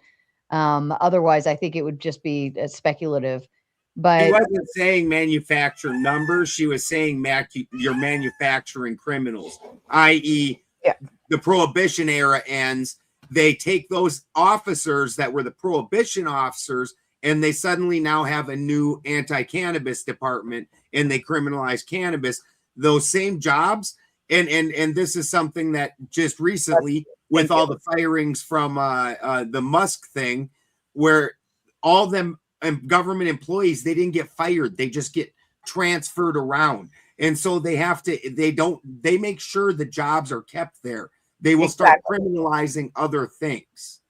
They still have to pay for those officers and to keep that force in place. And so, yeah, they'll come up with another way in order to make sure that they make the money that they need to make, if that makes sense. Not that they're cooking books like that necessarily. Like, I know you understand that in government spending, that if you don't spend every dollar, the next year you don't get those dollars. So everybody make sure that all them dollars get spent. I did a report before Christmas. Chuck was there because he's from Tennessee. And there was 260 something false DUI arrests. Yeah, this was wild. A couple weeks later, I'm doing a report from the same investigation that now found 2,600 fake DUI arrests.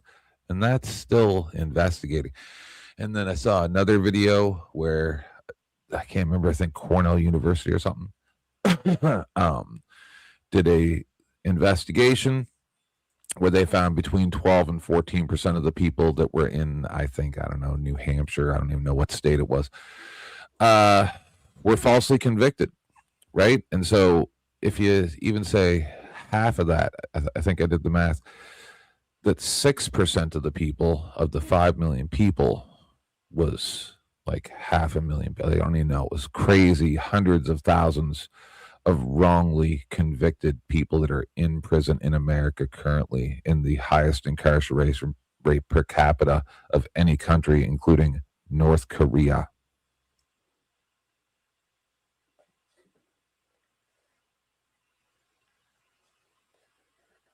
Okay. I'm gonna go. I'm gonna go tinkle and fill my coffee. I'll be right back. Yeah, that DUI thing was insane. Like, is everybody else on the panel aware of that one? Have you guys seen the case coming? I think No. What case is that? Sorry, Shit, what state is it out of? New Jersey.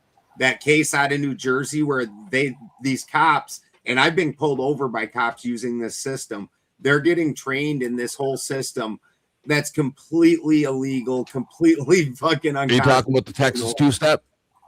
They'll pull you over and they come up with just crazy reasons to pull you over, and then they sit and they psychoanalyze you, and through their psychoanalysis, because all these cops, because they took this training, or apparently fucking Carl Jung, they've decided that you've exhibited criminal behaviors, and now they can fucking arrest you on this, and they're going around just. They were breaking the law like mad over it. There's so many giant lawsuits. New Jersey's on fire for this shit. Like they've been training. I think it was like 1,000 people every like 90 days. So this is a very widespread thing that's going on. Oh, okay. Insane. I'm on it, Beth. I know you are. No rush. No rush. The bottom line, and it's funny because, you'll hear him be like, oh, we're not trying to fill some ticket quota or anything, but boy, I won't see a fucking single state quotas trooper. are illegal. Mm-hmm. They're illegal. That's the whole point. That's why people like Denizen and I. That's why anybody who is like. Trent, I didn't mean to interrupt you, but I don't think that's true in New York City. Well, I heard that they have to meet a certain quota. Well, in order to get their numbers right, in order to pay everybody, it would make sense that they would have to write X amount of tickets and successfully fine those people. I mean, I've even gotten caught in one of those where I was handing my daughter my wallet and I was pulled over and accused of using my cell phone when I had my wallet like this for my daughter to fucking take. I was like, take some change. And I'm waiting for her to take the fucking wallet. And I tried telling the cop it was my wallet. Nah, I'm pretty sure it was your phone. Like, I freaking demanded the body cam footage. I fucking pushed till I couldn't push anymore. And ultimately, the cop didn't show up, and the judge had to drop the charges. But quotas are explicitly illegal in New York. They say that. So this thing that I was talking about, this is called the street cop training course. Oh, yeah, I did. Yeah. And there was, I got a small penis. I'll shoot you and all that crap. Yeah, dude, the shit was crazy. Beautiful. And they found where people were spending millions to send the police to these. And they were all supposed to be retrained, and it never happened.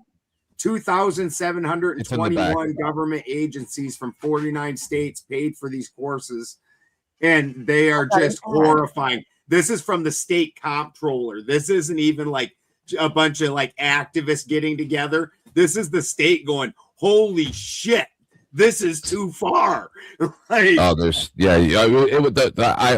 those training videos a few times. They're phenomenal.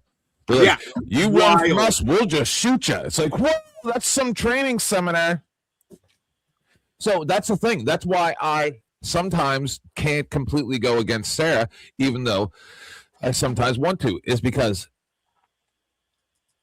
those cops were taught wrong.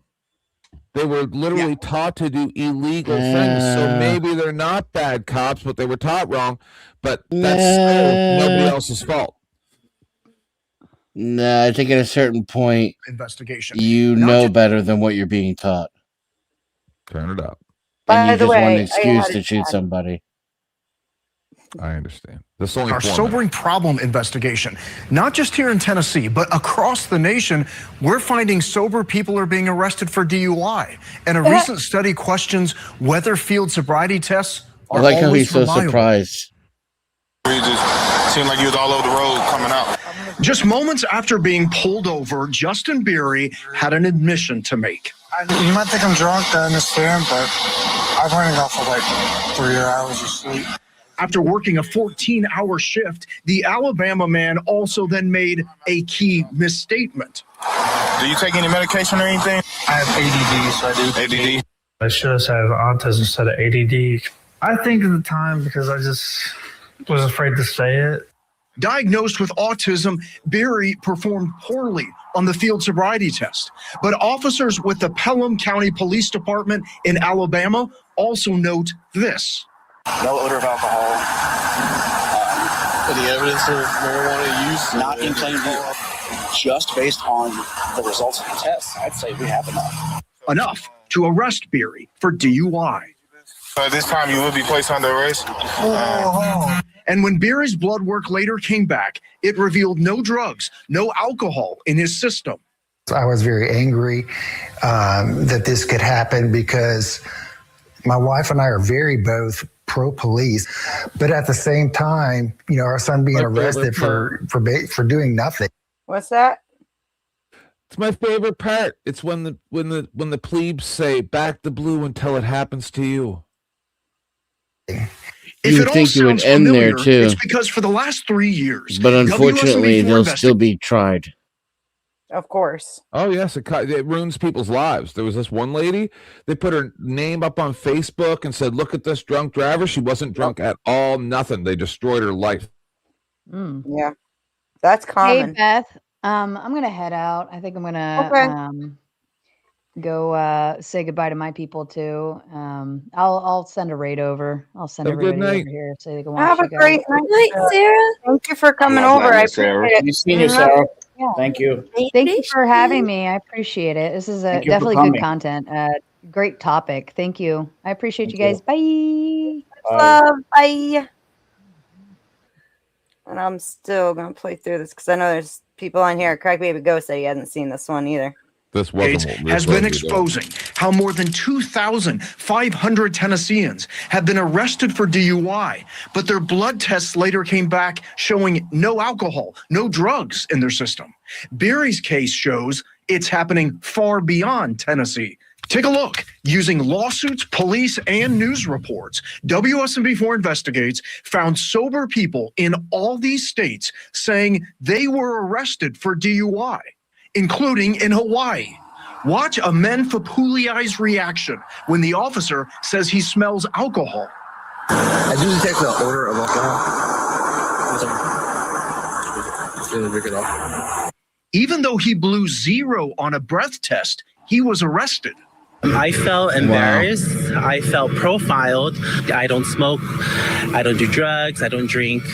Honolulu prosecutors declined to pursue the case, citing insufficient evidence. In Florida, Ali Kupalo's blood work came back showing she was completely sober when she was arrested for DUI. What was it like when he put the handcuffs on you? It was scary because I knew that I wasn't drunk. And in Iowa, William Penn University football player Taven Galanakis is suing the Newton Police Department for arresting him for DUI while he was sober, even after he blew 0 on the breath test. I blew 0, so now you're trying to think I smoke weed. That's what's going on. You can't do that, man. Attorneys hire me to review their cases. DUI expert witness Joshua Ott thinks he knows why this is happening. He points to a 2023 study for the Journal of the American Medical Association of 184 people. Some smoked cannabis, others were given a placebo, and officers gave them all field sobriety tests. For 49.2% of the people given placebos, officers determined they failed the field sobriety tests. The false positive rates of sober people They're designed for was you really to astounding. fail. They are. They're They are. designed for that reason. Most people fail before the officers even gotten through the Yes, instructions, they by are the way. subjective tests, and that's why they're no longer allowed to do it in Florida on boats anymore. And that should be all across America for all things. They're irrelevant. Oh, I'm coming, Pero. Ott says there is no good research showing field sobriety tests accurately show that someone is impaired. So it becomes very problematic as to how accurate or inaccurate these tests are. So I'm going to jail tonight? After his arrest, Barry now drives with a letter from his psychiatrist in his car. It states his diagnosis means he cannot perform a field sobriety test. Because of my autism, I'm at a disadvantage. I can't help that. Now, I did ask for an interview with the Pelham Police Department, but their spokesman said they have no comment, but did confirm an internal investigation is underway. Now, you may have you might have your phone in your hand right now, is what I'm trying to say. And our investigation continues right now on the WSMV4 app. You can find this interactive map. You can just click on each state, and you can read about the sober DUI case we found there. Wow. Lauren? Yeah, Jeremy, thanks for your continued reporting on this. Insane. Yeah, I didn't realize that was a video. I've seen it on Testament Shane before. Yeah, that is ridiculous, and I hate and I disagree with what they're doing. I have had different interactions with law enforcement, so I don't view all of them bad. Like when I was younger, I got pulled over in hell. They smelled the weed on me. They pulled me out. They took the some blunts out of my pocket. Told me to put them in the sewer. I threw them in the sewer. I left. The guy ended up leaving like 2 extra blunts in my dang pockets. So he didn't make me throw all of them away. So, and then like I got pulled over by state troopers.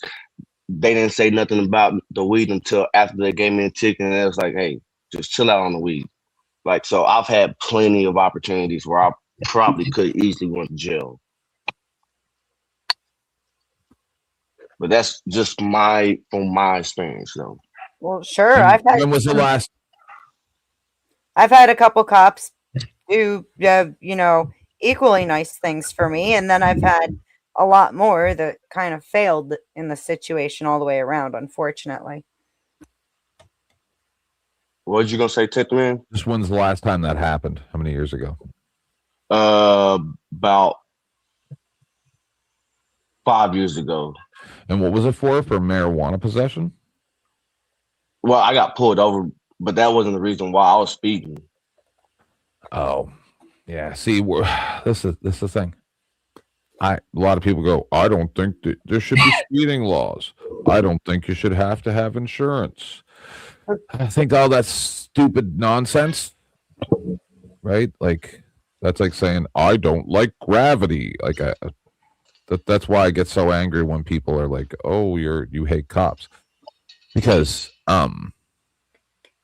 if you're speeding and you're doing more than 10 over, you should probably get a ticket, but it should be reasonable. And if you're doing it habitually, and like maybe you should get a little bit bigger fines, but I don't think you should get points on your license. So, but my point, what I'm trying to say is that I don't have a problem with the law being enforced. I have a problem with some laws being enforced and some not. I have a problem with murders going unsolved because somebody has a noisy exhaust. I'm tired of people getting shot because they're holding a cell phone, right? Like weird, dumb things. And then here, people say, oh, well, the police need to have immunity because otherwise they can't do their job. Well, I think they probably could. How about we try it? How about we try holding the bad cops?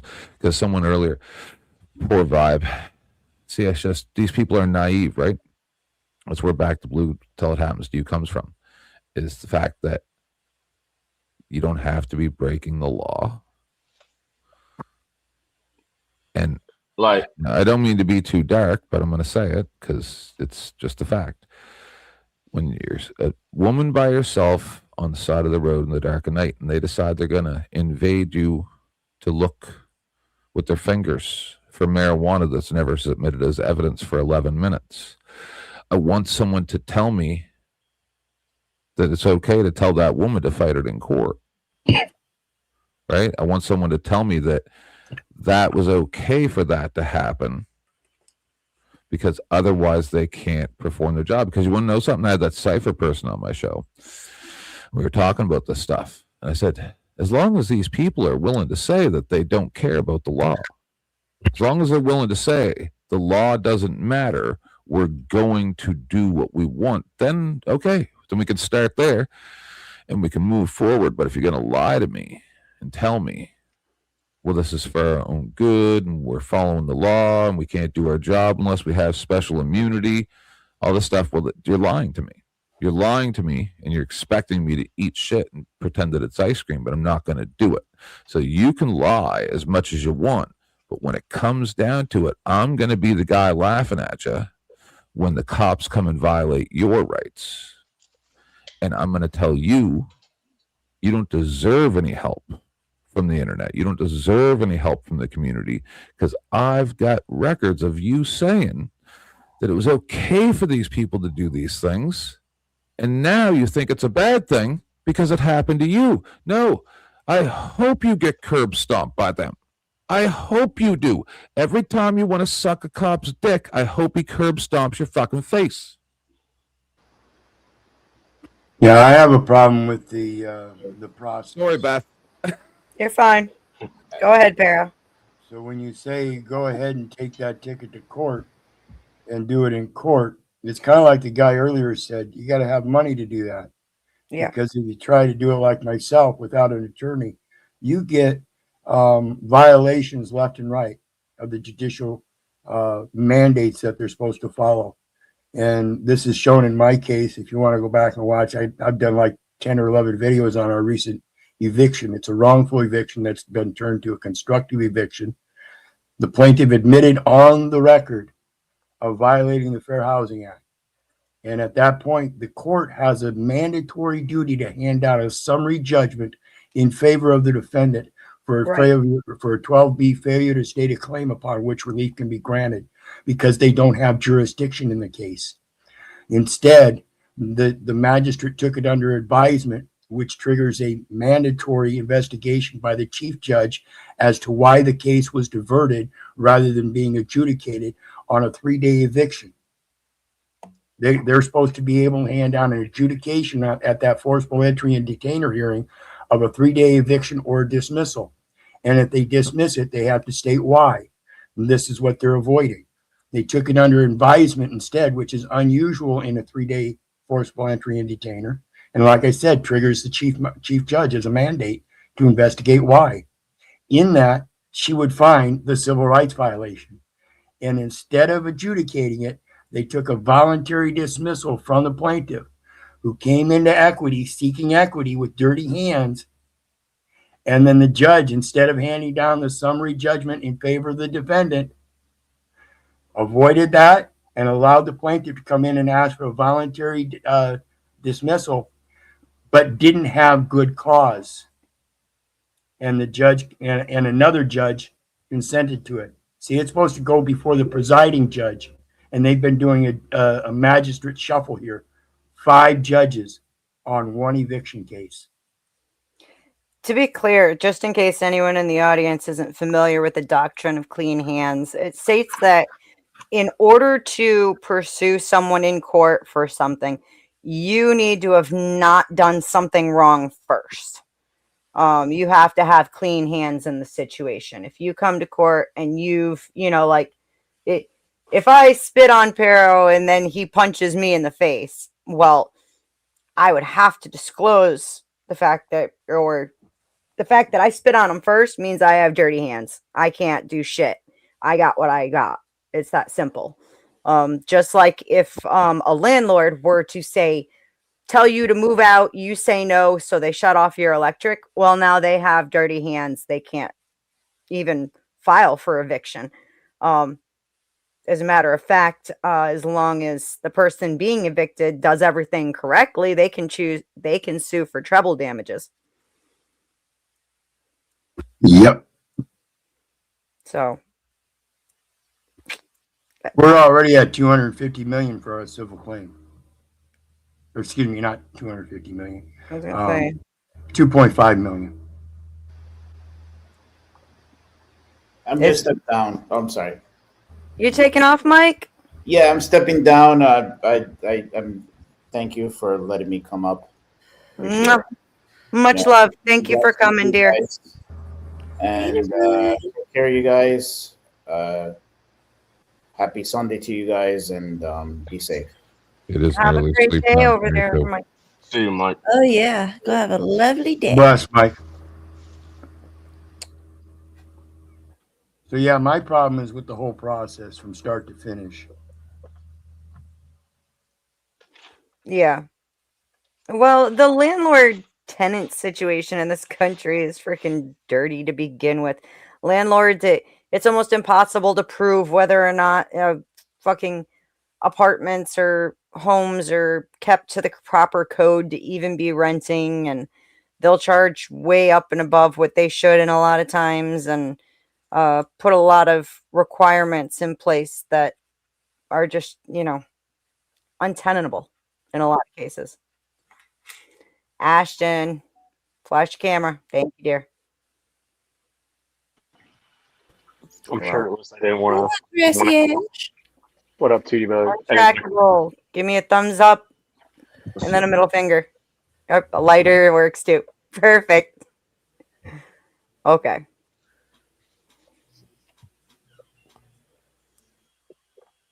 Hello, how are you, sir? I literally just wanted to come up and say you guys are doing a great stream, especially that Balderson guy up in the corner there. Him and his animals running around the house like that. No, I just wanted to come up and say you guys are doing awesome, and I miss hanging out with y'all. I just got the kiddos to bed, so I can't be on too long, or they'll wake up and then the wife will kill me. Yeah. Well, glad you could pop up and say hi. Yeah. I thought you guys had a really interesting conversation with Vibe and all them today. It was very interesting to listen to.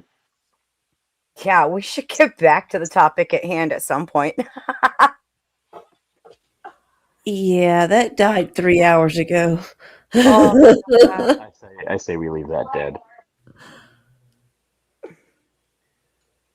Although a lot of it still does play into it because it's the same logic, like I said before. The same logic applies to both situations, and if it doesn't, then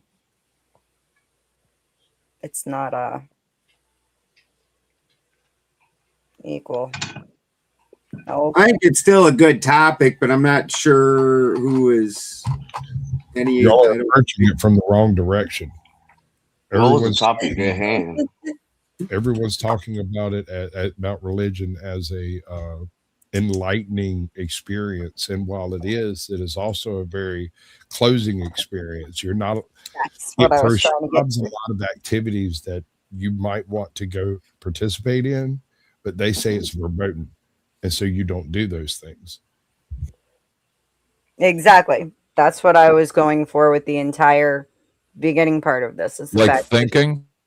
It's like even thinking. And, it's not good to. I had somebody once where we were discussing the non-canonical texts, and I was like, oh, well, I have one whole copy of the Dead Sea Scrolls plus an extra copy of Enoch that I had gotten first. And I was like, borrow my copy of Enoch, read it. And she brought it back. I'm like, how'd you like it? And she goes, I couldn't even make it past the first few pages because it was listing the names of demons, and I don't feel like I feel unsafe knowing those names.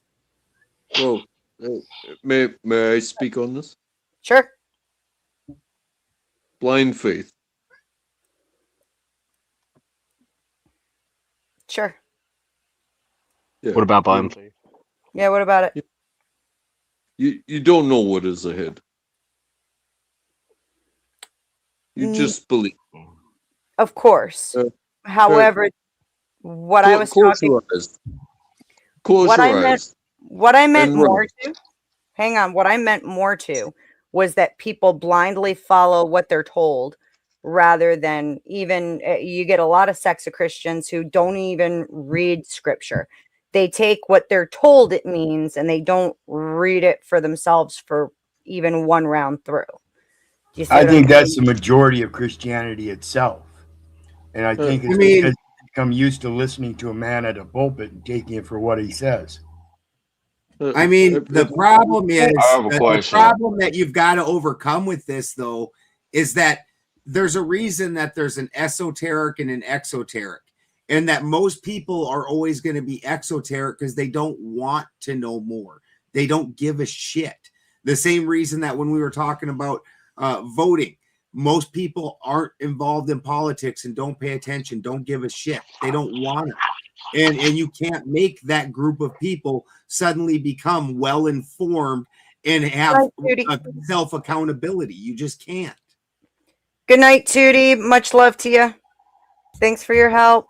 He's the Thanks reason. for getting high with me, Good Tootie. night, Tootie. And then we're going back to getting high through half that other argument.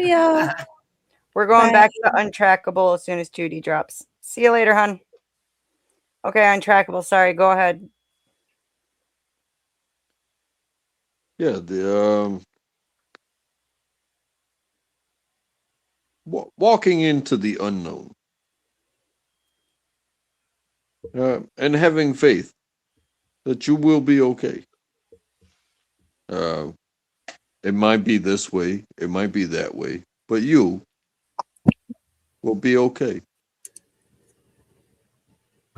Is that so wrong? No. That's That's not what not blind the- faith is. That's not the blind faith, the kind of blind faith we're talking about. Well, what type of blind faith are you talking about?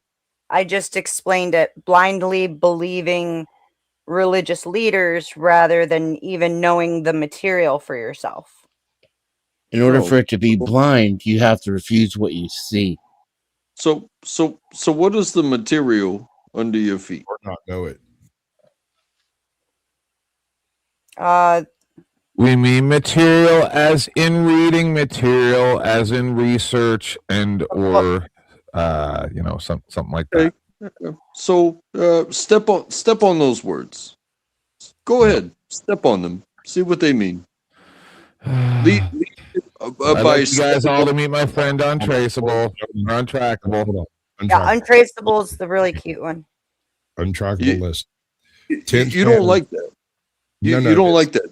10th man is going to take that. He's going to break it down into the individual syllables of the words, the prefixes, the suffixes. He'll lay it out and he'll explain it to you as it comes from like the Webster's Dictionary or the World Book Encyclopedia. And if you can't But step you're on it, meaning it, but you're meaning it from a perspective of belief and faith and like your feels into it. And that's going to be a bad conversation. Y'all are going to end up with bad taste in your mouths, and y'all would get along except for this conversation. Don't do this.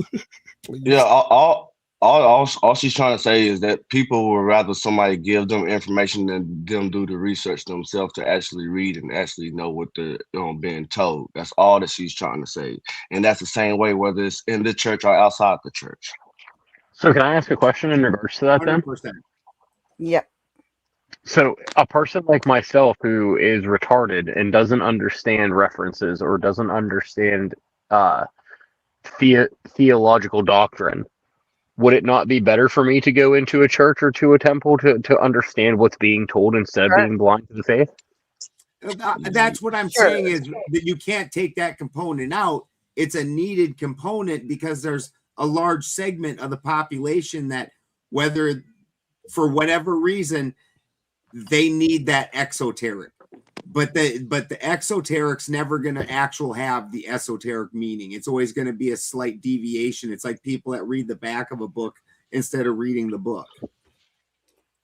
Yeah, like nobody's saying that you can't read your Bible at home, and then if you don't understand it, you can't go inside of a church. It's the people that go inside the church and only listen to what they're being told and never go and open up the Bible themselves. A perfect example was back during the Spanish Inquisition. Okay, churches, all church services were performed in Latin, and most of the people in Spain did not know what Latin even was. Okay, like they could not interpret Latin, so they were sitting there listening to a preacher literally talk what sounded like gibberish to them. And then they'd be like, well, what are we supposed to do? And they could be like, you have to go outside your house every night at midnight and walk around 3 times and then yell hooray. And then you can go to bed. And they would be like, okay, and go home and do exactly just that. There was no, in that case, that was a group of people who was actually forced into a position of blind faith. Whatever they were told is what they had to abide by, because this was the only translation they had of it was in Latin, and none of them spoke Latin. Does that make sense? And there was a time that they were directed to go to the quote king for the scriptures. They weren't allowed the scriptures themselves. They had to go to the king for the interpretation. Correct. You didn't own Bibles in your houses. And by the way, Austin Murphy, I saw your question in the chat. No, it's not Abel's mom. It would have been his father was Jared. So this would have been found in the book of Jubilees. What is her name? Barak? Yeah. I thought Abel's son was Enoch. There's 2 lineages of Enochs. The book of Enoch comes from Methuselah's father, Noah's great-great-grandfather. Okay. I'm learning.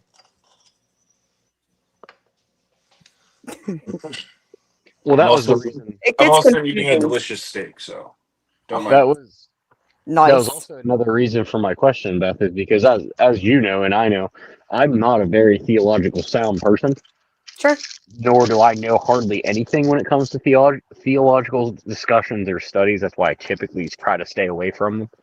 But yeah. The term blind faith, the way it was described versus the way you described it, to me, in my understanding of my very simplistic mind, is if you don't understand, you have to go seek help. But if you can't seek help because you don't understand, you just have to kind of live it. Hey, Beth, can I ask you a question? Sure. So Mary had 2 kids, right? Who were the first 2? Wait, no. Okay, hold on. Who are the first 2 people alive? Adam and Eve had more than 2 kids. Let's say Adam and Eve. Adam and Eve had Cain and Abel. And then they had Seth. And it does not list their daughters. Okay, so there's 2 people in existence, right? 2 They people had in existence. more. Cain and Abel. No, you're wrong. You're not listening. The book of Genesis literally only tracks the important male lineage, which is why it goes from Cain killing Abel. You get that story, and then it says, then they have Seth. They also had daughters. There's more to it. And honestly, I don't necessarily buy that they're the only 2. Just eat chips. That's probably me, my bad.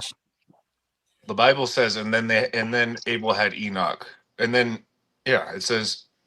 There's more than one. Enoch is not the one who wrote the book of Enoch. Either way, no matter how you break it down, it all comes back to incest, so it doesn't really fucking matter. No, it doesn't all, because there's other people. When Cain was banished, there was where did those people come from? They just fucking magically and that's appeared? what I'm saying is, I believe the Jewish God made the Jewish people. I'm fine with that. There's other people, and we were made by our gods. Yeah, because the Sumerians was around at that time too. God even tells Cain, "Don't worry, I'm gonna mark you so anyone you come across won't kill you." Because he was asking, what about those other people? Exactly. Cain's afraid of being sent out. There is a And consideration here about the land of Nod, which no one wants to discuss. The land of Nod was everywhere that wasn't Eden, right. which And that's why, implies a separation of people from those within to those without. and that's why I'm saying I don't necessarily believe that Adam and Eve, I believe Adam and Eve are the first two humans of this experiment, if that makes sense. Not necessarily they're the only two humans in existence. I think it's just the Christian lineage. And then again, Austin, I'm going to repeat it again. There's more than one Enoch. There's more than one David in the Bible, right? How do we know which one's king? I don't know. You just follow the lineage. If you start, yes. I'm about Adam and Eve 99% have sure a none of this grandson is named really Enoch, but then they have a great grandson also named Enoch, Mm-hmm. who was named for his great uncle, because people like to do that, right? You know, they give their kids the same name as someone higher up. That's how we what can I would track say. Jesus lineage. What was that? Was that you, Crack Baby? Yeah, I said that's how we can track Jesus lineage back to David. Yeah, and they only track the Bible that we all deal with for the most part only tracks the important ancestry. So Exactly. it doesn't list all the daughters that Cain and Abel or that Adam and Eve have. Yeah, most time they describe them within like the males or males, and then if they want to describe a certain time, they'll use a king whenever they reference for a time of a period. Right. I don't understand why people give the Bible any validity if it's constantly being Mandela affected and verses are constantly changing overnight. Well, we have Completely destroys the whole fucking religion. the translations end up changing because of how some humans end up Not at dealing all. with it, Nope, because- nope. Everyone's Oh, Bible that's- completely changes. Like Isaiah 11:6, where it used to say the wolf shall lie with the lamb. Now it says the wolf shall. It said the lion and the lamb. Now it's a wolf and a lamb.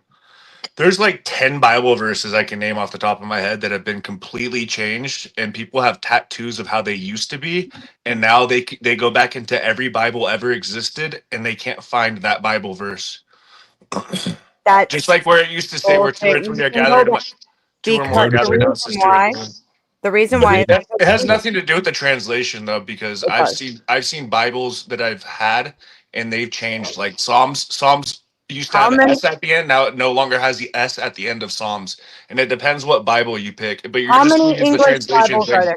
How many I mean, different kinds of English Bibles I are know, there? I know. I've heard the translation argument 1,000 times. No. Because how many different English Bibles are there? There's a difference between what's called translation and transliteration. I would really recommend you learn the difference between the two, because My that's where you're having your problem. I'm not It's having any problems. translation versus The thing is, I'm not having any problems. There is no problem. My Bible at Psalms used Am to I have crazy an or S at didn't the you end. Now say that there's he no has a problem with longer Bible? an S at the end of Right. Psalms. May So Yep. the Bible has absolutely zero validity because it's been Okay. Mandela affected by thousands of people. Thousands of people have. Swear to God, you said this Can I was ask your you- problem with the can I Bible. ask It's you a Mandela question? effected. Hold Go on, ahead. guys. Let me get a grip on this. You'd have to be a conspiracy theorist to believe in the Bible.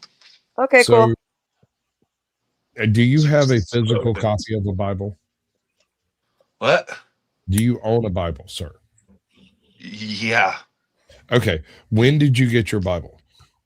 I went to a Christian rehab last year. I got that Bible. I've went to church my entire life. So what's up? Okay. I'm just asking if you have, do you have multiple physical copies of the Bible? I do. Okay. Do you perhaps have a family Bible? I have. Oh, that's This a is nice the one I never use. Yep. That's nice. I like And Psalms. We'll go to Psalms. Always had an S at the end. Always, always, always, always. Even in this book, it had an S. Now it no longer exists. But I'm Okay, crazy. so somebody saved some money by not printing an S. No, that book had an S. This isn't just me. This is Wait a thousands of second. people Hold on. that have Wait, reported. wait, This wait, is wait. thousands and thousands of people outside of me that have reported Bible verses that have Start with changed me on the- overnight magically.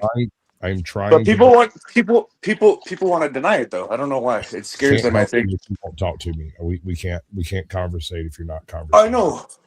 I know. Are you saying that the physical copy of the book you have changed? That would be the definition of the Mandela effect, correct? Yes, sir. Okay. Holy fuck! Do people Cool. not know what the fucking Mandela effect is? No, I was just verifying that that's what we're talking about, and we're not talking. Yeah, we're talking about the Mandela effect, and we're talking about how thousands of We're people not. all over the world have reported verses in their Bible that have changed magically overnight and no longer exist, and people that have tattoos of the lion and the lamb, Isaiah 11:6, and now it no longer says that. So they're like, well, how do I have a fucking tattoo if that verse isn't even in the fucking Bible anymore? Explain So that. It's not that it's not in the Bible any longer. It's Oh the God. fact that The fact is, it Hold on. shatters your reality. We're The talking- Mandela no, effect. The we're talking Mandela past effect. Wrapping your mind around the you. Mandela effect completely shatters your reality and everything you know. You are Yeah. discussing the Mandela effect. The discussion here is blind faith boxed in by religion.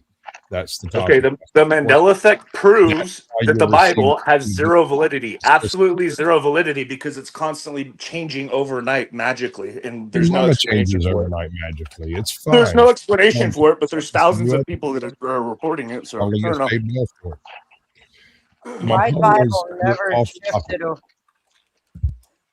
Okay. Where two or more are gathered in my name, or where two or three are gathered in my name? Not in your name, sir. I do not worship in your name. No shit, dumb fuck. Hey, so where two or more are gathered in my name, or where two or three are gathered in my name? Two or more, two or three. It's always said two or more. Now it says two or three. Oh, but it was the translation. Do you know how many translations there are? Hey, you know what's funny? You know what's funny? I want to tell you. Wait. This is hilarious. Hilarious. My Bible says Psalms with an S. That's what I was trying to allude to. It's literally the factor of literary grammar really changes throughout the years. I have an old Bible from my pap that has the exact same verse that he's quoting. Can't find the Bible right this moment, but I have also a newer Bible that when I started going to church with the wife, and yes, that verse is not in there the same exact way. But things will change over time when grammar changes over time. But No, it's because we're all a bunch of dumb fucking monkeys. I thought it was called Ladinkin for fucking years because I never looked at it close enough to see that it said LinkedIn. I didn't know what it was. People think they see things that they don't see and they misinterpret it because they're not paying the fuck attention. For like Jared, do you 5 feel years, I better? thought it was called fucking Ladinkin. Correct. Feel better. Book of Psalms He with an is S. discussing. You feel better? He I'm is bowing out. I discussing love y'all. Peace out. Mandela Taking effect, these out. not Bibles. He would Oh, just he as feels quickly better. discuss the Fruit of the Looms or some freaking quote in a movie as he will his Bible changing. But he's going to use the Mandela effect on his Bible as a weapon against belief. I don't know why. I actually like Austin Murphy in chat. I think he's pretty cool. Yeah. Well, I was trying to make him feel better. My Bible says Psalms with an S. I was hoping that would help him, help make him feel validated. But a lot of times, whoever is historically, there's been a lot of times that printing, it was by the letter. So people take out those unneeded letters a lot of times. That's why, like, when you read some books, and it's like when we all imported from England, so we all used to spell things like color, COLOUR. I still do because I'm a pimp. Yeah. And there's like 50 different words, 100 different words that you can find like that. And because of the printing costs and whatnot, they just took that U out because what do you need it for? You're still going to pronounce it color without the U. It's not going to change the definition. So it's actually just a printing expense thing. Right. And Tom, you do bring up a good point where two or more, two or three. It is what it is. It's not the kind of thing that's worth squabbling over, because then on top of it too, the more English translations you go It through, is if you believe in the Mandela effect. well, the other big problem is the more English translations you go through, right? They do tweak it in order to make more sense for dumber humans, if that makes sense, I hope. If you think physical reality is constantly reconstituting itself as we live, then it becomes something worth squabbling about. And I actually do think that happens. There are some Mandela effects that will fuck up your head. Like, I don't know, not my head. No, for that to get to me. The ones that got to me is when I learned, when all of a sudden they're talking about things like the fucking all the different times that supposedly Germany torpedoed and bombed our fucking our east coast, and then even fucking like damn near burnt down an entire city prior to World War II, like on the lead up to World War II. When I was a kid, that absolutely has never happened. We've not been attacked in the mainland basically since we became the United States. And if not only that, but the whole reason that supposedly Roosevelt let Pearl Harbor happen was because the country wasn't cool with going to World War II. We had World War I. We that cost us a lot of people for shit that wasn't any of our business. We didn't want no part of World War II. So he let Pearl Harbor happen on purpose in order to drum up public sentiment to get them to want to go into the war. Well, if the fucking East Coast had been being bombed and being attacked by Germany, why would that need to happen? Why wouldn't you have just talked about that? And we certainly were never taught that. That shit. That's the ones that really fucked my head up. but where did you hear that though? Oh, you can look them up now. Austin, you got to cam up. Bombing Germany, Then you can bombing the cam United down. States. Thank you. You can cam back down if you want to. I just needed I look sexy. I'll keep my camera on. I just needed to verify it too, because man, we've had some imposters. Hey Beth, I'm sorry for acting out like that. It's You're just it's No, you're frustrating good, when I Did you see I showed you my Bible to show you? Mine has an S.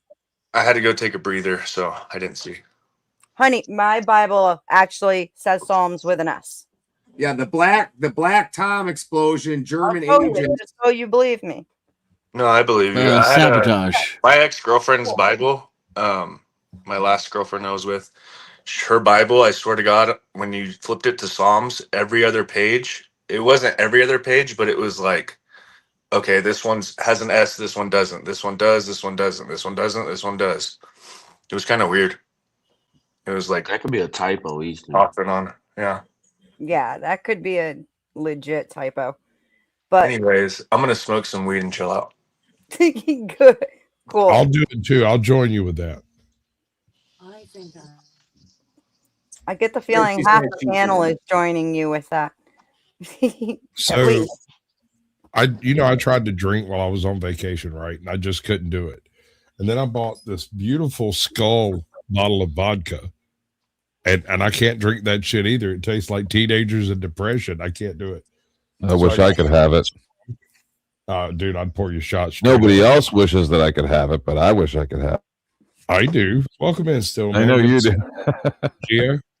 No, dude. See, look, I know you. I've known you longer than you've known me. I know. And I tell a lot of jokes based on that, where you just sit there and pinch the bridge of your nose. I know. Because I'm that guy. But it's not about you, Tense Man. Right now, it's about Beth. Beth, where the fuck are you? Why aren't you I'm here? right here. I didn't go far. It's about you. Jeez. I didn't go far. I was listening. You need some custom layouts, chick. I do. Who's got your keys? Nobody. Okay, well, nobody sucks, so that's a good thing. Give me your keys. I'll drop out, and you'll have some magical shit happening when you get back. But whenever you get to it, You don't gotta drop out right now. You can do it later. Well, no, and if you do that, then in order for me to do what I want to do, I'll have to drop out and do it. You're gonna have to walk me through how to give you keys. I am okay. We'll do that later. Who's See? coughing? Whoever's smoking weed. Yeah, she blew out the hit for you guys. She wanted to join in with y'all. That's my wife. Don't die. We love you. It's a dab. We don't actually smoke unprocessed dabs here. I gotta be honest with you, Balderson. That shit's drugs. I used to be one of those people who said weed's not drugs until I did a dab. I did a dab, and suddenly I understand that weed is a drug if it's proper. Yeah. You want to bring me up front and center? And the dabs I have, so much stronger than anything I promised. I gotta drop everybody first. Like I'm famous. And Oh, you should be able to just click on mine. You should be able to just click on mine to bring me up. Oh wait, front I and center. see it. Boom. Got it. I figured it out. Here it says Psalms at the beginning, and then at the top of the pages it says Psalm. This is a Thompson's Christian Reference or Chain Reference Bible. Is it referencing a specific psalm? Does it say Psalm 1 blah blah blah? Yeah. No, it's the whole book. It's the whole book of Psalms. At the beginning it says Psalms, and then it says Psalm 5 through 11, Psalm 12 through whatever. So yeah, that makes sense because Psalms means the whole collection, and then each individual psalm is going to be a singular psalm, not psalm with an S. Correct. So that makes sense grammatically. Grammar, folks. Grammar. I strongly urge you to go.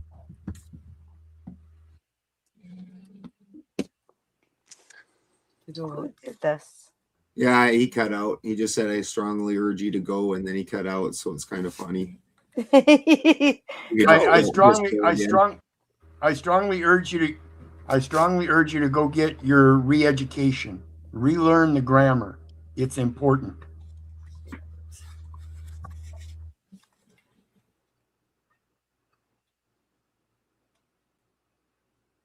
Sorry, I got distracted looking for who did this translation so I could say something back to Steelman, but I can't.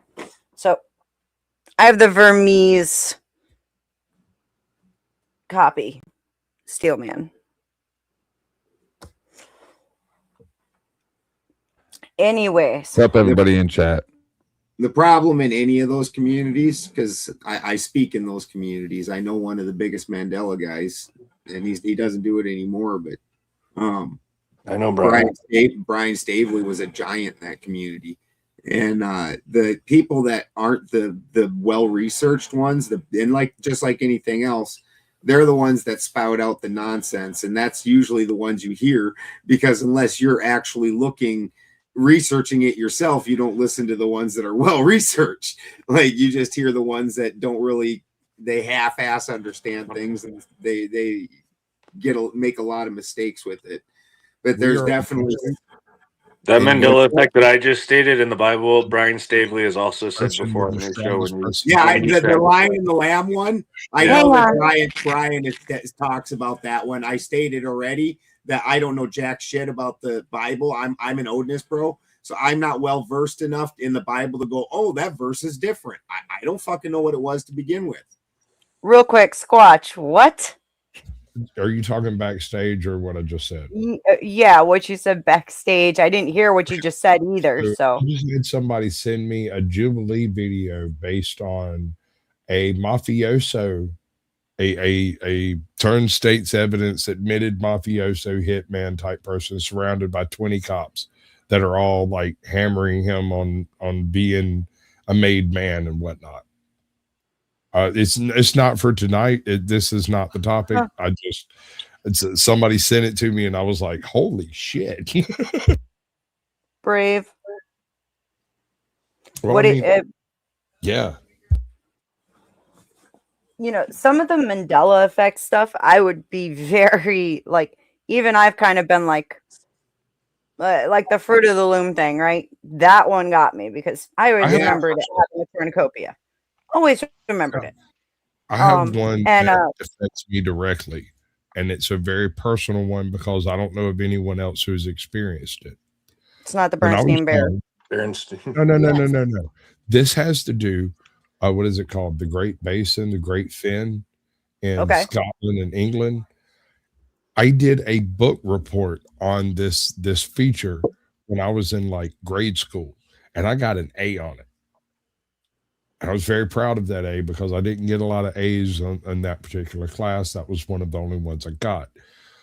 When I got to middle school and high school, that shit wasn't on the map nowhere. I couldn't find it. I spent years going back to it and looking and being like, why in the world was I able to do this report? And I found all the information I needed, and now I can't find it. But then now, if you go back and look, you can search it up. It's called the Great Fen. And it's basically a series of locks. It's a waterway between England. Well, it's actually in Scotland, but it's basically between England and Scotland, and it's there. And for years, it wasn't there, and now it is again. And I'm utterly baffled by that fact. And I have nothing other than the Mandela effect to point at and say, shit happens, life sucks, you deal with it. Connor, I have a Discord, but it got taken over by a bunch of 1A people years ago, and I've never really gotten the balls to go back in there. It's like, it's a madhouse in that motherfucker. It was I don't crazy even as go hell, in dude. there. I remember the Panama Canal used to go from the northwest to the southeast, and now it goes from northeast to southwest. It's completely flipped. It doesn't go the same way the Panama Canal. Yeah. It used to go up left to down right. Now it goes up right to down left. Correct me if I'm wrong, but didn't he just say the same thing in two different ways? No, he's saying like it would have Yeah, been he's basically further saying it went north like on this the to east this. coast rather than further north on the west coast. He's saying it was switched before because it's at an angle. Yeah, it was at an angle. It was up left to down right. Now it's up right to down left. And another one that fucks me up is the Shazam movie with or whatever. Yeah. With the comedian. Yeah. Dude, I didn't see it. Sinbad. But it was my first, the Sinbad one. Yes, that doesn't exist. I in my first apartment right out of high school, and one of my best I friends. remember that movie. What do you mean it doesn't exist? It doesn't. You're about to fuck her up. I seen it when I was a kid. I saw it when I was a you kid and thought it was stop. the dumbest thing ever. You got a Dude, real it one. doesn't No, exist. you got a real one. Hold on, It did exist. You got a real one. Oh shit! No, Beth, before you do the reveal, Beth, Shazam never happened. It did happen. Nope. It Hold on. happened. Hold on. Go look for that movie. Calm down. Go to a different tab. Go look for the movie. Take 10 or 15 minutes to come to terms with your personal past, and then come back and talk to us. Dude, I had a Nope. conversation with one of my best friends that lived upstairs from me, because at the time the two different movie companies would make competing movies constantly. So like when Tombstone came out, so did Wyatt Earp. And so a Genie movie was made with Shaq, and a Genie movie was made with Sinbad. And my friend asked me, he goes, well, what do you want? Are you going to go see one of them? And I was like, if I was going to see one, it'd be the one with Sinbad, because at least he's a comedian. Then it has a chance of being funny. But no, I didn't see either one. But I had that conversation with my friend from upstairs. Hang And the on. Sinbad one does not exist. Yes, it does. I just found video footage of it. Hang on. Yeah, you you found a didn't. commercial that was made later that is to prove what they saw. They edited various commercials done by Sinbad together to make it look like a fucking movie. Fucking go ahead, do your thing. Sinbad even had. I remember seeing it when I was a kid. About it. Sinbad I'm even glad I made brought a up the spoof Mandela video effect. about it, because he thinks it's funny because he said it never existed, and he made a spoof video about it. Oh, bullshit. Yeah, not even kidding. Not Bullshit. even kidding. And I remember Kazam. Kazam was different. Shazam was Yeah, a who real wants to fucking see thing a because movie with a I was a basketball big player? fan of Sinbad when I was a kid. Sinbad was funny as hell. So of course you'd go see the movie with Sinbad. Somebody paid him to say this bullshit. Dude, it's crazy. The There it Mandela is. effect will There break it your is. fucking brain. You just got to find the right Mandela effect. There's everybody's affected by one of them, and they're like, no, Yeah, no. for me, it was the Monopoly man with the monocle. Yeah, yeah. No, because you get confused by Mr. Peanut. You guys are, oh goodness gracious! I went down this rabbit hole when you people were in diapers. They both had one. They both had monocles. Yeah. The Monopoly about man Forrest Gump? absolutely 1,000,000% had a monocle. He on was his head. made to look like the It was a Monopoly classic man. look for rich It's dudes. it's funny now because now I get ads on my phone. I get ads now that of like Monopoly games, and it's always the Monopoly man without a monocle, like just to show me, look, there's no monocle. Yeah. Funny. Funny. He had a monocle too. They both had fucking monocles. Yeah. Not fucking crazy. Fuck you. I know You're the not Forrest crazy. Gump is supposed to be. You're not crazy. We all remember the cornucopia. We all, well, a bunch of us. And I do. what they say is this is two different dimensions, and you're dimension shifting to a slightly different dimension, and there's just tiny alterations in it. I found Or- clothes. I found clothes that still had it in it. Jesus, can somebody please post my It's called fucking residue. email? Residue. Oh, I gave- what, honey? I said that's called residue. If you It's find called something residue. that was how it was originally before. There's Residue. tiny pieces of residue Yeah, some around. people find I residue. owned one, and I gave it to Brian Stavely when him and I were hanging out in Vegas. I think I remember that. Hang on. What, Squatch? Can someone post your what? My email, because I keep screwing it up when I write it out. I think Okay, yeah. I think that's wrong. I wrote it, but I Yeah. think it's wrong. I had a picture from the set, behind the scenes set, and they say that C-3PO always had a silver leg. That's right. In this, and that the only reason people think he had two gold Hold legs on. is one of them was reflecting the sand. You and I are from different universes because C-3PO always had a silver leg.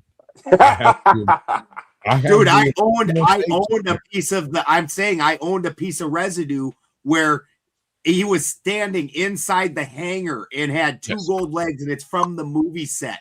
And it was a color picture from the From the movie end set. of the movie And set. fucking I gave it to Brian Stavely. It's Or else from I'd where show they it get to their polish and their anyway. No, I have the original trilogy in the original format from like old school VHS video stores. I've got a bunch of old VHSs, like a whole bunch. I worked in video rentals through most of my childhood, honestly. So There you go. Your email's in the back chat. thank you, and I got it done. Thank you. I'll be right back, And guys. so I Good have a talking. lot of these old movies where there's been like digital adjustments and like what do they call it, remastering and stuff. A lot of this, like for instance, it broke my brain when I heard about the Mandela effect about Luke, I am your father, instead of no, I am your father, right? Yeah. So I go back and dig my tape out. I pop that fucker in and I'll watch it. And I'm sitting there with popcorn and a fucking drink going, yeah, I know exactly what's fixing to happen here. And then it happens. And I'm like, oh no, am I watching what? I gotta, it like set me in an existential crisis for a little while there because no, that's not right. Which is what Beth is going through right now. Just like it used to be mirror on the wall, now it's magic mirror. Magic Yeah. mirror. No, sir. From the dawn of time, it has been magic mirror. And we might be from different universes, but we're definitely from the same place. magic mirror on the wall was the way it was said from the very beginning. The It misquote was takes place in the early days of the internet. Someone did a meme where it was mirror, mirror on the this wall. was before the internet. When I was a kid, it was mirror, mirror on the wall. Yeah. Who's the fairest From of them that, all? from that same Me from too. that same one. It was always mirror, mirror. It was a cartoon coloring book. You know what one fucks me up is the Publishers Clearinghouse dude. Fucking Ed what was McMahon? his name? Yeah. He never fucking worked for Publishers Clearinghouse. He never went out and handed out a check to anybody. Nobody's ever seen a commercial of him handing a big check to people at a door. That's never happened. Like the fuck it didn't. We all remember this fucking commercial.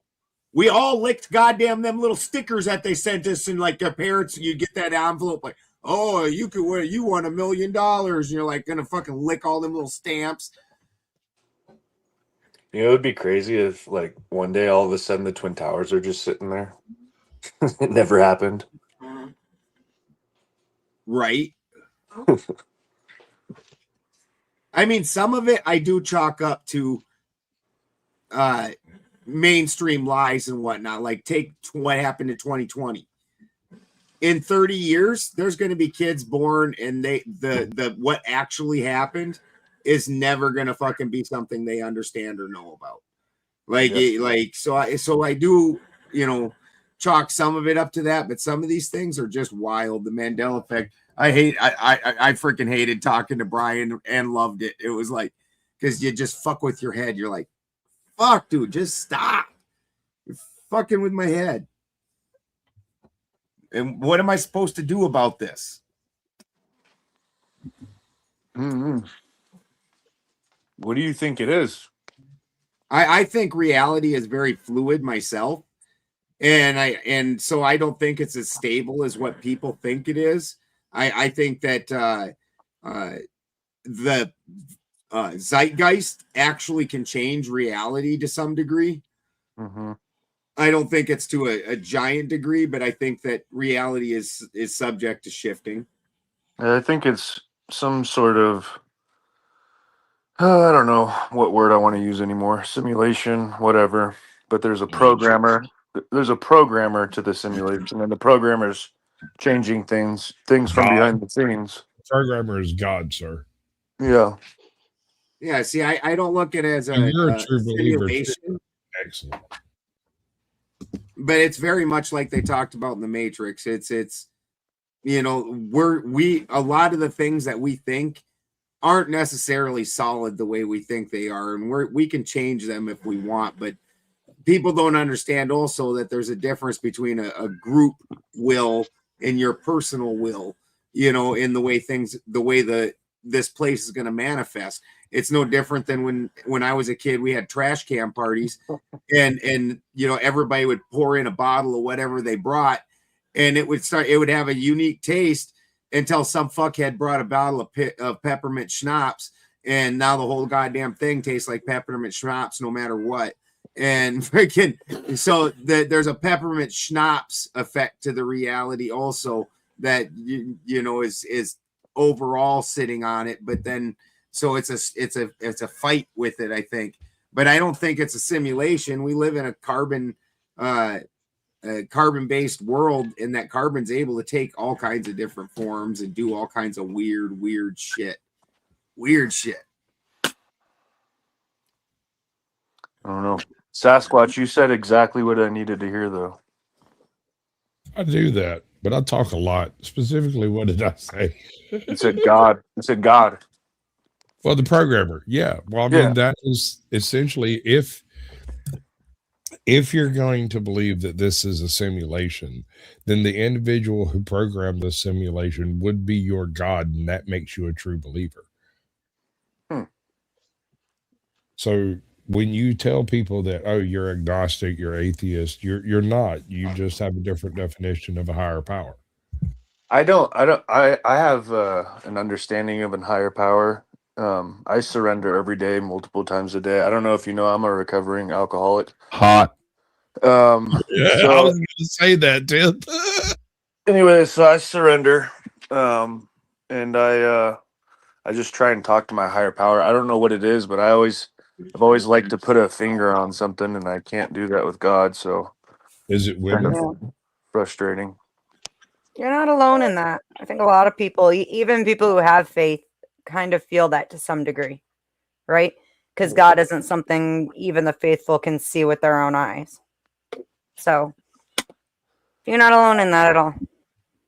Yeah, I've noticed a lot of weird things happening lately um, since I've changed my life around a lot.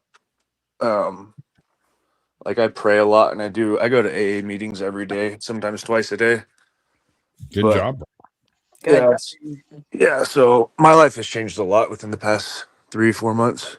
Well, I just want to point this out. If that's what it takes, do it every Yeah. day. If that's what it takes. It's keeping me alive right now. Get clean, do the thing, live your life, because as long as you're living under the reins of addiction, it's not life. You're not living. You're surviving. You're not thriving, and you Oh, I can know. thrive. I You was in too, hell. sir. I was a smack addict for 8 years. I've heard your story. I've done the thing. I've been there. I could not use the 12 steps. Somehow that just did not work for me. I had to do it on my own, but I fully support the concept. If support helps you, take it, do it, do the thing. It's worth it. When you're done, you're out. Darkness is great. Honestly, it's been working for me more than anything else. Within like the past year, I went to 2 rehabs. I went to a 60-day rehab, which was an $80,000 rehab in Wyoming. And when I got back to Colorado, which is where I live, the second I got home, I went to the liquor store and started drinking again.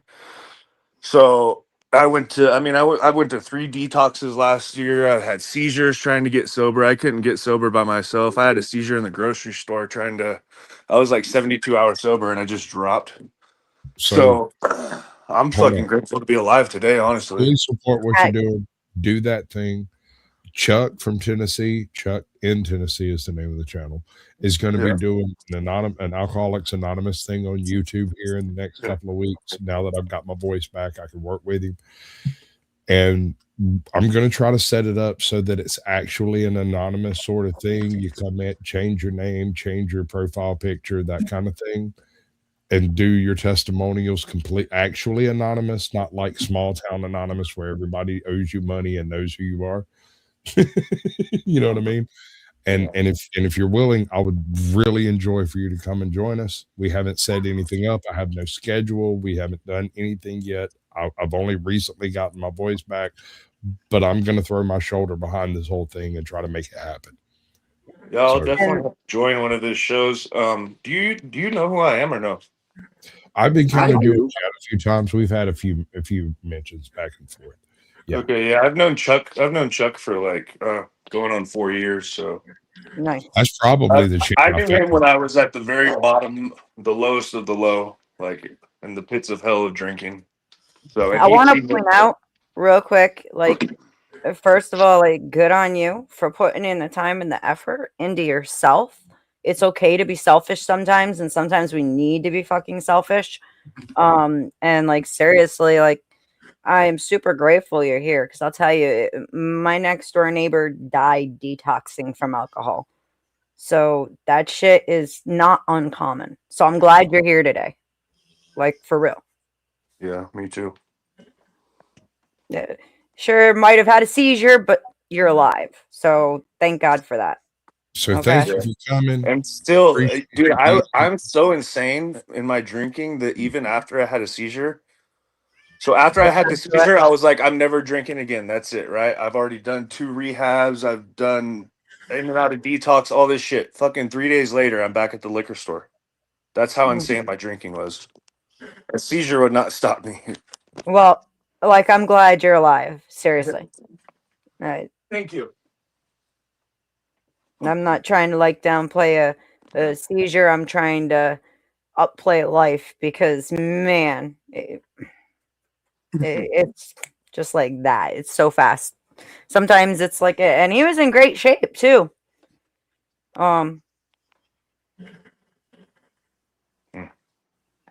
Wish So- I could afford to be that drunk. Here's what you get on YouTube, have a dynamic personality, and have people pay for you to drink, and you too can be Yeah. as created as I get. Actually, you have been. I used to get drinks for free every time I go into the bar. He drank with me on my birthday, and it did not end well. I don't drink outside my house. I will not drink outside my house. I do not drink outside my house. I too have that. Yes. That I is don't do- always jail. Yes, we're all going to jail. You're going to jail as accomplice, accessory. I absolutely believe it would be jail for you 10th, without a question. Oh yeah, no, it's Twice you've said some things to me. well, In 1 year. Hey, not even a whole year. Since well, the 'cause start of this I'm year. not even yelling at you. I'm yelling at a woman that's not you. I know. I'm Hate giving tomorrow. I'm picking on you because you're my homie and I can. Don't worry, my birthday's in literally 2 weeks and you can pick on me all you want. Yeah. I miss drinking all the time. When I used to be rich, well, not rich, but when I had a lot of money, and I used to drink every night, I kind of miss it. To be clear, I'm not drinking on my birthday. Y'all got your drunk stream out of me. That's done. I hope you had a good laugh. It's over.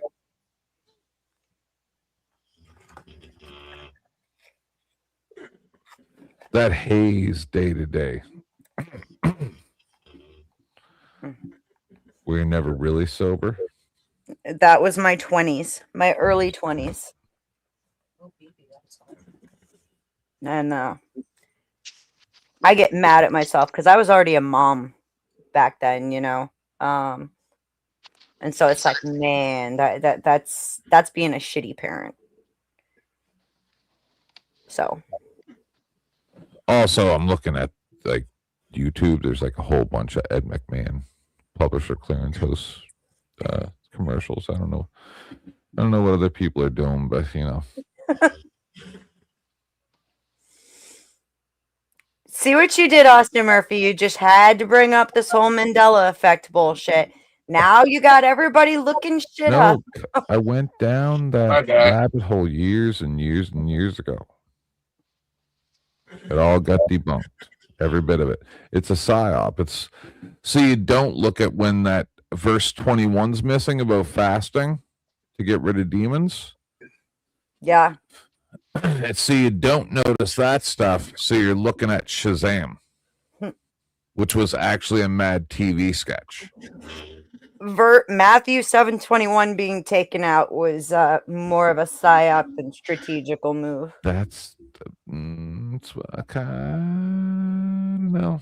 Because at least, like, you can look online and it says it should be there. But no, the verse is literally deleted out of most Bibles. And what it says is, in order to heal yourself, fasting and prayer. And you can heal anything. Oh. I believe that. Yep. Out on a limb, I was okay looking in my 20s.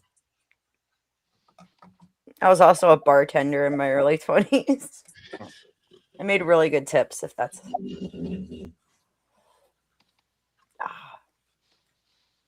Did you have nice boobs? Bartending because of my roommate. Did I what? Who asked that? So did you have nice boobs?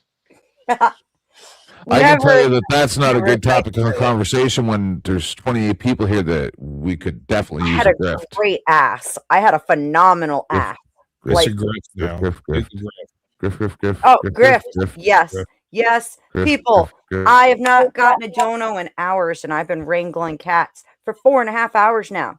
So, by all means, we're going to drop out my Cash App. We're going to drop out my PayPal. Send me some money. Because, yeah. Money. Did I do better, Squatch? Did I do better? Here, allow me. Give Grift, me- Yes, sir. grift. Ladies and gentlemen, what we have before you today is an absolutely lovely young lady who has put herself on the line. She has put herself right before you, and everything you do from this moment forward will be informed by her elegant opinion.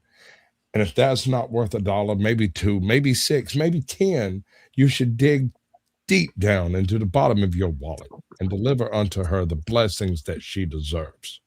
Thank you. Come again. Oh, thank you, Squatch.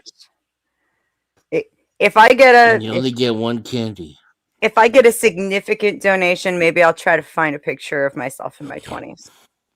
Girl, don't tease me like that. I'm pushing 50. I don't need a picture of you in your 20s. Watch, I could send you a picture right now. You'd have a heart attack and keel over on stream. I got heart problems. I'll baby. take it.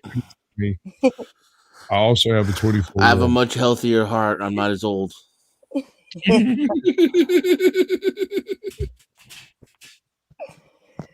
Oh. No, Lord.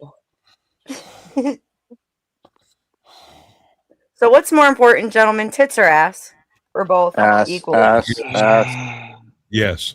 A combination of both. There's no Yes. hole in the middle of your tits. Yes. Well, we know what you like to do. Yes. I'm fairly sure I'm older than you, Vibe. Your mama. I was surprised to hear that Sasquatch was in a swinger group. I'm pretty sure I'm older too. He's definitely older than me. If not, he's not aging near as beautifully. Actually, Right, I am Snow? not in a swinger group. I was once part of a swinger group that kind of dissolves. So my doula, when I had my daughter, I was only 16, and she used to house sit for a friend of hers who owns an S&M bed and breakfast up on the hillside.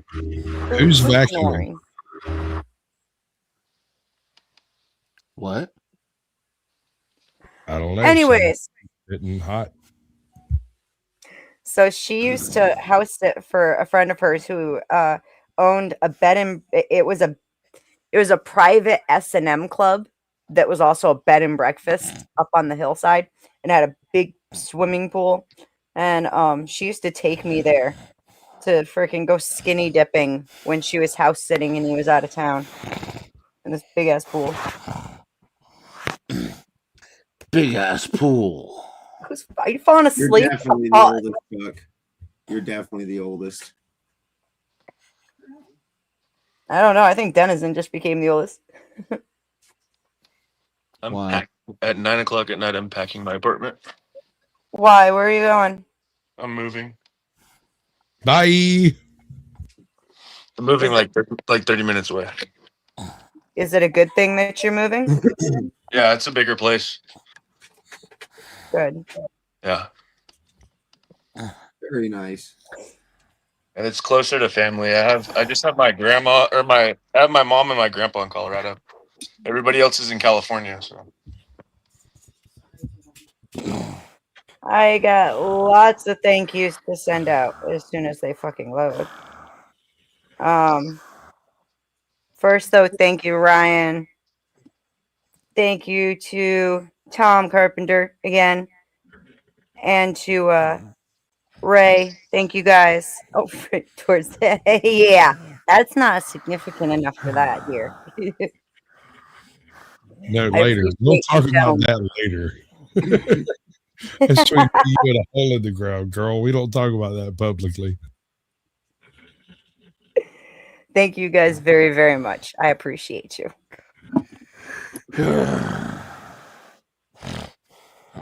All right, if you're gonna growl and snort at me, you're gonna have to tell me why. Yeah.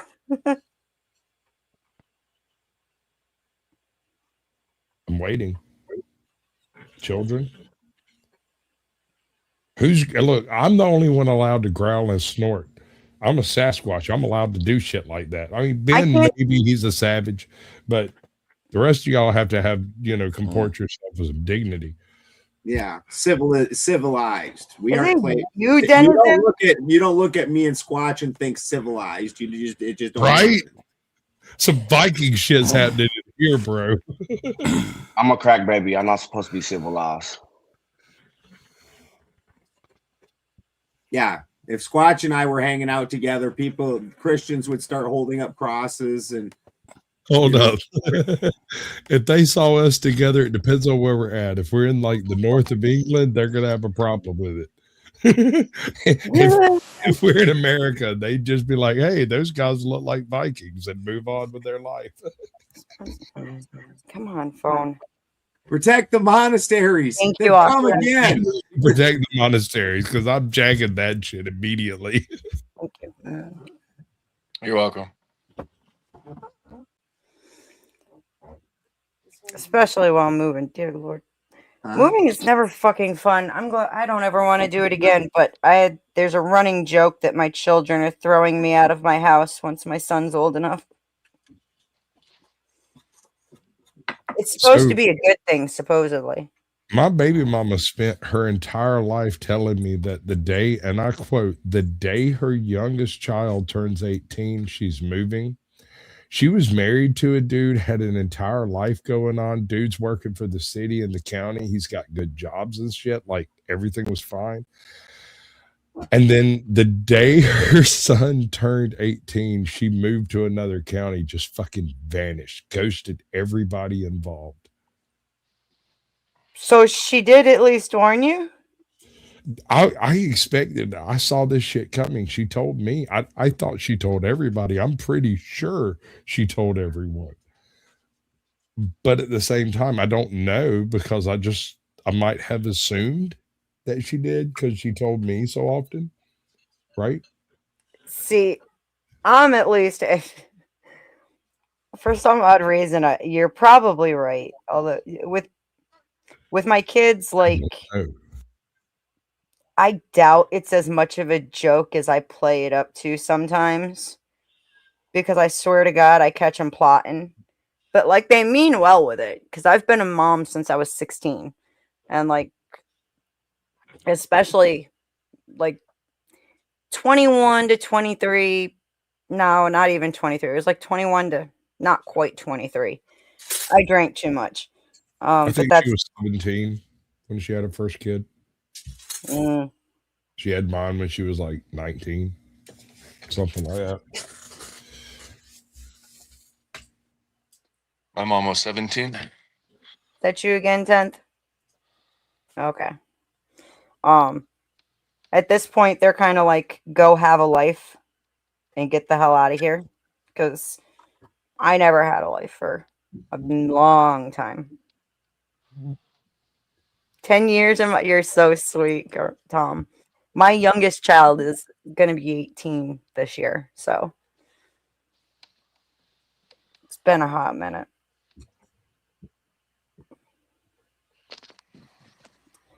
Well, you look good for your age, Beth. Well, thank you. I appreciate it. I started young too. I think there's something to the argument about starting young, honestly.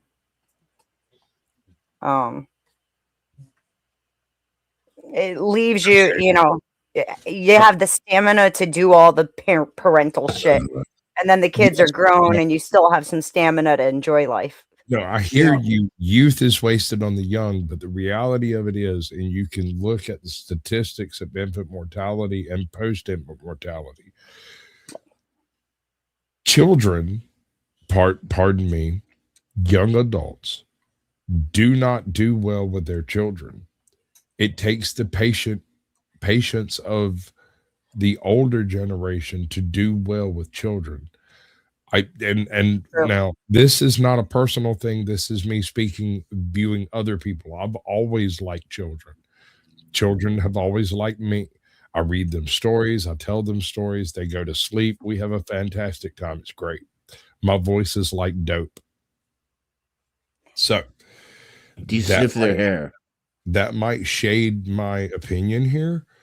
But the fact is, I have never had a situation where I couldn't sit and talk to one child or 20 and not have them listen to virtually every word I said. They just like the way my voice sounds, right? So maybe I have a biased view on children in general, but my experience with young parents has always been negative, very negative. They don't have nearly the attention span to deal with children. They think children are a temporary thing to deal with. They go and change their diapers and think that's supposed to be fine for the rest of the day. It's freaking wild. And then they come by and they see me with their children, and I'm over there changing a diaper, popping a bottle in their mouth, putting them in the little thing and rocking them with one foot while I'm talking to a different one. And they're like, how do you do all this at the same time? And I'm like, the fuck are you talking about, dude? You have 3 kids. How do you not? And so this is where my pushback comes against that, is this is why they say it takes a village to raise a child, is because if you're doing it if you're becoming a parent at the peak of your physicality, right, which would put you somewhere in the young 20s, okay, which in my opinion is still a child in a lot of ways, they still have that low attention span, but having the family there, having multi-generations within the same household is to the benefit of the children. Disappointing. I think 17 and 18-year-olds today are a lot different than they were when my parents were 17 and 18. That too, yeah. Yes. So, well, part of that's the not putting the responsibility on kids and on people. I also had I had been 17 for a month when my oldest daughter was born, and I had taken over the farm when I was 13 because my dad had to go get a job in town because the farm was failing. And so I took over the farm when I was 13, and I went to high school. When I was 16, I was a licensed CNA because that was the only, working at the old folks home was the only overnight job in the area I was from. Like not even gas stations were open at night. And so I was a CNA when I was 16. You bet your and I worked at the feed and seed in the evening, and I went to high school during the day. And so, yeah, by the time I was 21, I already owned a house and everything else.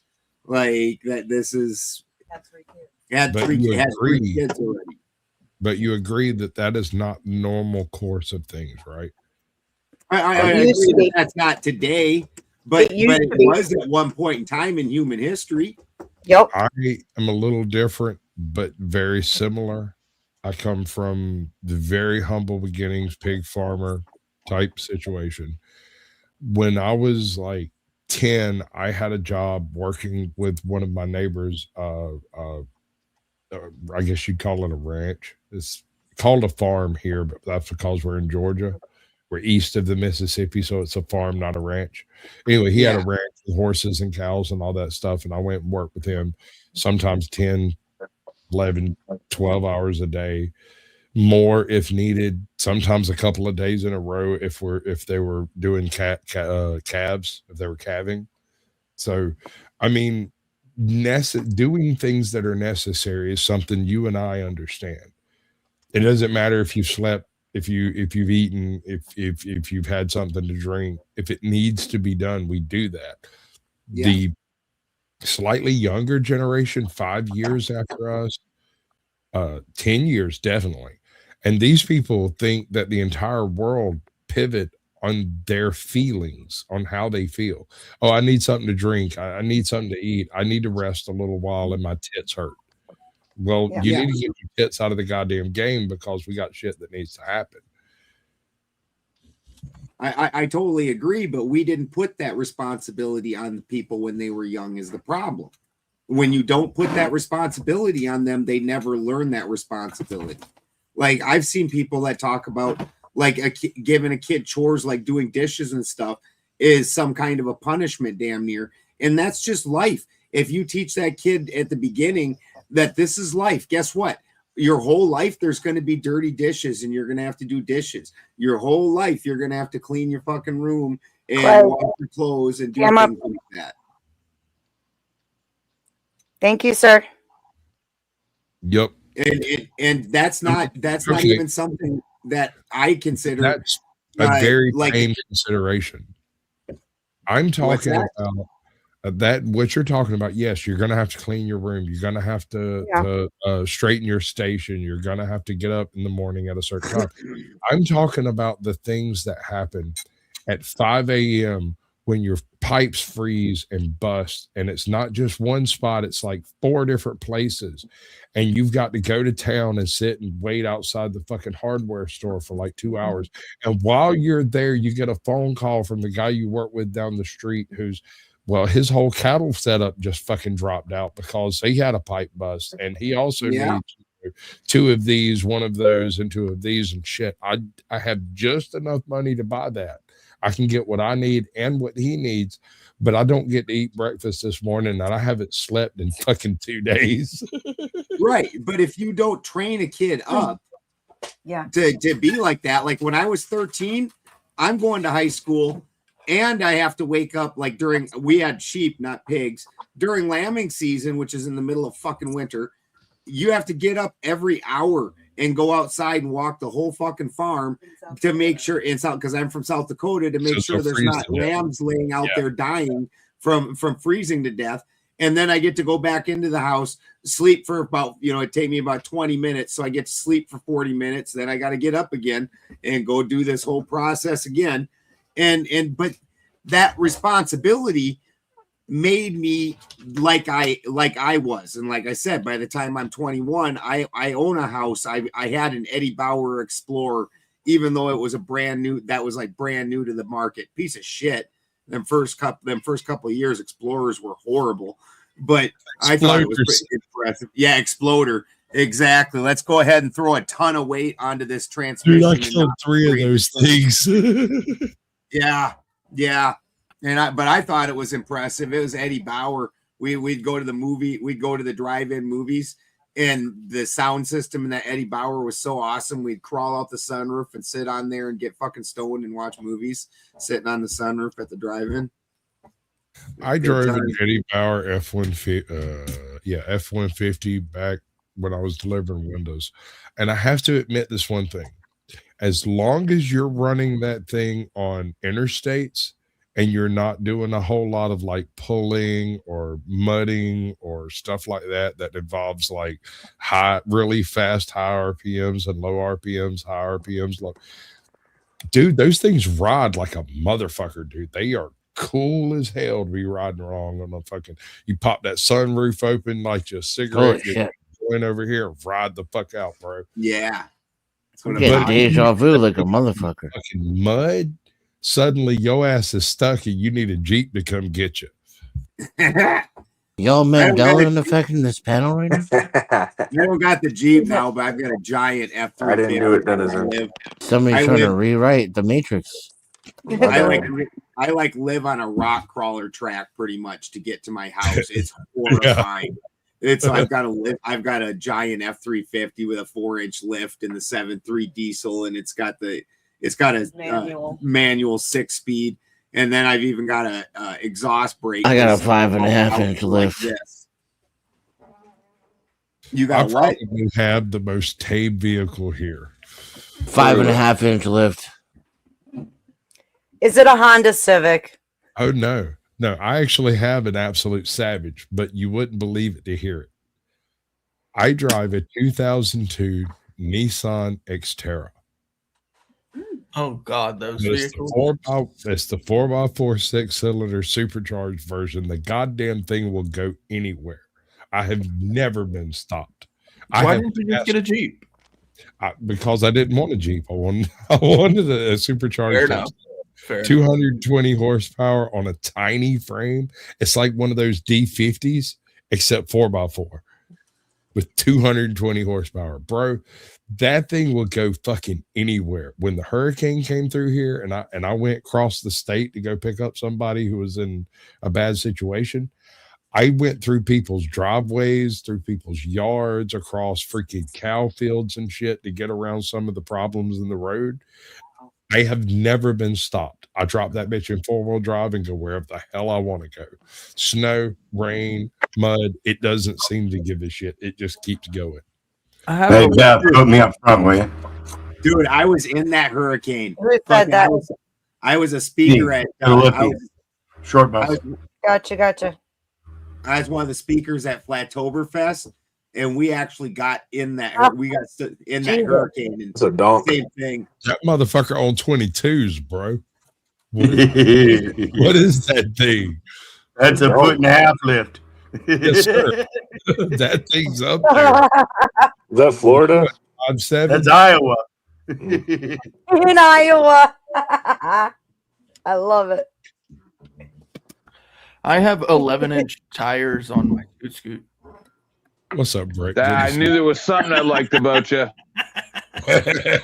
Dude, that's the thing. That's the thing. Everybody, like, I've talked to a bunch of people on YouTube, but they ask me, you know, when I tell them I'm coming to see them or whatever, they're like, "Oh, I'll look for the biggest truck that I can see." I'm like, "No, you've got me completely off base. I prefer power over size. I would rather be able to go there and come out." I've gone to see people that no one goes to see because their driveway is so. That was in my wedding vows. You could get where I live, but I have to get where I live and haul like 10,000 pounds of hay and then 1,000 pounds of fuel and blah blah blah. So I have to have the big 1-ton truck. Yes, sir. I totally understand where you're coming from. I'm just saying, I looked at the situation I was in and I was like, okay, yeah. And there was a discussion of buying a Trackhawk. There was a talk about getting a big ass SUV, the big 454 or whatever, all of that, diesel and everything. We talked about it. And I was like, look, there was a vehicle made back in the 2000s that does exactly what I want to do. If we can get one of those, I say we get it, I fix it. And I went and searched for it and found it.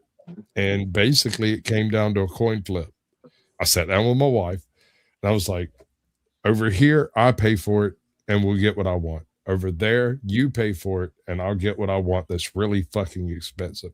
And she was like, okay. I flipped the coin and landed on the Nissan, and we went and got the Nissan, and I've been repairing it ever since. The goddamn thing is a monster, bro. You can carry 6 fat women with you everywhere you want to go. Yeah, this is my beast. That is a beast, sir. Yes, sir. Yeah. Yep. Yeah, I like that. And I'm not a Ford guy. Yeah, the toolboxes are super handy for all my farm shit. See, I always wanted one of those to put like a slide-in camper into it and just go do shit. Yeah. Christy and I did that. That's how we went to that we literally were in the back of that truck during the hurricane sleeping. Like fucking we made it into a camper shell because I got that wood rack. So rather than slide a shell into it, we've got a wood rack already. So I just plywooded off the sides and shit and made like a little camper out of it. Nice. And, it was waterproof. It wasn't overly waterproof, but it was during a hurricane. We did get a little wet, but all in all, it was. I like being my wife's wet. Dude, we got this app called Hip I'm Camp. sorry, Balderson. Oh, you're right. We got this app called Hip Camp, and you can like camp out in people's yards for like $15. And so we did the whole trip doing that, and we spent a whole month. We went all the way to the East Coast to North Carolina, got caught up in that hurricane, and got stuck in North Carolina. Then made our way all the way up to South Dakota, hung out with my grandkids. Went to Wyoming and got stuck for like a week in Wyoming because the yoke on my rear end came undone. I had to put a new yoke in my rear end. I had that. I always thought Ben Balderson was in like his 30s. You have I'm in my 50s. Holy shit. 50. You Balderson and you Squatch are the same Thank you reason for the raid, Squatch. Yeah. You guys are the reason why I don't give any credence to some of these Gen X's that run around bitching and pissing and moaning. You guys did a really good job with your lives. Actually, sir, I fucked it all up. I might be the luckiest man on this panel.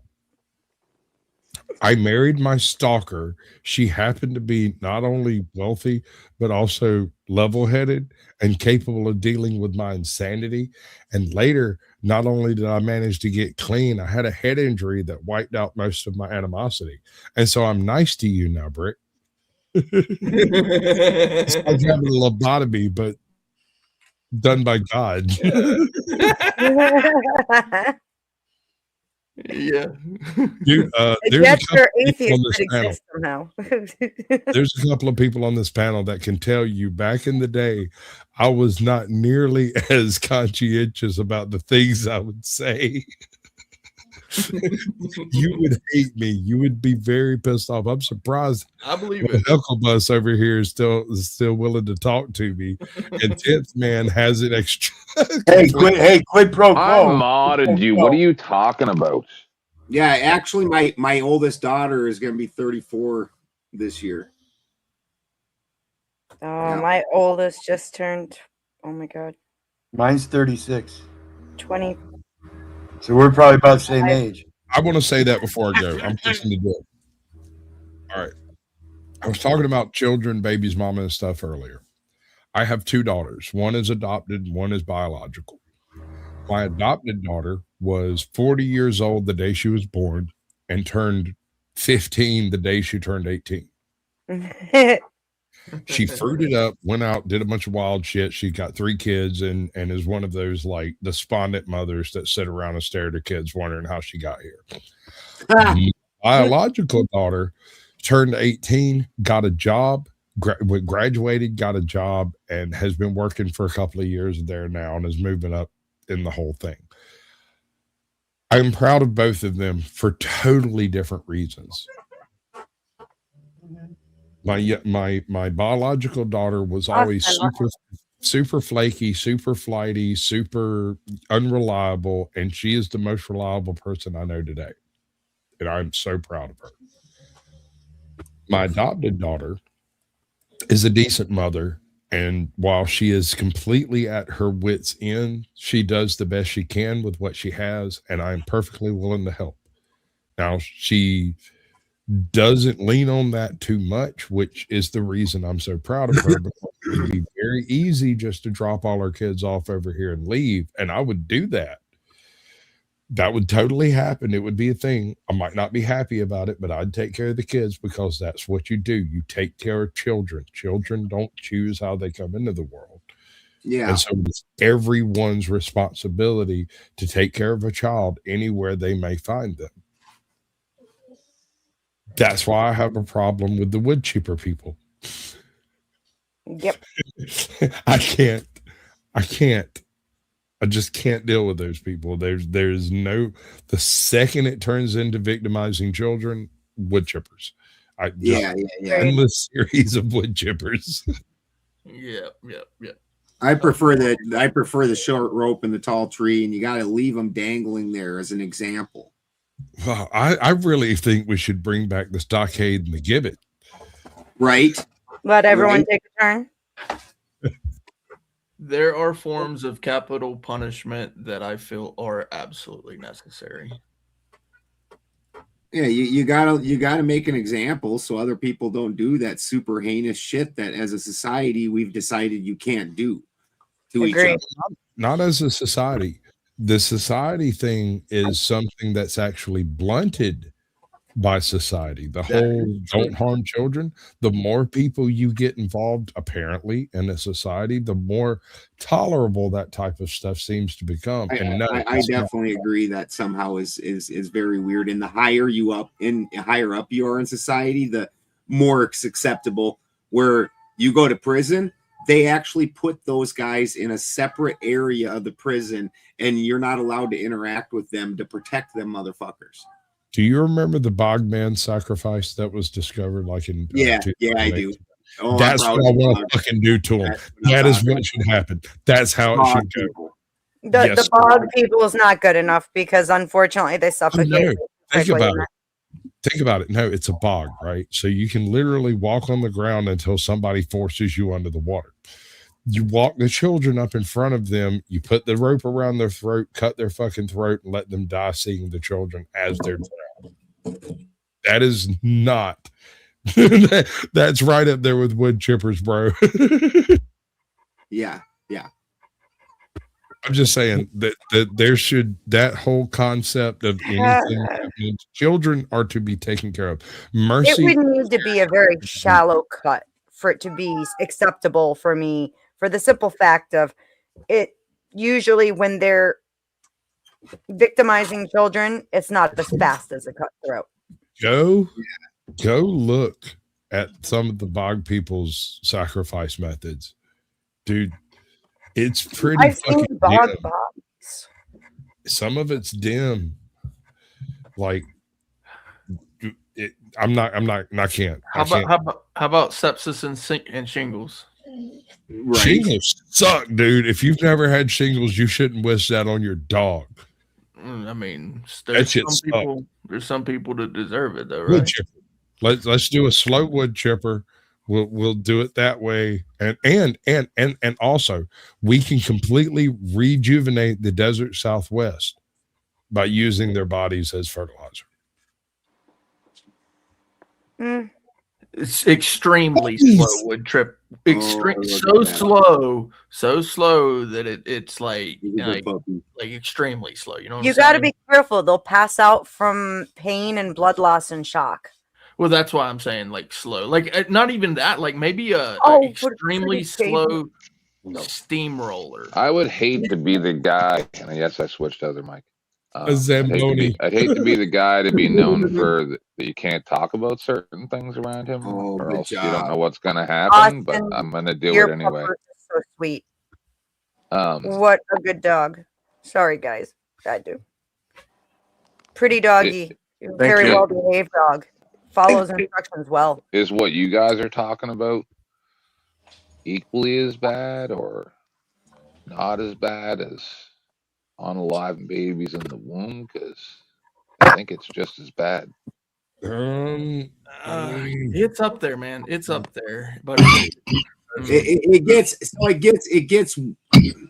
that gets real touchy. Like myself, I'm an Odinist, so I believe like a kid, if he wasn't going to have at birth, if you know they're not going to have a good quality of life, getting rid of them to me isn't a horrible thing. We're very reincarnation oriented. That person's going to come back. You're actually you're just being a jackass by letting them live this horrible tortured life, because sometimes nature makes a bad body for you. It just happens. And what about torturing someone to death because you find their crime to be abhorrent? That note, I'm out. Thanks for having me up. Be blessed. Love y'all. Yeah. Bye, Wizard. Great night. If they've done a crime, they've done something to get some kind of retribution. I don't know if I would personally want to be involved with torturing somebody to death myself. The blood eagle. That's interesting. Yeah, the blood eagle. That one's an interesting one. That one's rough. So, would you pay for certain forms of torture? Essentially, yeah, because like that's what tax is. You're paying for certain forms of torture. Yeah. Okay. All right. I mean, the principles is there, so, but essentially like, waterboarding kind of thing isn't legal, but we know it happens, right? And your tax dollars are going to it. Hold on now. There's some folks that like that shit. I would say there's a large contingent of those people in the community. They like it. Yeah, I would say that there's a large contingent represented in the debate community. They think it's great. And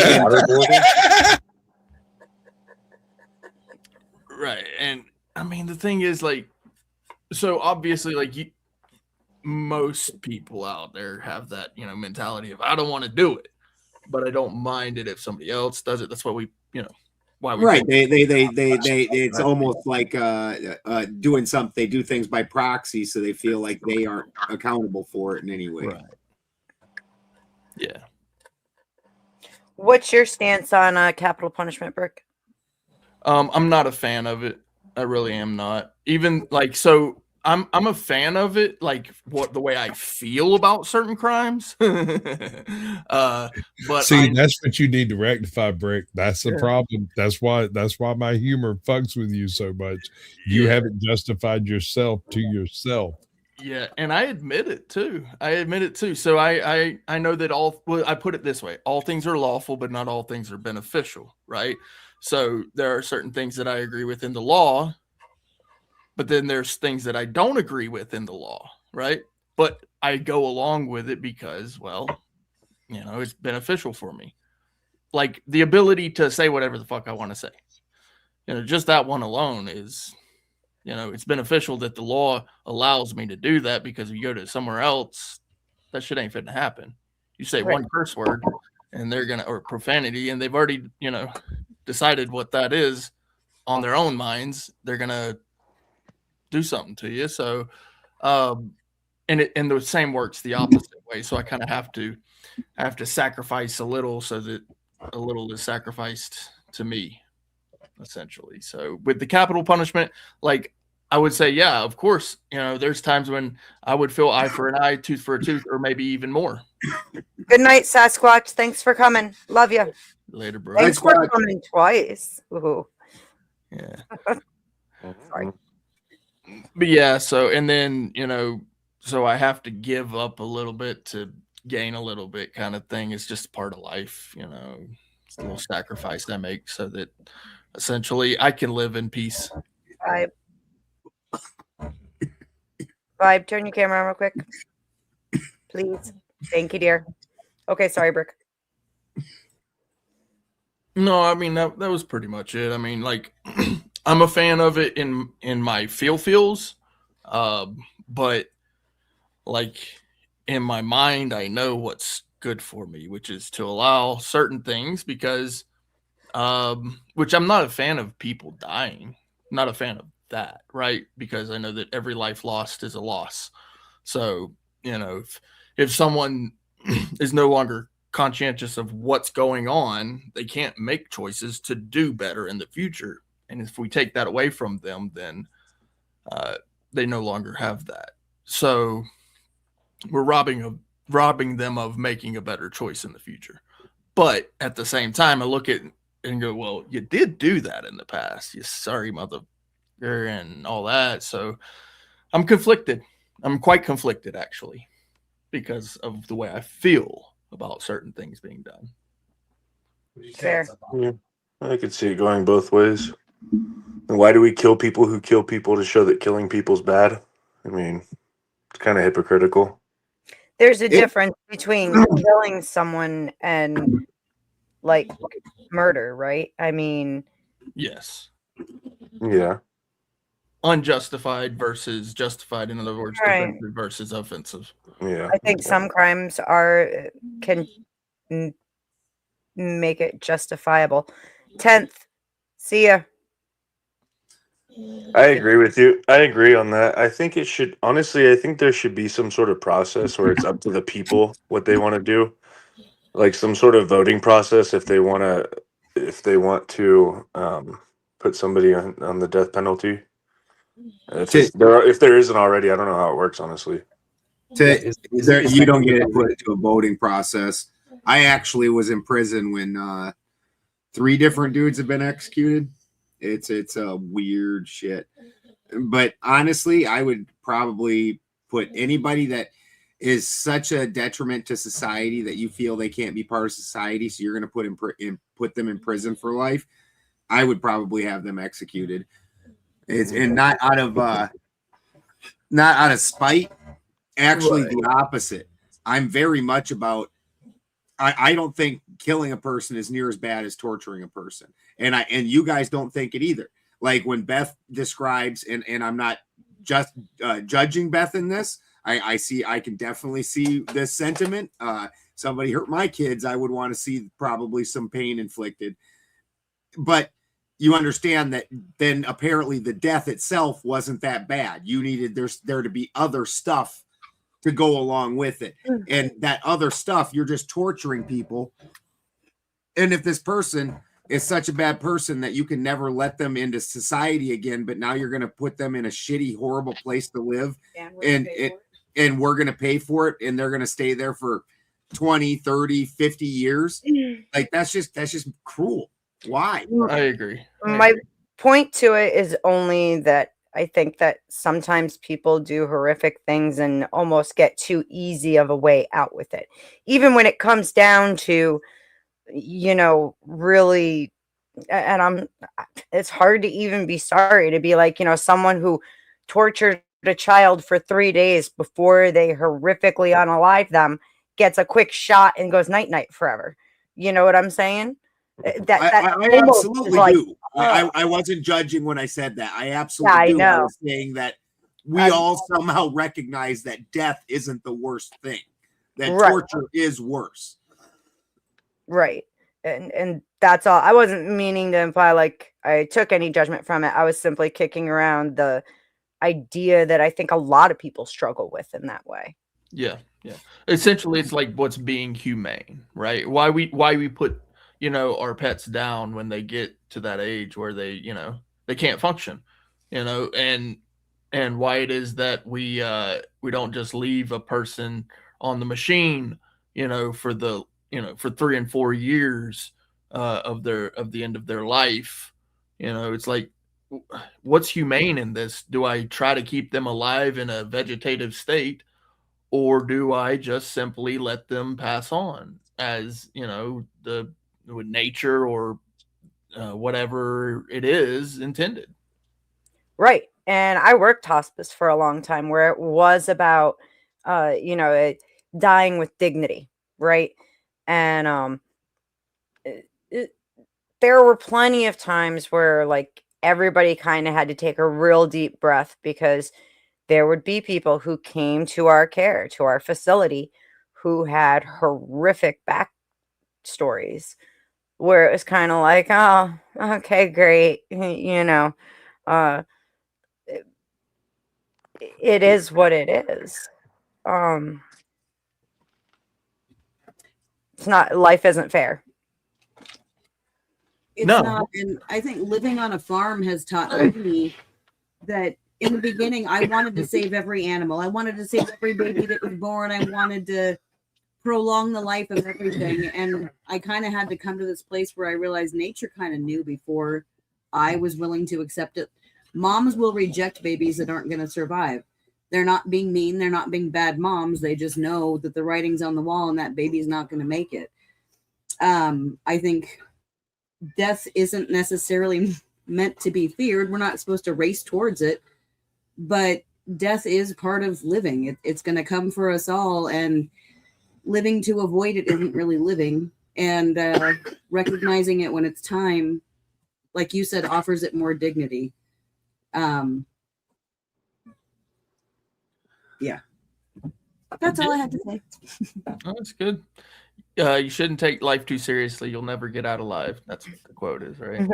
Right. Yeah. And then you die, and then you get reborn, and you have to do it all over again. I'm just kidding. I don't know. Just recharge the battery. Yeah, be careful. You might come back as an ant if you're not good in this one. I'm being a good boy. I don't know. An ant's life might not be so bad, though. To be honest with you. I mean, you have purpose. You live with a colony of, you know, everybody works. Everybody does their job. Great work ethic. Yeah, you don't have to pay rent. Food is everywhere, by the way. Literally. Like, if you are an ant, food is every fucking where. And you're strong as shit, too. For real. They can lift, 100 times their own body weight? Something like that, yeah. Walk up walls, you know, cool stuff. In Ant World, all ants actually look like that fucking dude from Iceland that played the mountain in Game of Thrones. Like, yeah. Or you could come back as like a tree frog in Florida, and then you can like jump on people's faces out of nowhere, because that shit happens. It's just so fucking annoying. God. You know, like I don't have to deal with that where I'm at right now, but that just reminds me, like this conversation reminds me of like tree frogs, and that you'll just be chilling, hanging out, sitting in the chair, minding your own business, and then out of nowhere, a stinking tree frog jumps on your ass, right on your fucking face or something, which that has happened. And you're like, dude, what the heck? And you got these sticky feet and probably piss covered all over your face now. I love frogs. They're amazing. And the frog was erect at the time too. So Denizen, are you there? Denizen. The animal here that everybody likes that we actually aren't necessarily fond of is the peacocks. Peacocks are such assholes. And fucking, you got peacocks? Yeah. You want Yeah, we do. Can't hear you, Denizen. I want peacocks. The Amish near me sell peacocks. I almost got a pair last year. Dude, had my chicken the coop meanest done. animals on the farm. Meanest They're by mean, far. They're loud. They are wow. Dude, I don't I've got like my scars. neighbors. We've both got scars on our heads from getting attacked by peacocks. we had a lot of them where I was from in Northern California. Denizen, if you're there, I still can't hear you, homie. I loathe birds altogether. My neighbors were, well, the wife, not the husband, the wife hates my chickens. Hates them. And I kind of get it because the worst thing that could possibly happen happened. And that's the girl at Tractor Supply sold me 3 roosters instead of 3 hens. And it was very loud around here. Like, I'm not shitting you. One, the alpha male would stay inside the coop at night with the females, and the other 2 would stay on top of the coop. And if they saw any movement in my yard, they'd start crowing no matter what fucking time it was. You bet. And holy cow, they'd chase each other around the yard and get into huge fights where, like, Yeah. it was just a ball rolling across the yard with feathers and blood going Constant. everywhere. And I'm running around with a 2x4 trying to break them up because they're Brahma chickens too. They're fucking One massive. big fuckers. Yeah. I didn't hurt them none, that's for sure. No. But wow, and then like the meanest one, his name was Spock. I couldn't go to my car without him attacking me. So I ended up giving away 2 of them, Spock and Carl. I gave away to the Amish, and I kept poor Snowball. But like I can't. My chickens, for 2 sets of neighbors before, they were totally cool with them free ranging because they stayed on my property. The new neighbor's daughter, I own a creek and I own both sides of it, but not enough on the far side to put a fence up on the far side. I'd have to sacrifice my own creek. Right. And their daughter enticed my chickens to cross the creek using food scraps. And that was the end of it. They were like, oh, a whole new world over here. And so my neighbors started getting half of my eggs. But then the wife was like, well, they dug up my flowers. I replaced them twice.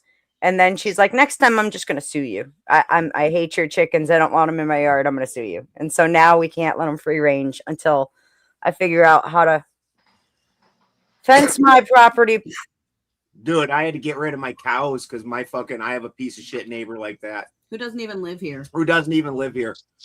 He just calls the cops on me fucking like once a month and has the cops come over here. And eventually the cops got tired of it and started. At first, the cops even totally know this dude's just being a piece of shit and this is all nonsense. And then finally the cops are just tired of him calling. And so they're like, they start fucking forcing me to do shit. And I had to get rid of my cows. Outrageous. Yeah. What pig ear? Austin, your dog is so sweet. It's a pig ear. She beautiful. He or she? Her name's Addie.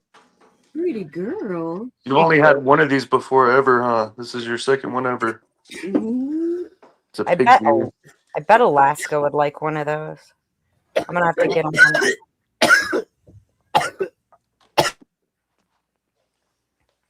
How old is she? 5.5. I've had her since she was 2 months old. Yeah, same with my dog. Like, had him since he was 2 months old, and he's 5.5 now. Yeah, my ex-girlfriend, she was kicking a tenant out of this house, and because the lady was hoarding dogs, like puppies, and like she had like 8 German Shepherd puppies in a crate, and they were just shitting and pissing all over. Oh my So God. so she gave her an eviction notice, and the lady just like packed everything up and left and took all the German Shepherd puppies, but then left the pit bull behind. So I picked her up and took her. Good. Yeah, I've had her ever since. She looks like she's been very well kept in your care. So that's good. Yeah. She's gonna be I staying have a with my husky. grandma. She's gonna be staying with my grandma for a couple months because I'm going to New Mexico. Come here. Come here. Yeah, she likes the ear. Yeah, she's busy, Dad. Leave her be. Yeah, I have a 5.5-year-old husky. He was a divorce present from my daughter.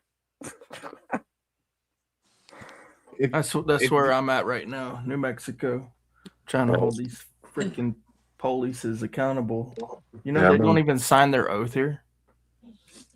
Really? Yeah, that's an unlawful thing. Yeah. Well, at least New Mexico is one of 4 states that don't have qualified immunity, right?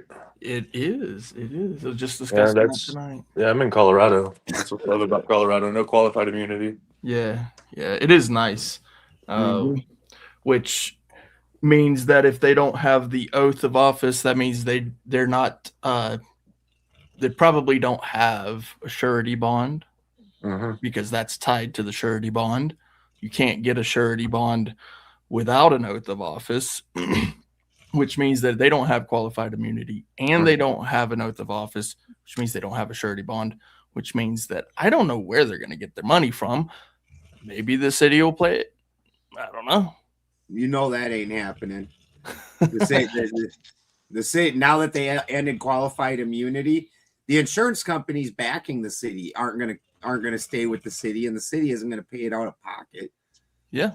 Well, they paid $350 million last year alone in lawsuits, civil rights lawsuits. City of Albuquerque, $350 million. That's insane. The city of Albuquerque. Were any of them to James Freeman? I don't Probably. know. I don't know. I think he was in Albuquerque a lot. Does anybody know his status currently? I do not. I haven't seen him in a little while. He got arrested. Yeah, Yeah, and I saw that. His channel is off the air right now. Gone. Gonzo. Yeah. No shit. I didn't know that. Yep. I'm wondering if he didn't just take hiatus. So fuck all y'all motherfuckers. Get out of here.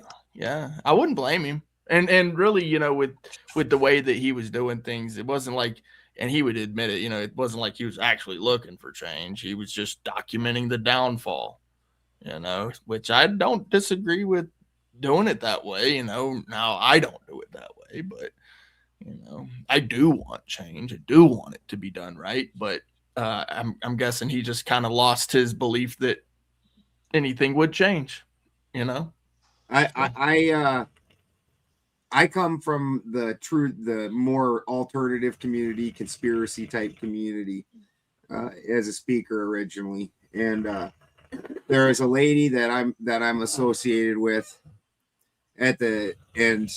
So this is pre-2020. This is a long fucking time ago, and she went through YouTube, and in the kids area found it was like 10 hours of videos that were very groomer type videos, then most of them with puppetry, where through puppetry they were doing, you know, grooming actions of, you know, they go, you know, the older puppet takes the little girl puppet off into the bedroom and to have some alone time, they come back out, shit like that, just wild shit that you're like, I've heard of channels going like on that. right now. Yeah, that's she wild. collected like 10 hours of it and did like this expose on it. Her name was Tracy Twyman. All of her work got taken down. Like a week later, she's like, I've been getting threatening phone calls. And then all of her work got taken down. She said that she got threatened by the government, that she couldn't talk about any of that. And then a week later, she was gone. She dead. Wow. Yeah. Yeah. Yep, not surprised. Well, they shut my channel down, so I'm not surprised. Yeah, they actually did. They actually did shut my channel down. As soon as I started reporting on this stuff in Albuquerque, channel gone. It really makes me wonder, Ben, why Brian Stavely stopped his channel. I'm personal friends with Brian Stavely, so I still talk to him. And Yeah, I have him on social media and everything. And it just wasn't going anywhere. It wasn't growing for him. You know, he just wanted to move on with life. He's a pretty happy guy, but he wanted to do something else. Like he was living in Karen B's house, renting a room in Karen B's house. Yeah. Like, you know, which was fun and it was cool. But at some point in time, as an adult man, he's like, you know, I want to have my own house and he's got a dog now and, you know, all that kind of shit.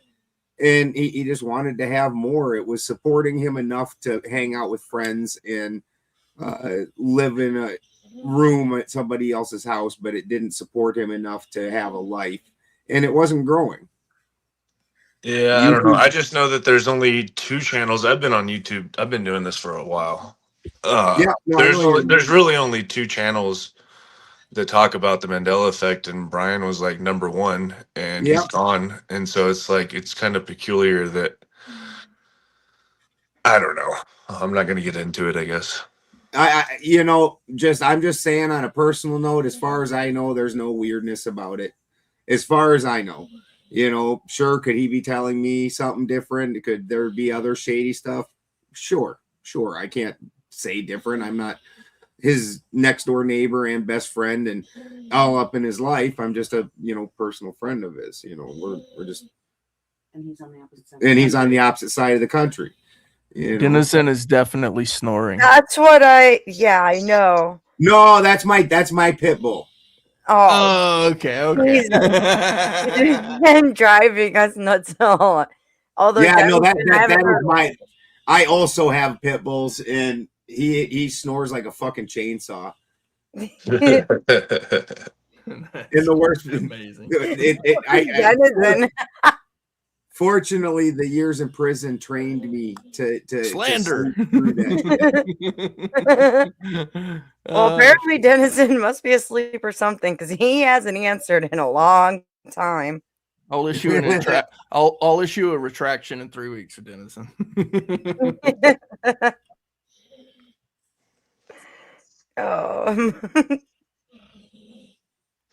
Wow, your dog really can saw some wood. Dude, this is quiet. And I've got 5 pit bulls in my house, and 3 of them snore. He's the worst, and then there's one more that snores, and it's like it's just a chorus at night, just a chorus. Damn, you're lucky. They're all pit bulls, all 5 of them. I got 5 pit bulls and a Brock Saint Germain. I wish I had enough room for that. I live in an apartment. Well, I really want to press a Canario is what I want my next dog to be. Yes, those are beautiful dogs. I Yeah. want one real bad. Yeah, me too. I love presses. Everybody thinks my pit bulls are dogos. They're half albino, partially albino, and they all have the one blue eye and one brown eye. And we got we got the 2 on purpose, and then the other 3 are puppies from some of their litters. And then a pack of feral dogs came by and killed my alpaca buddy, and I killed one of them, and then a rancher shot some of them, but we were out there, and out of the woods with them came this little tiny, just half dead, just bony little guy that was limping, and I knew he was about to get eaten too and die. And I looked at him, and I'm a fucking sucker at the end of the day. And so now I also have, and I found out he's a Brock Saint Germain. So now I also have a Brock Saint Germain. So I lost a buddy, but I gained his name's Bubba. So I lost a buddy and gained a Bubba.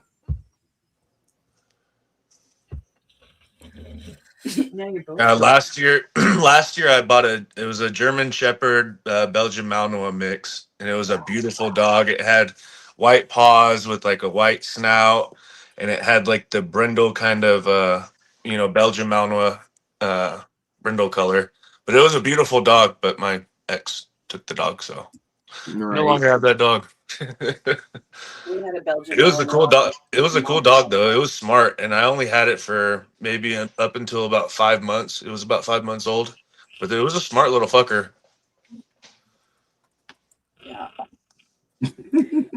My husky's fucking.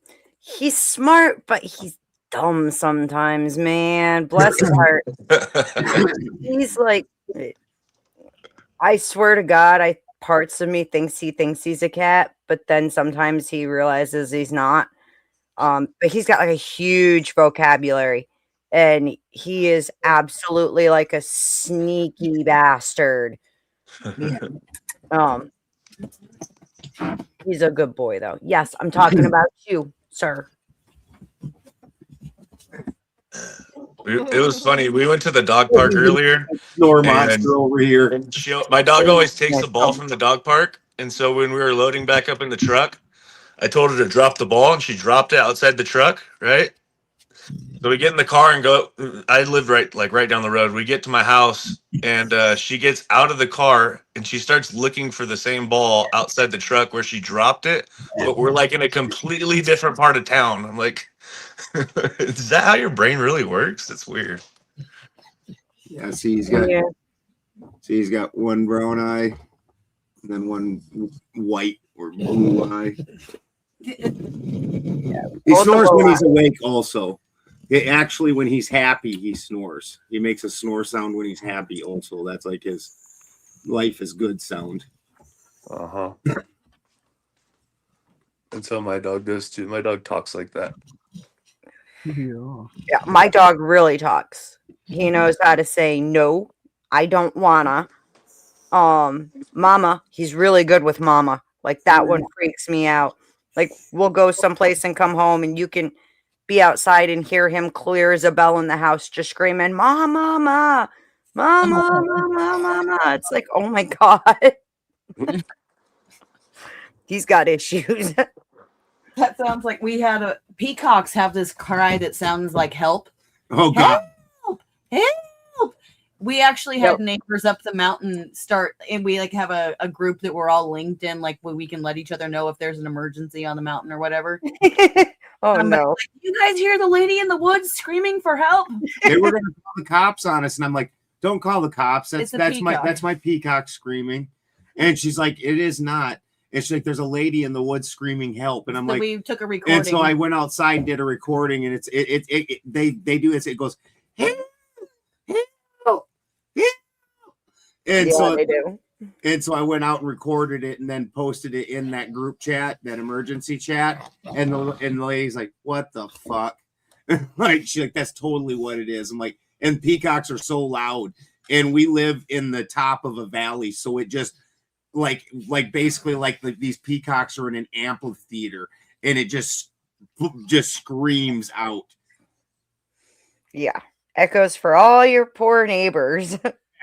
We had a goat that figured out this spot in the valley where if it screamed, it would.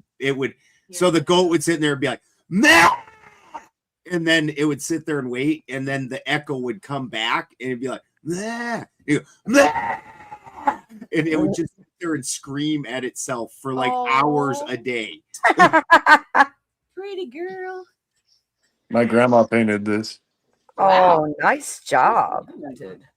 Mm-hmm. Very talented. He's a really good artist.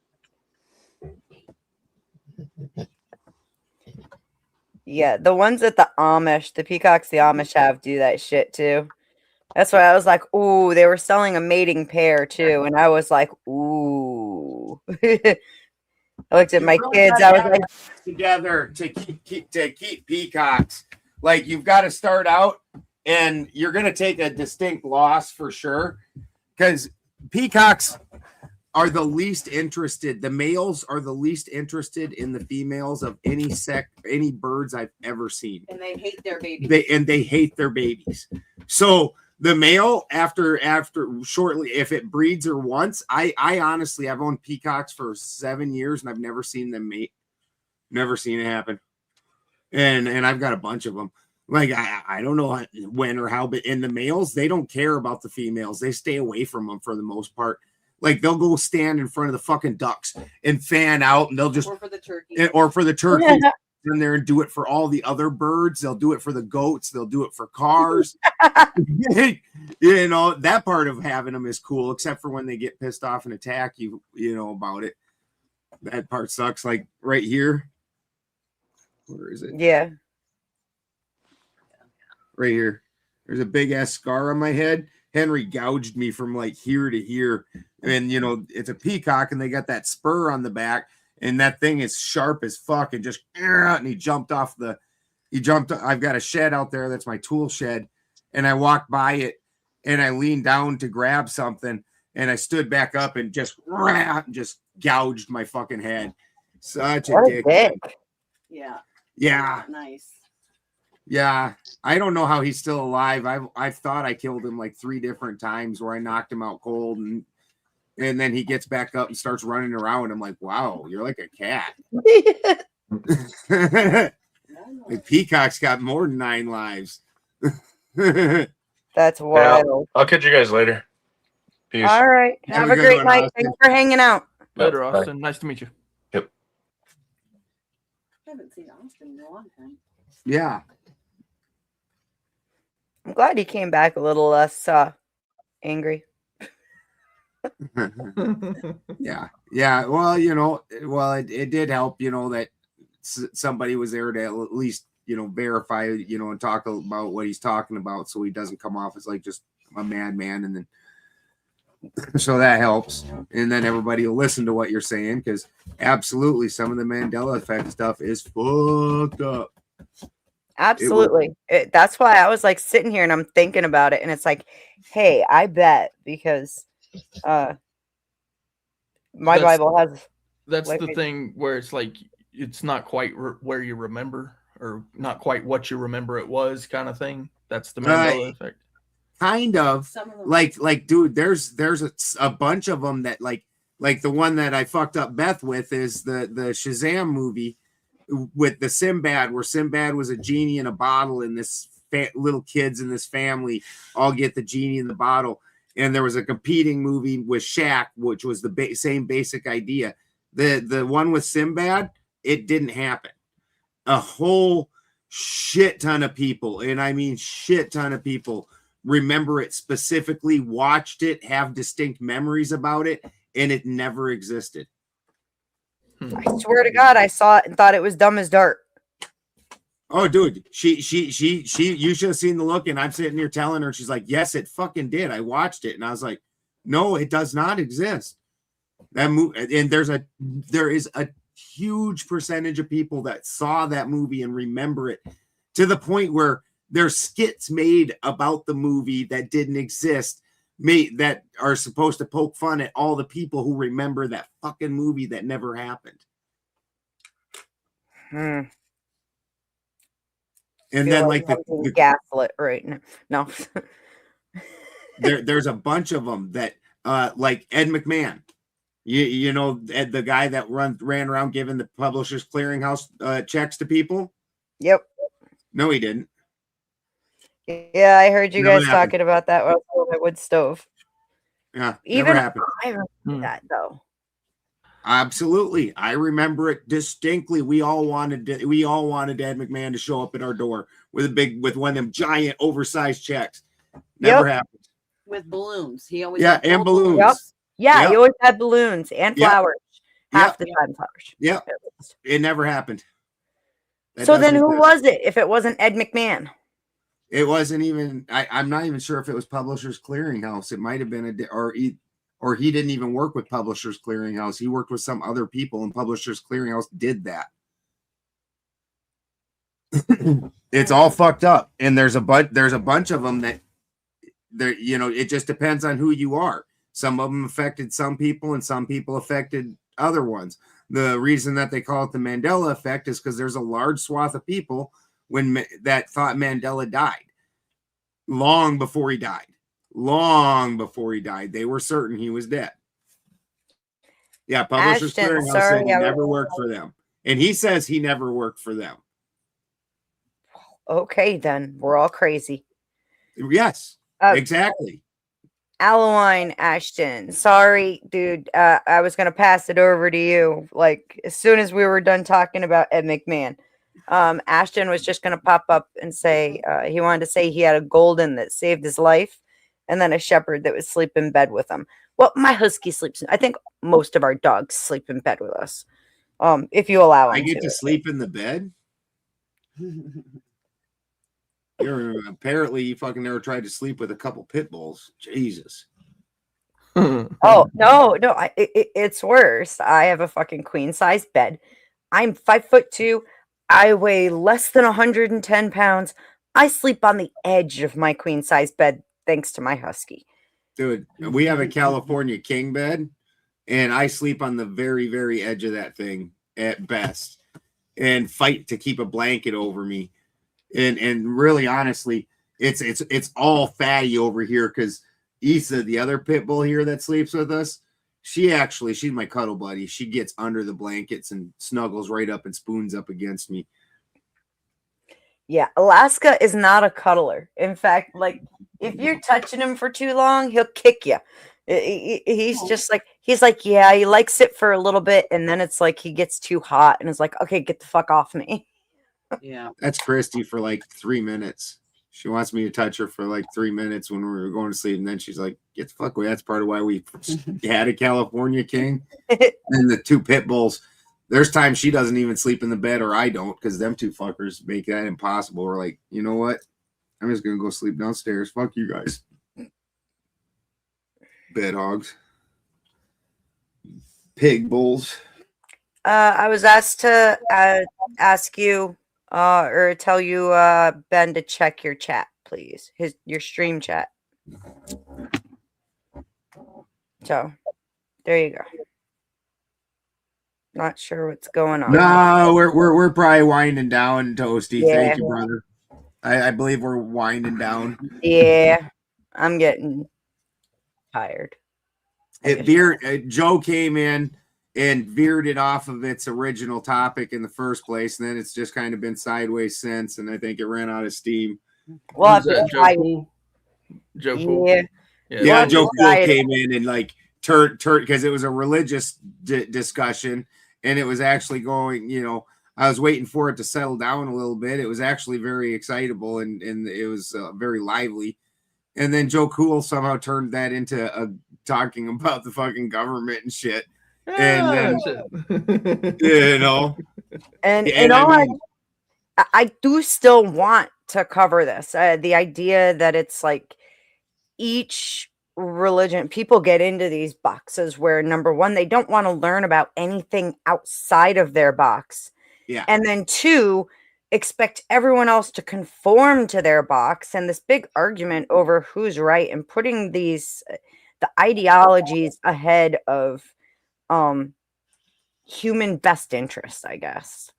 It's just I mean, like that's exactly what happens. So belief systems, right? The idea that people can't be trusted to believe what they want to believe, right? That's the wildest thing. Like, you can believe anything you want, as far as I'm concerned. Now, there's certain things that you can't do, right? You're not allowed to do in society standards. Also, in certain societies, there's also things that you can't say, right? So there's only two things in life: the things that you can say, things that you can do. That's the only two things you actually have control over. Like, you cannot control what other people say. You cannot control what other people do unless you criminalize it, right? Yeah. So when it comes to believing something, it's just something that naturally, the only way to stop it is to create some type of cultish behavior, And that's, in my opinion, it's manipulative to say the least. But then you're also doing a disservice to whatever supposed belief system that you're promoting, because a person needs to be able to choose, in my opinion, right? If you force someone to believe something, or if you like manipulate them enough to where they actually believe it, like for instance, there's a thing called a false confession, where police officers will hold somebody in a interrogation room long enough where they actually believe that they committed a crime. They Is will Joe Cool interrogate here them. again? No, I'm picking.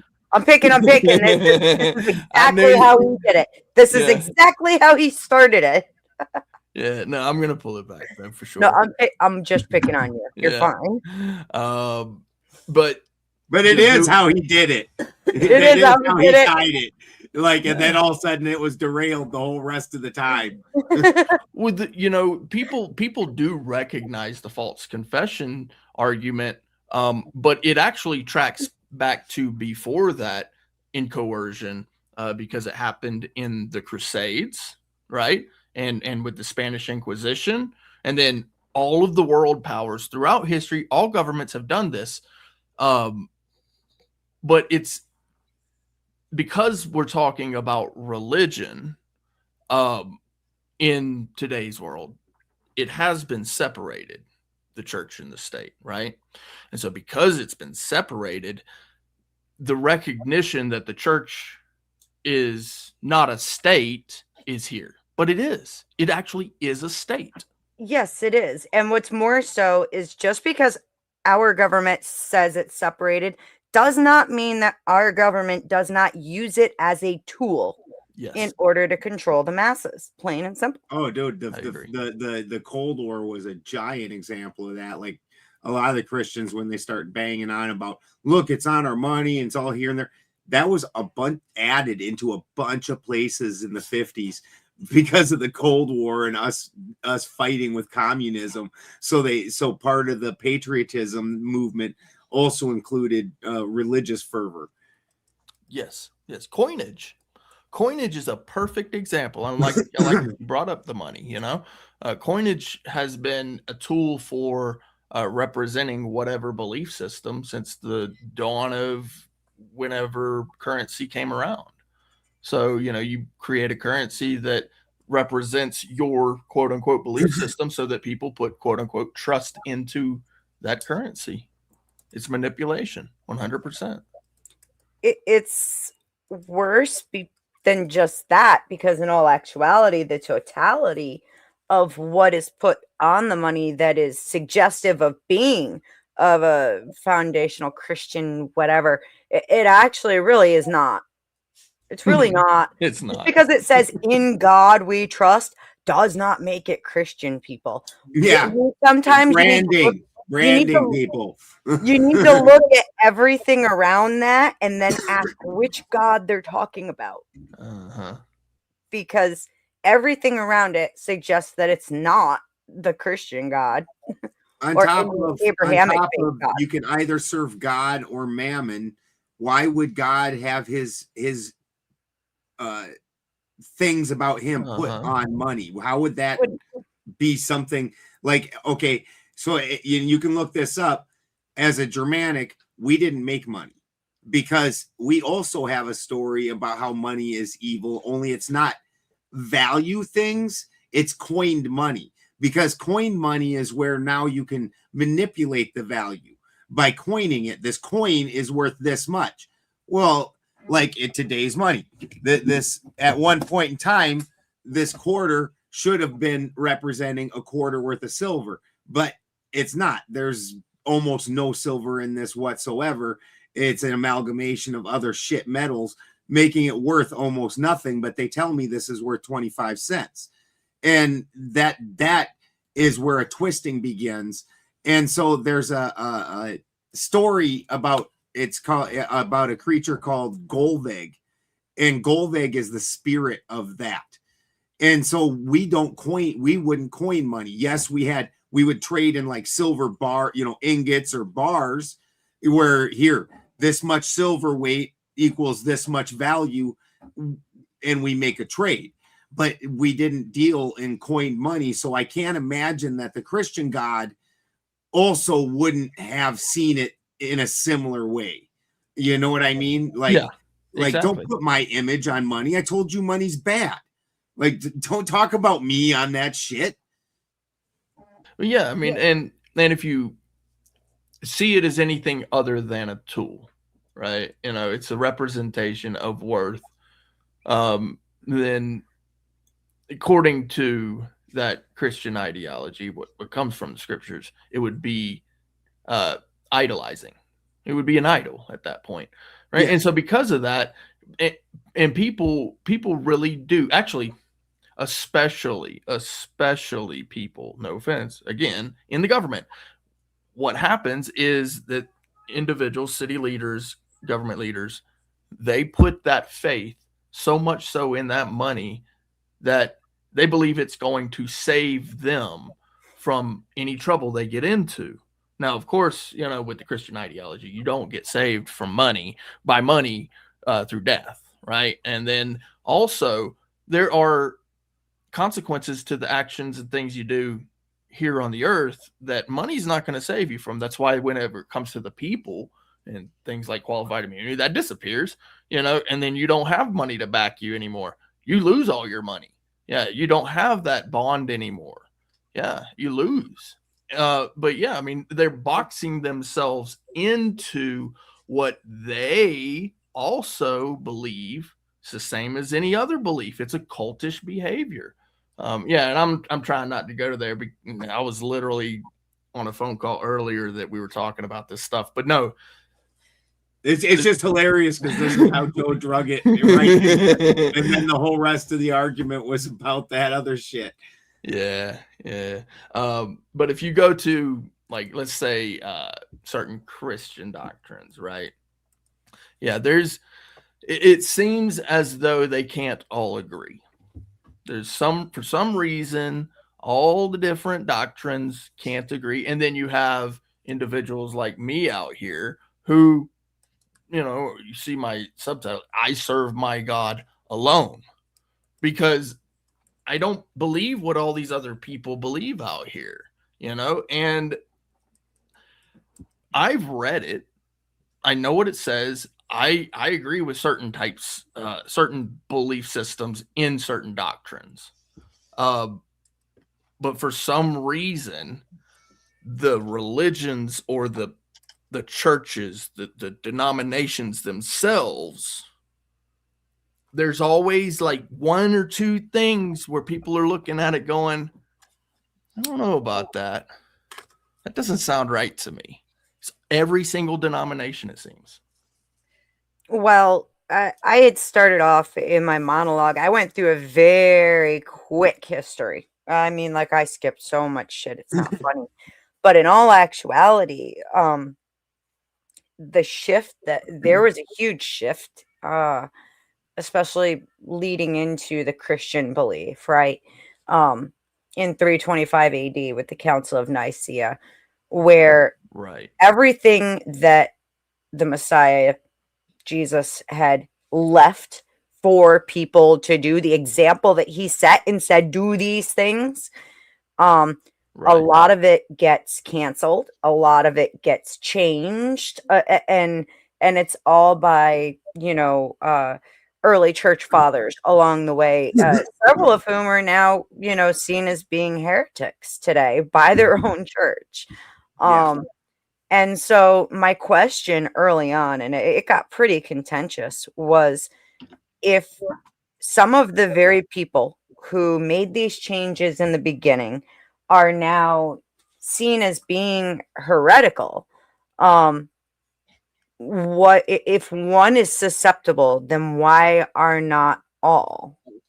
Because Paige was very insistent that no, they're not all susceptible to, being wrong and whatnot. And I never did quite get an answer, I don't think, as to, I think eventually she admitted that all humans are fallible, but not why the decisions that they Basically tried make. using the training required to gain that position as the excuse of how they are somehow not going to be.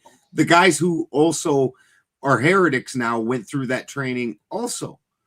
Exactly. So I'm not. I'm But not it's sure a council. It's a council. So if they back each other up, it's okay. Yeah. No, because all humans are, you know, led by similar things, and at least at some time, you know. If you're incredibly poor and somebody's offering you money to, you know, drive this car across town, park it, and walk away, and don't ask any questions, and I'll give you $500, and you've been struggling to. Where's the keys, motherfucker? Exactly. right. You might do something questionable. So I think that all humans can be enticed to doing things that they may not necessarily always agree with. I also think, though, that there's a certain element of life that is learning and experience. And sometimes you don't understand the lessons until you've lived the lessons. Sometimes you learn that even with the best of intentions and doing things the right way, they still don't pan out the way you intend.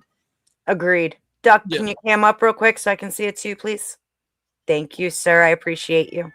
Yeah, and just to kind of piggyback off of that too, you know, Get on cam, Duck. Quit being a chicken shit. Clay's already being a chicken shit. We don't need two of it. Hey, Ben, I have a question. I know you're gay. I know you're gay tonight. Is Clay gay tonight too? Well, only since you got here, Duck. You sexy little. I know. Oh, come on. Have you seen Hope Duck you work and the missus out? are good. Damn. he flexes like, I am Hans. So damn, I forgot what I was gonna go to with that weird gay stuff. I don't know, man. Christy, Are you contending Duck isn't gay? Christy, repeat what you said a little, or at least part of it, and maybe Clay will remember where he was going. Just that experience is part of the learning. We aren't meant to be perfect, because the learning is part There of it how is. to Yeah. figure out the consequences. Yeah. And with good intentions, bad things still happen. Go ahead. Perfect. Yeah. So just to kind of piggyback off of that, the church or the congregation, they get together, they decide on what this quote unquote standard teaching is. Well, here's the problem with that. There are things that we don't know. There are things that we do know. And there are things that we will never, ever, ever know. Yep. Okay. We will not know what's on the other side of the universe. We will never know that. Never. But the church or the congregation wants to set the standard of what's on the other side. Now, we can set a belief standard, or we can believe something, but we will never know. And so when someone comes around telling me, well, the scriptures say this, well, what are the scriptures actually saying? Are they saying that? But Clay, I can respond to that and just say, well, if I don't know something, I can just say, well, then it's not true, right? I don't know it, right? Like, I don't have to go around and say, well, every single theology of Christ, or every claim of like goblins and witches and stuff like that is true, because I don't know any of them. So I can just say, well, you know, I believe in the God that I believe in, but none of these, and you know, none of this other stuff's true. Well, you can say it, but you can't say that it's true and that statement be true. Right. So, you know, if I say something is true, right, then the statement also has to be true for it to be true. If there's no evidence, of it, it's a probability, right? If there's no evidence of it, then it's a probability that's close to zero, as close as any other impossible event of having a probability of zero would be. Right. Yeah, and it still remains a belief at that point. And here's the funny thing about it, right? So here's little Plato and Socrates and all them guys. Can we ever really know? You know, kind of thing. Yeah. Right. And so, obviously there are some axioms that we're going to agree upon, like a rock is a rock, a tree is a tree, shit like that. But, shit that's like on the other side of the universe, we're not going to know. We can't come to an axiom on that. And so if that is the case, and somebody comes along and says, no, this really is the way it works, and I'd say, well, I just simply don't believe you. And then they continue to argue, whatever point, it becomes to the point of like badgering or something. And then the conversation is no longer useful. Well, they're just going by blind faith at that point, because they really can't prove something. It'd be like me trying to prove the existence of God, right? The existence itself can't be proven. That's why it's called a belief. But not everyone can believe in God though either, right? I claim to be atheist towards a lot of stuff, and just because I've been saved by the living God and the God of all things, I don't push that belief on others either. Yeah, I agree with that. Yeah, it's not a good thing to do to try to to coerce or push that belief. And if somebody wants to know, they'll ask. And if you're out there in the quote unquote ministry as it is, you knock on a door, there's nothing wrong, in my opinion, with a little solicitation. But if it's somebody says it's the end of times, it's the end times when it's soothsayers and when it's corner preachers that are delivering the final word of God, that is when you've gone too far. Yeah. I mean, I appreciate the guys going out there, but I can't do it. Like, I don't see myself as being that guy on the corner saying, come to Jesus or you're going to go to hell. I said that earlier too. Like that's not how I personally practice. Is it great when you see people come to faith if you are, if you're a person of faith? Sure. But I don't think it's right to be running around like beating people over the heads and trying to coerce them into it. I would much rather walk my walk. And if there's something about my walk that they like, that they entice, that they think would be a good change or a good fit for them, awesome. But I'm not the type to push like that. Hang on a second. Beth, why do you hang out with? Hang on one second. Sorry. Ahimsa? Meow. Hi, honey. Okay, sorry, Duck. What's up? I was going to say, why do you hang out with so many like evangelical saved Christians if it's your walk type deal? Like I mean, I don't know. I hang out with a lot of atheists and agnostics too, Doc. Like, okay. Actually, I pop in. I like as many of your streams as I see. Same thing. I hang out with Dusty a lot. I consider Dusty a very good friend of mine. I don't discriminate. I grew up around it's interesting with me, right? Because I grew up in a household where my parents really crammed religion down my throat. And I rebelled very hard against it. And I had to find my own way as an adult. And a lot of people really don't like my walk.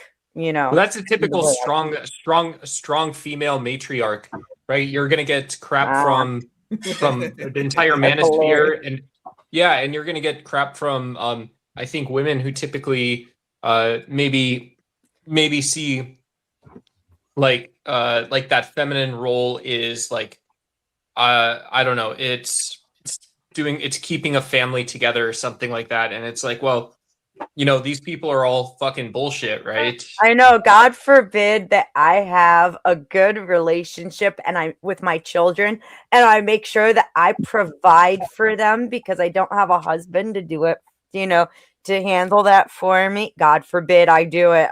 I'm supposed to go find some church that's going to do it in his place. Yeah, no, churches don't actually work that way. I hate to tell any of them that. That's just some kind of pipe dream of how it should be, but is not. Yeah, I mean, so like It used to be that way though.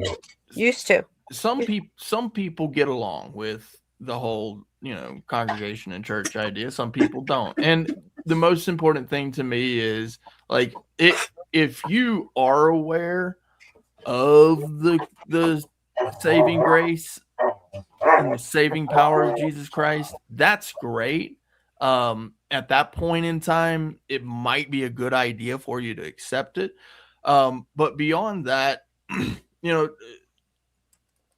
he laid them both out, both of the laws, the principles, love your God and love your neighbor as yourself, right? So no harm, essentially. It's the no harm principle, the golden rule.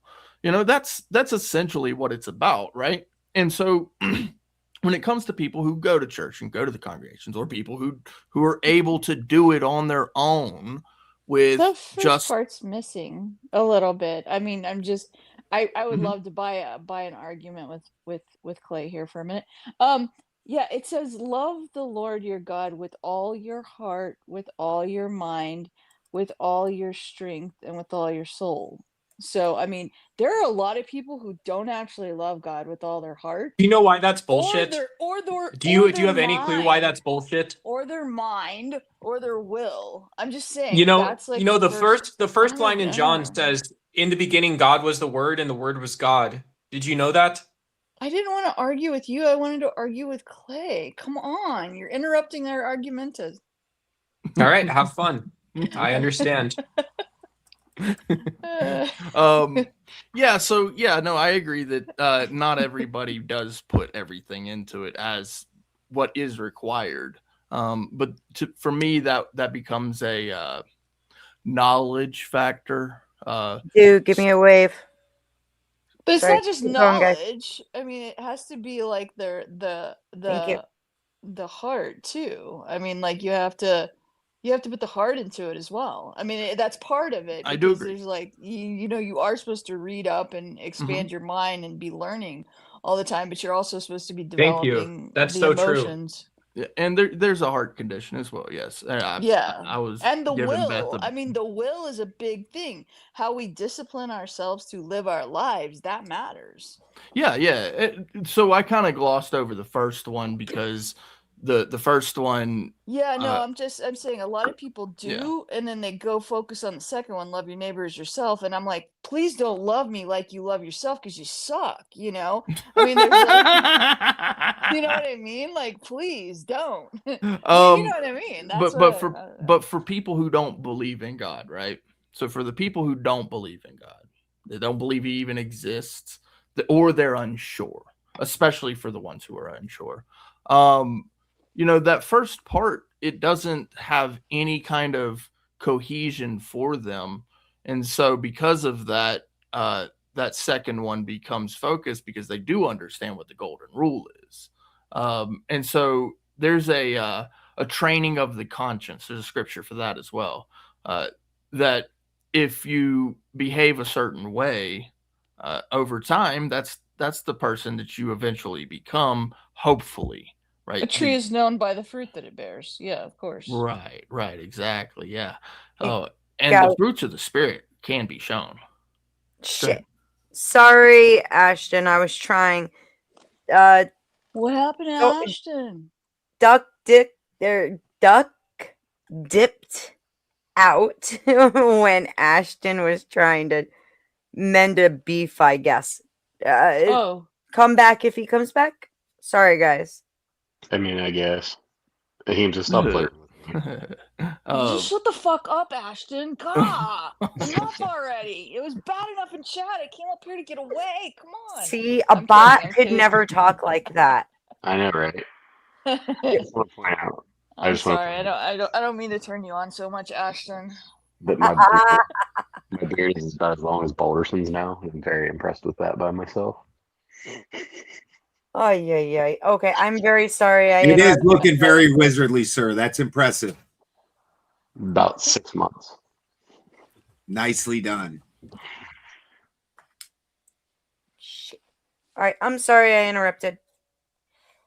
I was saying I just did my cleanup, so I would have it looking like that, but I keep it at 5/8. So try to. Oh, you got a baby beard. Don't even pretend. Oh That's like no, it like would an look. old It would, bro. My beard would look.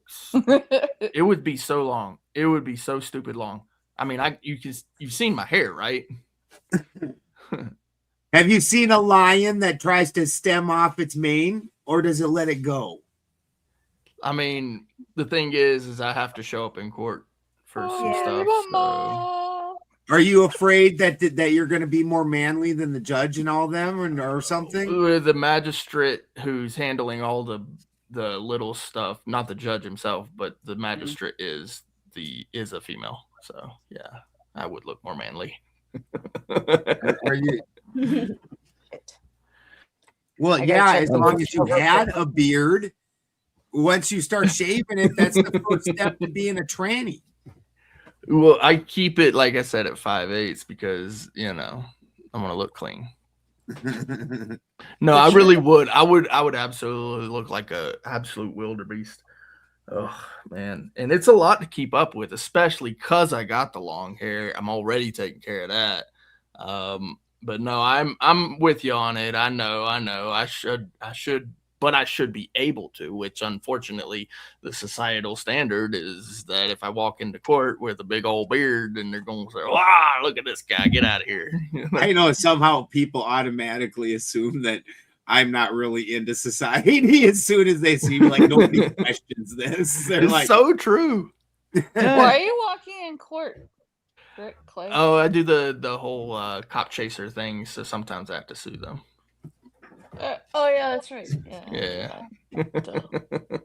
And Albuquerque's really bad, so yeah, definitely in at least one already, and another big one coming up. Actually, I was in Albuquerque once. That's where Yeah. you're. Oh, okay. Yeah, It's all right. apparently I took a wrong turn. Did you and take a ended wrong up turn staying- there? Yeah, Yeah. it ended up staying. I like Shit. Santa Fe. That was nice, but Albuquerque is like big Yeah. and flat. I got and arrested in just Santa kinda- Fe. Did you? That's cool. How'd you do that? Yeah, they decided that they wanted to unlawfully trespass myself and a 67, 68-year-old man as we were trying to enter into the roundhouse, simply because we What's were the asking for roundhouse? records. The legislative. Oh, okay. It's an S&M club. Yeah. Yeah, we were trying to do some records requests and they didn't want to let us do them. Like That's where they records that you arrested you. scratch and stuff, like your DJ. No. Public records. He has to go around and tell all of his friends, and, So they charged you with trespassing? Ooh, they tried to trespass us, right? And so because they trespassed us, we're like, okay, well, I guess we're trespassed. Right. Technically that's unlawful, but we But- left. Yeah. We got halfway to the steps outside. We left. We actually walked outside and they decided to arrest us outside. That's nice. That's nice. Yeah. So that'll Totally be illegal, but yeah, awesome. Great. My wife Oh. was told. My wife grew up in fucking Donna Reed, instead of Donna Reed, or something like that. Like fucking, she grew up in where everything was like she was basically Mayberry? like she was basically like vibe. Like the world is excellent. It works exactly like it did in 1950s television program. Yeah, Like- Mayberry. Yeah. And then she met me, and now she I'll come in and she's watching like the civil rights lawyer and shit, and she's like just pissed that My some- favorite are the ones though where they go to court and the judge throws out, the cop's testimony or calls the cops Ooh, out. Those yes. are my favorite ones. Yes, definitely. Like what was it? The one where the guy's sitting there. I don't recall. The I don't recall cop. He's just sitting there. Yeah, asking yeah, yeah, questions. yeah, yeah. I don't recall. I don't recall. I don't recall. Do you recall your name? Like, come on, dude. Come on, at some point. But no, yeah, that's what I do here in Albuquerque. And I do it with an older gentleman that he's like 67, 68 years old. He got arrested too. Like it wasn't just me. So he's a big guy, 6'7", Wow. 6'7". That's funny. Yeah, 67 6'7". at 6'7". Yeah, and That's the so kids. You don't know what I'm talking about, do you? no. 6'7". Yeah, that's Oh, you know what? I heard Gen Z some. thing. Yeah, 6'7". Yeah, I heard something on that. I have no idea what it is. I but totally yeah. thought she was making like an Owen Benjamin reference because he's also 6'7", As is Mark Steves. as is Mark Steves. Mark Steves, That's big. Kurt Metzger, and Sam 6'7". Tripoli's manager. No. He's 6'7". I guess Yeah, I Joe was Cole, just 6'7". Yeah, he is. He's tall shit, man. What? But I was Joe Joe Cool. Cool. Yeah. Joe Cool, Joe Cool? 6'7". Yeah, he's 6'7". Jesus. Holy No moly. way. Yeah, When him I and saw that video, Yeah. He's him and taller Let's than Not Vote, Dusty. man. Let's Not Vote too. Yeah. So I was just telling Ahizma that the older gentleman that I work with doing the Albuquerque stuff, he's like 67 years old. Well, he's 68 now, but he was 67-year-old at the time he and I got arrested, and he's like 6'7", and he's big guy. Big guy, 6'7". like big guy. Like Joe Cool skinny. Let's Otvo is big guy. Like big. Right. And so yeah, I mean it's wild doing what I do because like they don't, so just kind of touch on it real quick. They're not signing their oaths in Albuquerque. Oaths? Yeah, Like oaths of office. Oh, I thought you meant like a Shakespearean ode.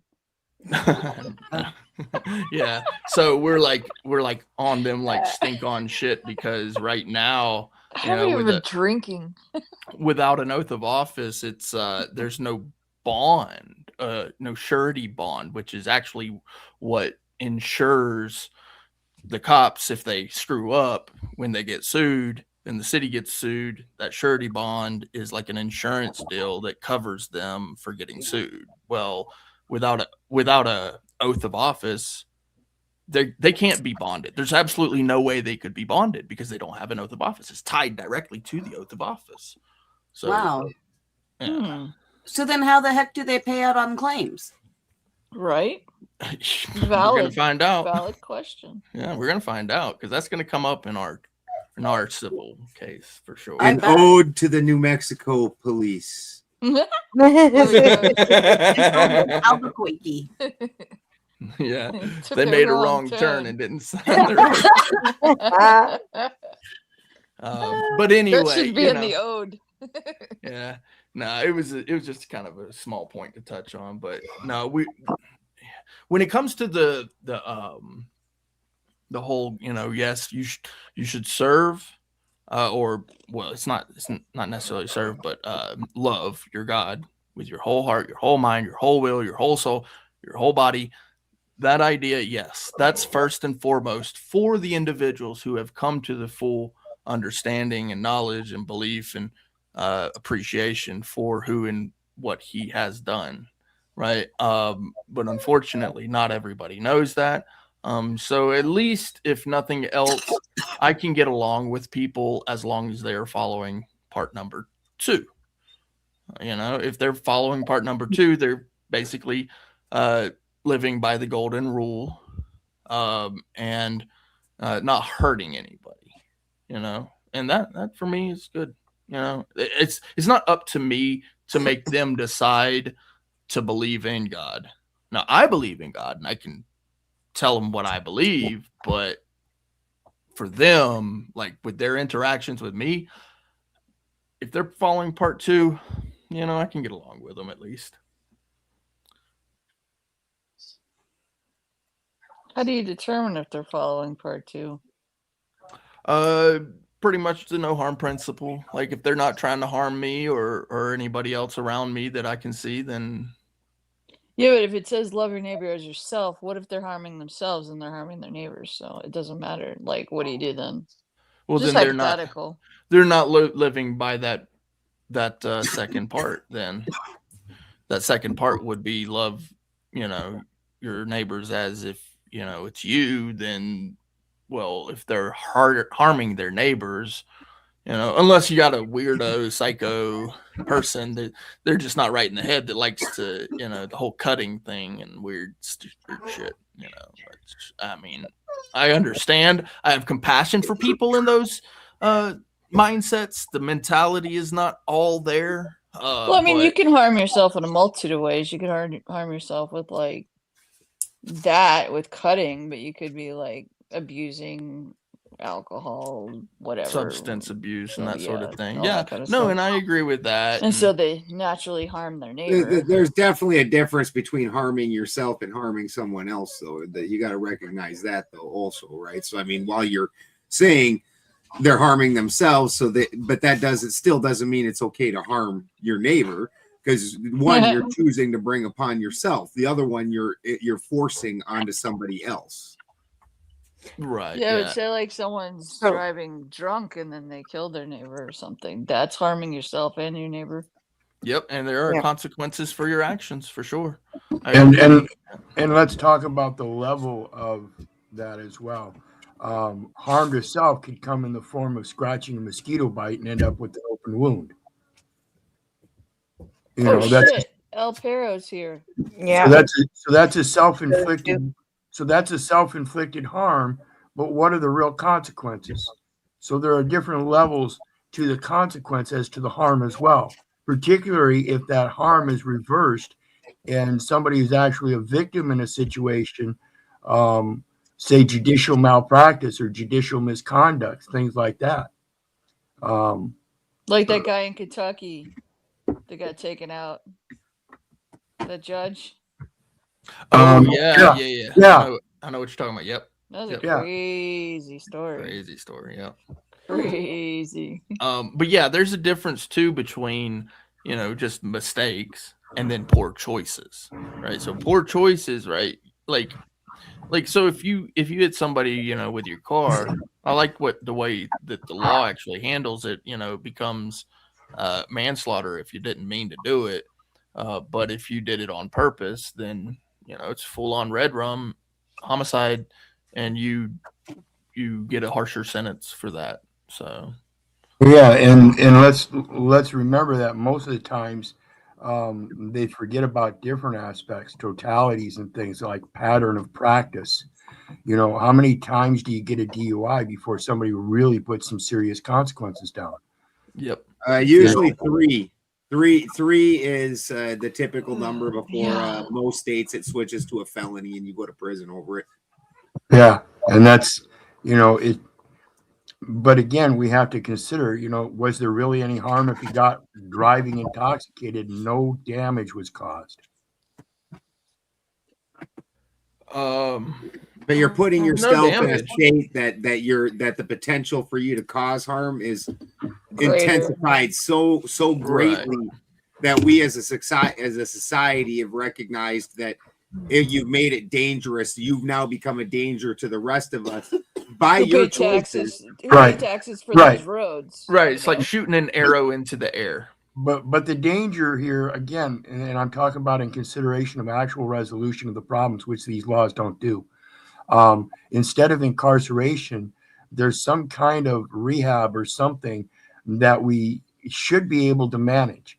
And I profess that it's through the family structure, getting that family support, which is pretty much unfounded anymore. You know, that's why I appreciate the way Balderson and Miss Balderson run their household. It's purely a house set in order. And when we start paying tribute to these false patriarchs and their illegitimate rules and conduct, that's a serious problem, because it's the lack of having that house set in order and knowing that we are the enforcement for that. We are actually the oversight. We have to quit bowing down to these false authorities. We have to learn our power, and that is the knowledge. My people are destroyed for lack of knowledge. Nothing else. And you're not going to get that through the government. The government will never arm you with the tools to overthrow it, to make it obsolete. It will never do that. No, instead it grows itself like a hydra, Cancer. like a six-headed monster that continues to expand and expand, because the more power you feed it, the more power it wants. So Yeah. it's going to continue to take it. The problem is I don't see a whole lot of people wanting to adult it, like insofar as embracing adulthood. That's happened since pretty much the infantilization of the boomer generation, Well, where adulthood isn't really esteemed as much as it used to be. well, people have been conditioned to be the way that they are now. Right. People So, have and I'm chosen not saying that as an people. excuse. I'm saying it is the reason for why we've ended up where we're at and what it is that we need to overcome at this point. Yeah, people have chosen that path, Well, for whatever reason. That's too where compassion comes in, because as much as we feel, this was the conflict that I was talking about earlier with capital punishment. So inside of me, I feel strongly that I want these people to suffer, but because I know that not all things are beneficial, even if they're lawful, I look at it and I go, well, I need to take a step back and realize that I didn't create this. I didn't create the mess, but I definitely didn't create all things. So Right. I'm not You're in not charge God. of it. Yeah. But I mean, So how do hi, you fix it? Hugh. How you doing? Good evening. Good evening. I'm just chilling. I'm listening to y'all chop it up. It's good convo. Just popping in, saying You're what's up. you are welcome to jump in anytime. I'm glad you made it over. For sure. Before you do, I actually am gonna have to head out. Unfortunately, it's my bedtime kind of thing. It's not actually my bedtime, but I actually can't. Fucking boomer. No, I'm picking. No, I can't. I'm not allowed to. Night, little Clay. But it was absolutely amazing. Good to see all of you as well, and Good seeing you too. catch you guys on the next one. And hope you do something like this one again, because this is good. I like this topic: religion, politics, and space travel. 3 of my favorite topics. All right. I'll keep that in mind. You know what? Maybe next weekend we'll do religion and space travel. Oh, Oh, you're goodness. talking about Mormons now? That's funny. That's funny. Don't forget The Scientology. Heaven's Gate cult. That would be a fun topic for sure. I would definitely want to show up for that one. All right. I'll keep that in mind when I'm planning it out. All right, later. Good night, dear. Bye. What's your position on things? I mean, like, I know you weren't here earlier. I'm not sure how much you saw, but Who are you talking to? due diligence. Well, and you too, because you weren't here either, miss. But the point behind it was that a lot of people, regardless of what faith they're in, kind of they get stuck in these boxes where they follow their leaders, they do as they're told, their box is the right box, and God forbid if you're not in it. And it's led to, I would say, behavior that tends to be completely antithetical to the very beliefs they say they hold. I think that's a normal part of the equation of the human experience, where people want to tribally bond, and it's my group versus your group. I'm an insider, you're an outsider, and so I think that's a normal vibe for humans in groups, but taking it higher. The fuck was that? I don't know, wasn't me, but that's funny. How about you, Do? Yeah, I don't know, man. I think that is good insight whenever you can like reflect and say, okay, these choices are not really my choices. They are the options that I've been presented, and I have to put myself in these boxes in order, because that's what society says is good, right? But I find it peculiar when I hear it come from religious people, because they don't never think of it in the same terms of that's what religion is also, right? Because from the religion perspective, they think that this is what God intended. But people that are not religious, they don't see it that way. You see it as just like, man-made ideology, So, Are you're religious, right? Or no? I'm agnostic. You're agnostic? Yeah. Very interesting. Yeah, so that makes a lot of sense. It is. I think that I can't be the only person who has faith who actually sees it for what it is, and I think there's actually a good share of people who practice faith of one kind or another who can at least, I mean, like Ahimsa, where even she recognizes it's part of the human condition to want to be in that tribalistic manner, but at the same time, I mean, I personally, though, I even enjoy I'm learning not about. saying that I'm wanting that. I'm saying it's part Sure. of human nature. I think Right. that, once you've been on the outside, you have more an ability to see what it's like. To be the stranger in the strange land. Once you've gone through it, you either grow in compassion and empathy towards other people who are outsiders, or once you find your tribe or whatever, you're even more insular.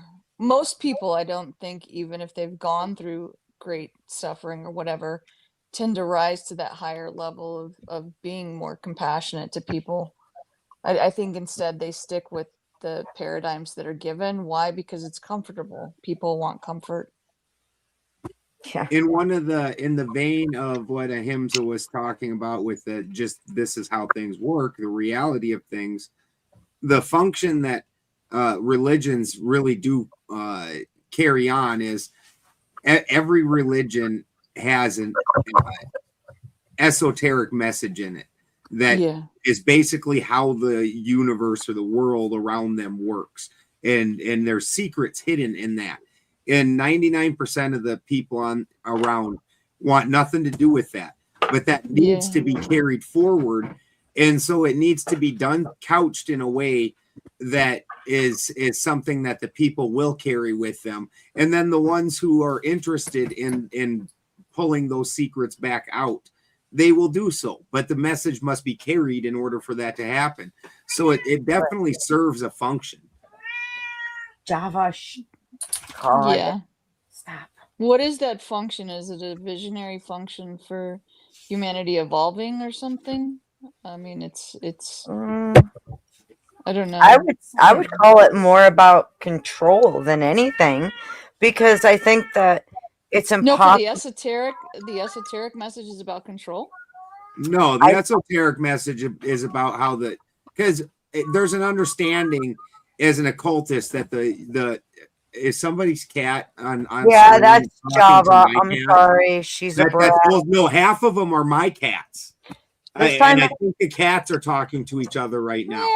Like we're having Because I'm fucking up cat here. panel. It's because of me. I'm sorry. That's hilarious. She left the room. She'll be back.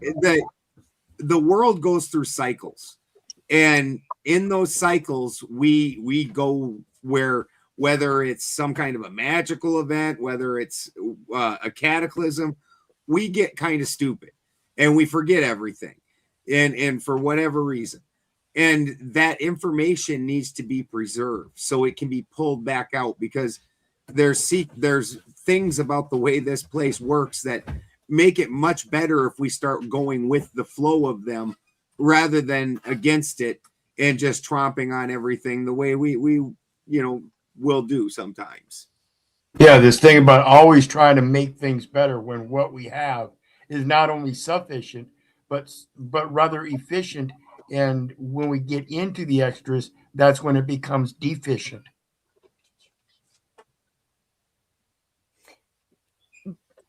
But on the same note, it is kind of used as a way to, when everybody's doing the same thing and falls in line, right? And we're all doing the same practice, singing the same song, going through the same routine. There's a benefit that comes from that. And the question is to who? And I mean, it's very often to our own selves at times. Because of, like you said, the tribalism, or because of just the way that life works. I look at it on a grant. Whenever you say because that's the way things work. I look at it like on a grand scale, right? And you say to the benefit of who?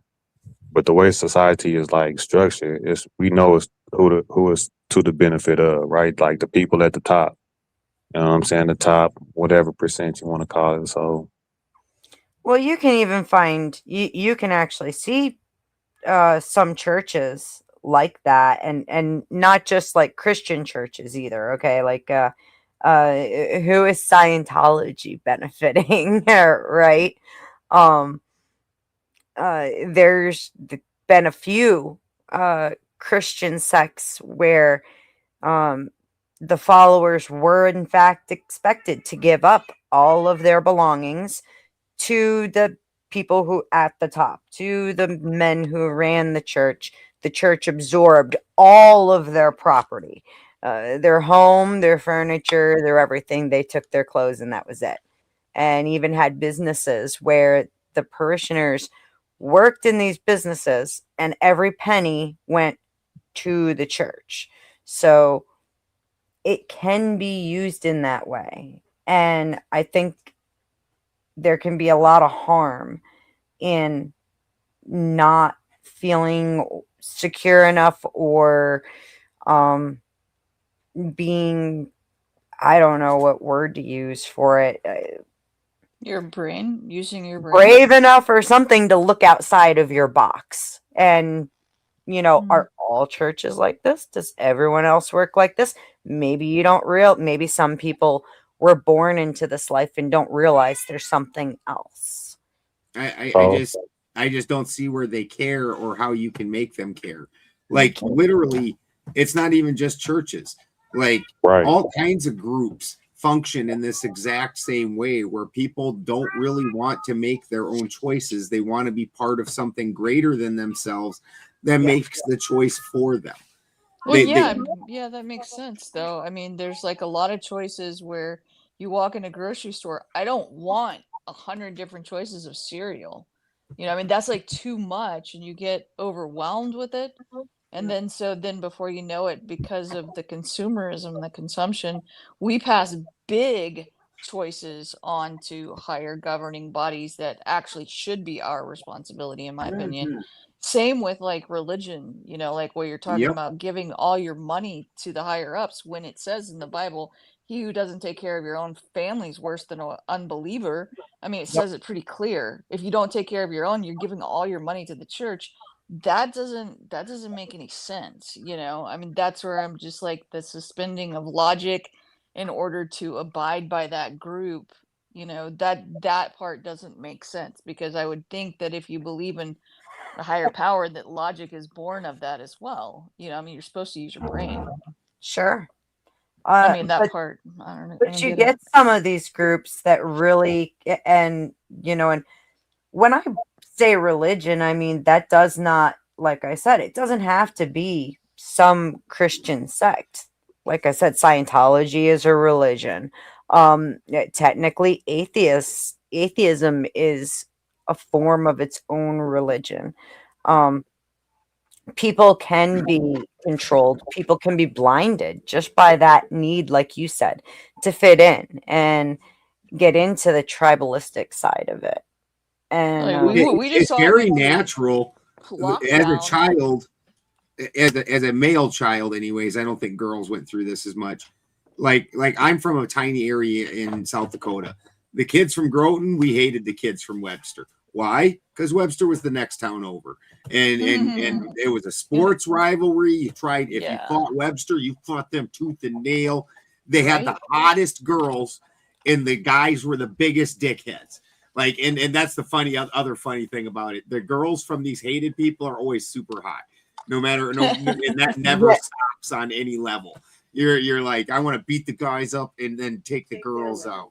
Take their women, like, yeah, and then really is tribalistic, huh? That is and tribal. as an adult, you know, you get a little older, all of a sudden it's South Dakota hates Iowa, and it's the Iowegians, and then you get a little bit older, and all of a sudden it's United States, and you're anti-Russia, and so that tribalism just kind of expands depending on who you are, but it's something that most people have even as a small child.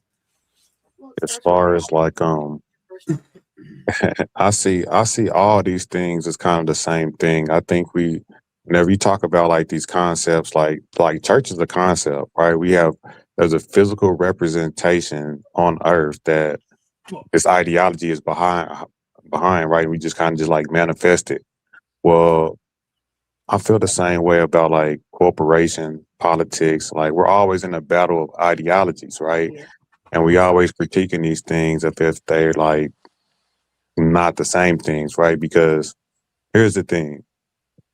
When we're talking about these conceptual things, like how we're going to like agree to govern ourselves, whether it be through the church, politics, what have you, it's up to us.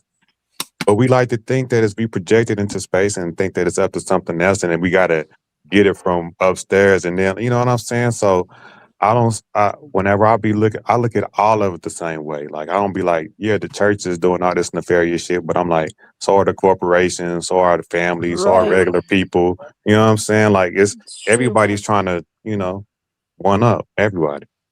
Yeah, I think they're all reflections of us, whether it's the corporations, the churches, they're reflections of us as a group of people. Like I heard one time, the people get the leaders that they deserve because it's the leaders that we create.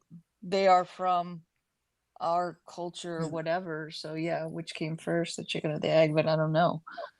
I mean, it's just kind of, it is what it is. Well, I hope that that's not the case. And, it's arguable that we've come to a point to where people have unnatural advantages to just regular people. I was watching this documentary about people genetically modifying themselves through like CRISPR and things of that nature. And, Oh, that's freaky. you know what I'm saying? And people were giving themselves like intellectual advantage, like making themselves smart. So I just Pinky in the brain, pinky in the brain. Pinky in the brain, that's funny. man, I think in the future we're gonna have to just be wary of things like that. You know what I'm saying? Like we thinking that we are just equal and born the same way, but like here in the near future, like probably like the present, like we really need to be like looking at that. Aware of clones. No, I don't like that shit at all. I think it's I think we're each made the way that we are. If you choose to believe in a creator, in my case, I would say God made each of us the way that we are for a reason. Like it or not, learn to like it, learn to use it. This is what you got. So even the idea of like the whole designer babies and shit, man, that bothers me bad. Like It's crazy whenever you think about it, but then whenever you kind of just like take an account of like how the world works, like we have like altered everything. You know what I'm saying? We got artificial, all kind of crops, fruits that never existed, plants that never existed. We got animals that never exist. The pig and you know what I'm saying? These artificial animals. So we have spliced like everything that we get our hands on. We like mess with everything. And it's only a matter of time before we start messing with ourselves. You know what I'm saying? And look at how much cancer has generated over since we started messing with the food, how much more prevalent it's become, right? We don't know the long-term outcomes of the whole designer babies and CRISPR and fucking with ourselves like that. We don't know what that's going to look like, how long those children could live, because maybe screwing with the genetic code is not something you should fucking do. You could accidentally turn off the wrong goddamn gene. Agree.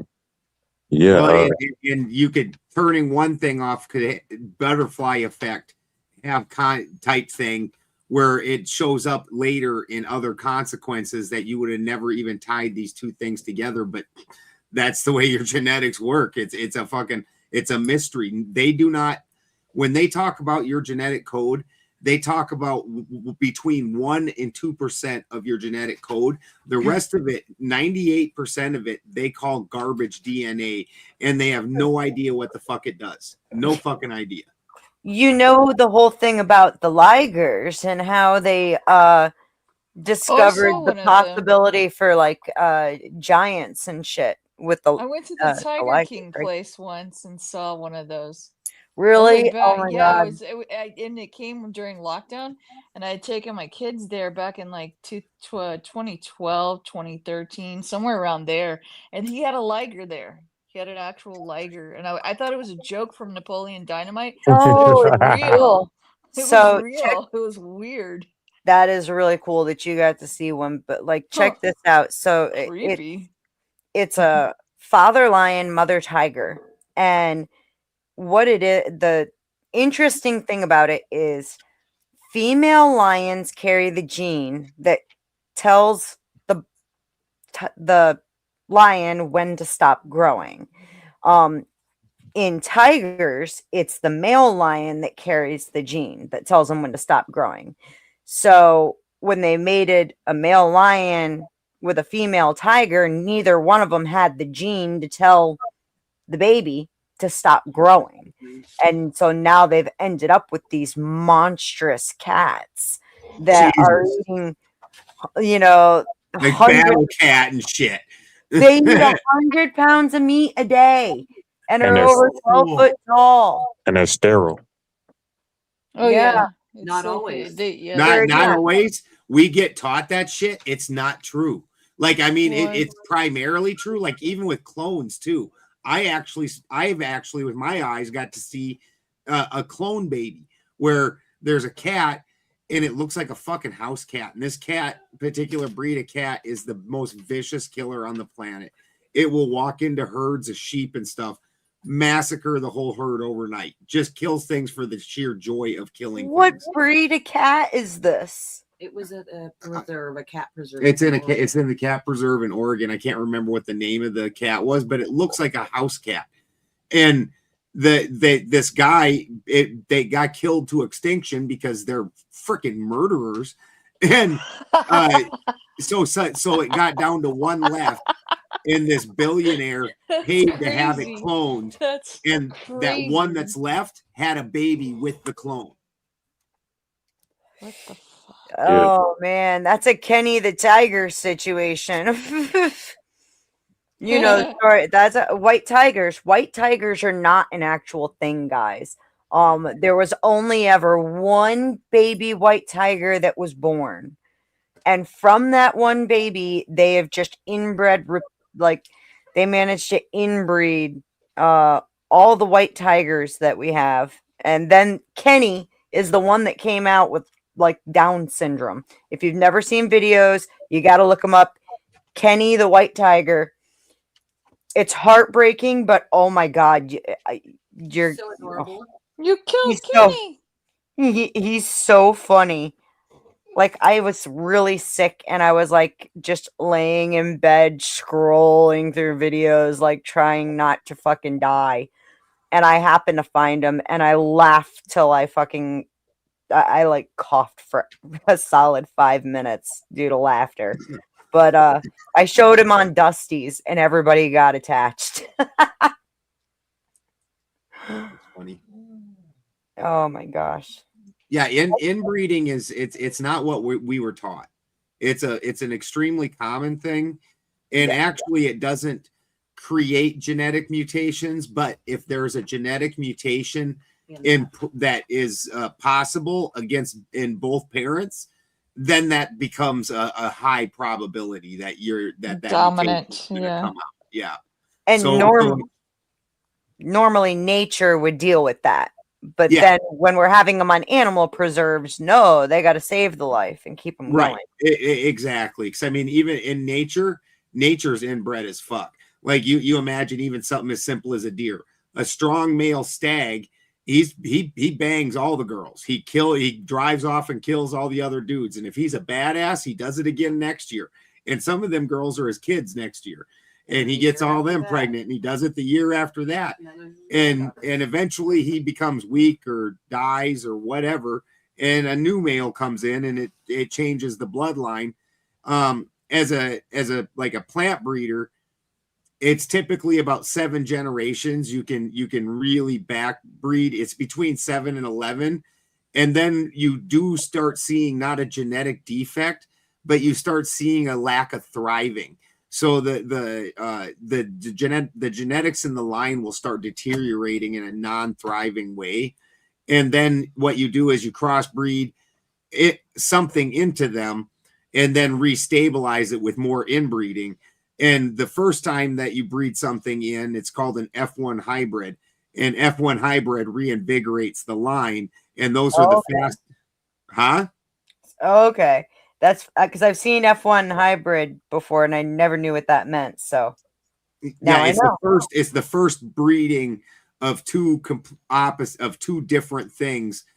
And then after like if I was trying to make, let's say, cannabis, I decided I wanted to make my own cannabis strain, and I have this marijuana here that is grape, super grapey, and this here that is super frosty, and I want to make like a grape frost.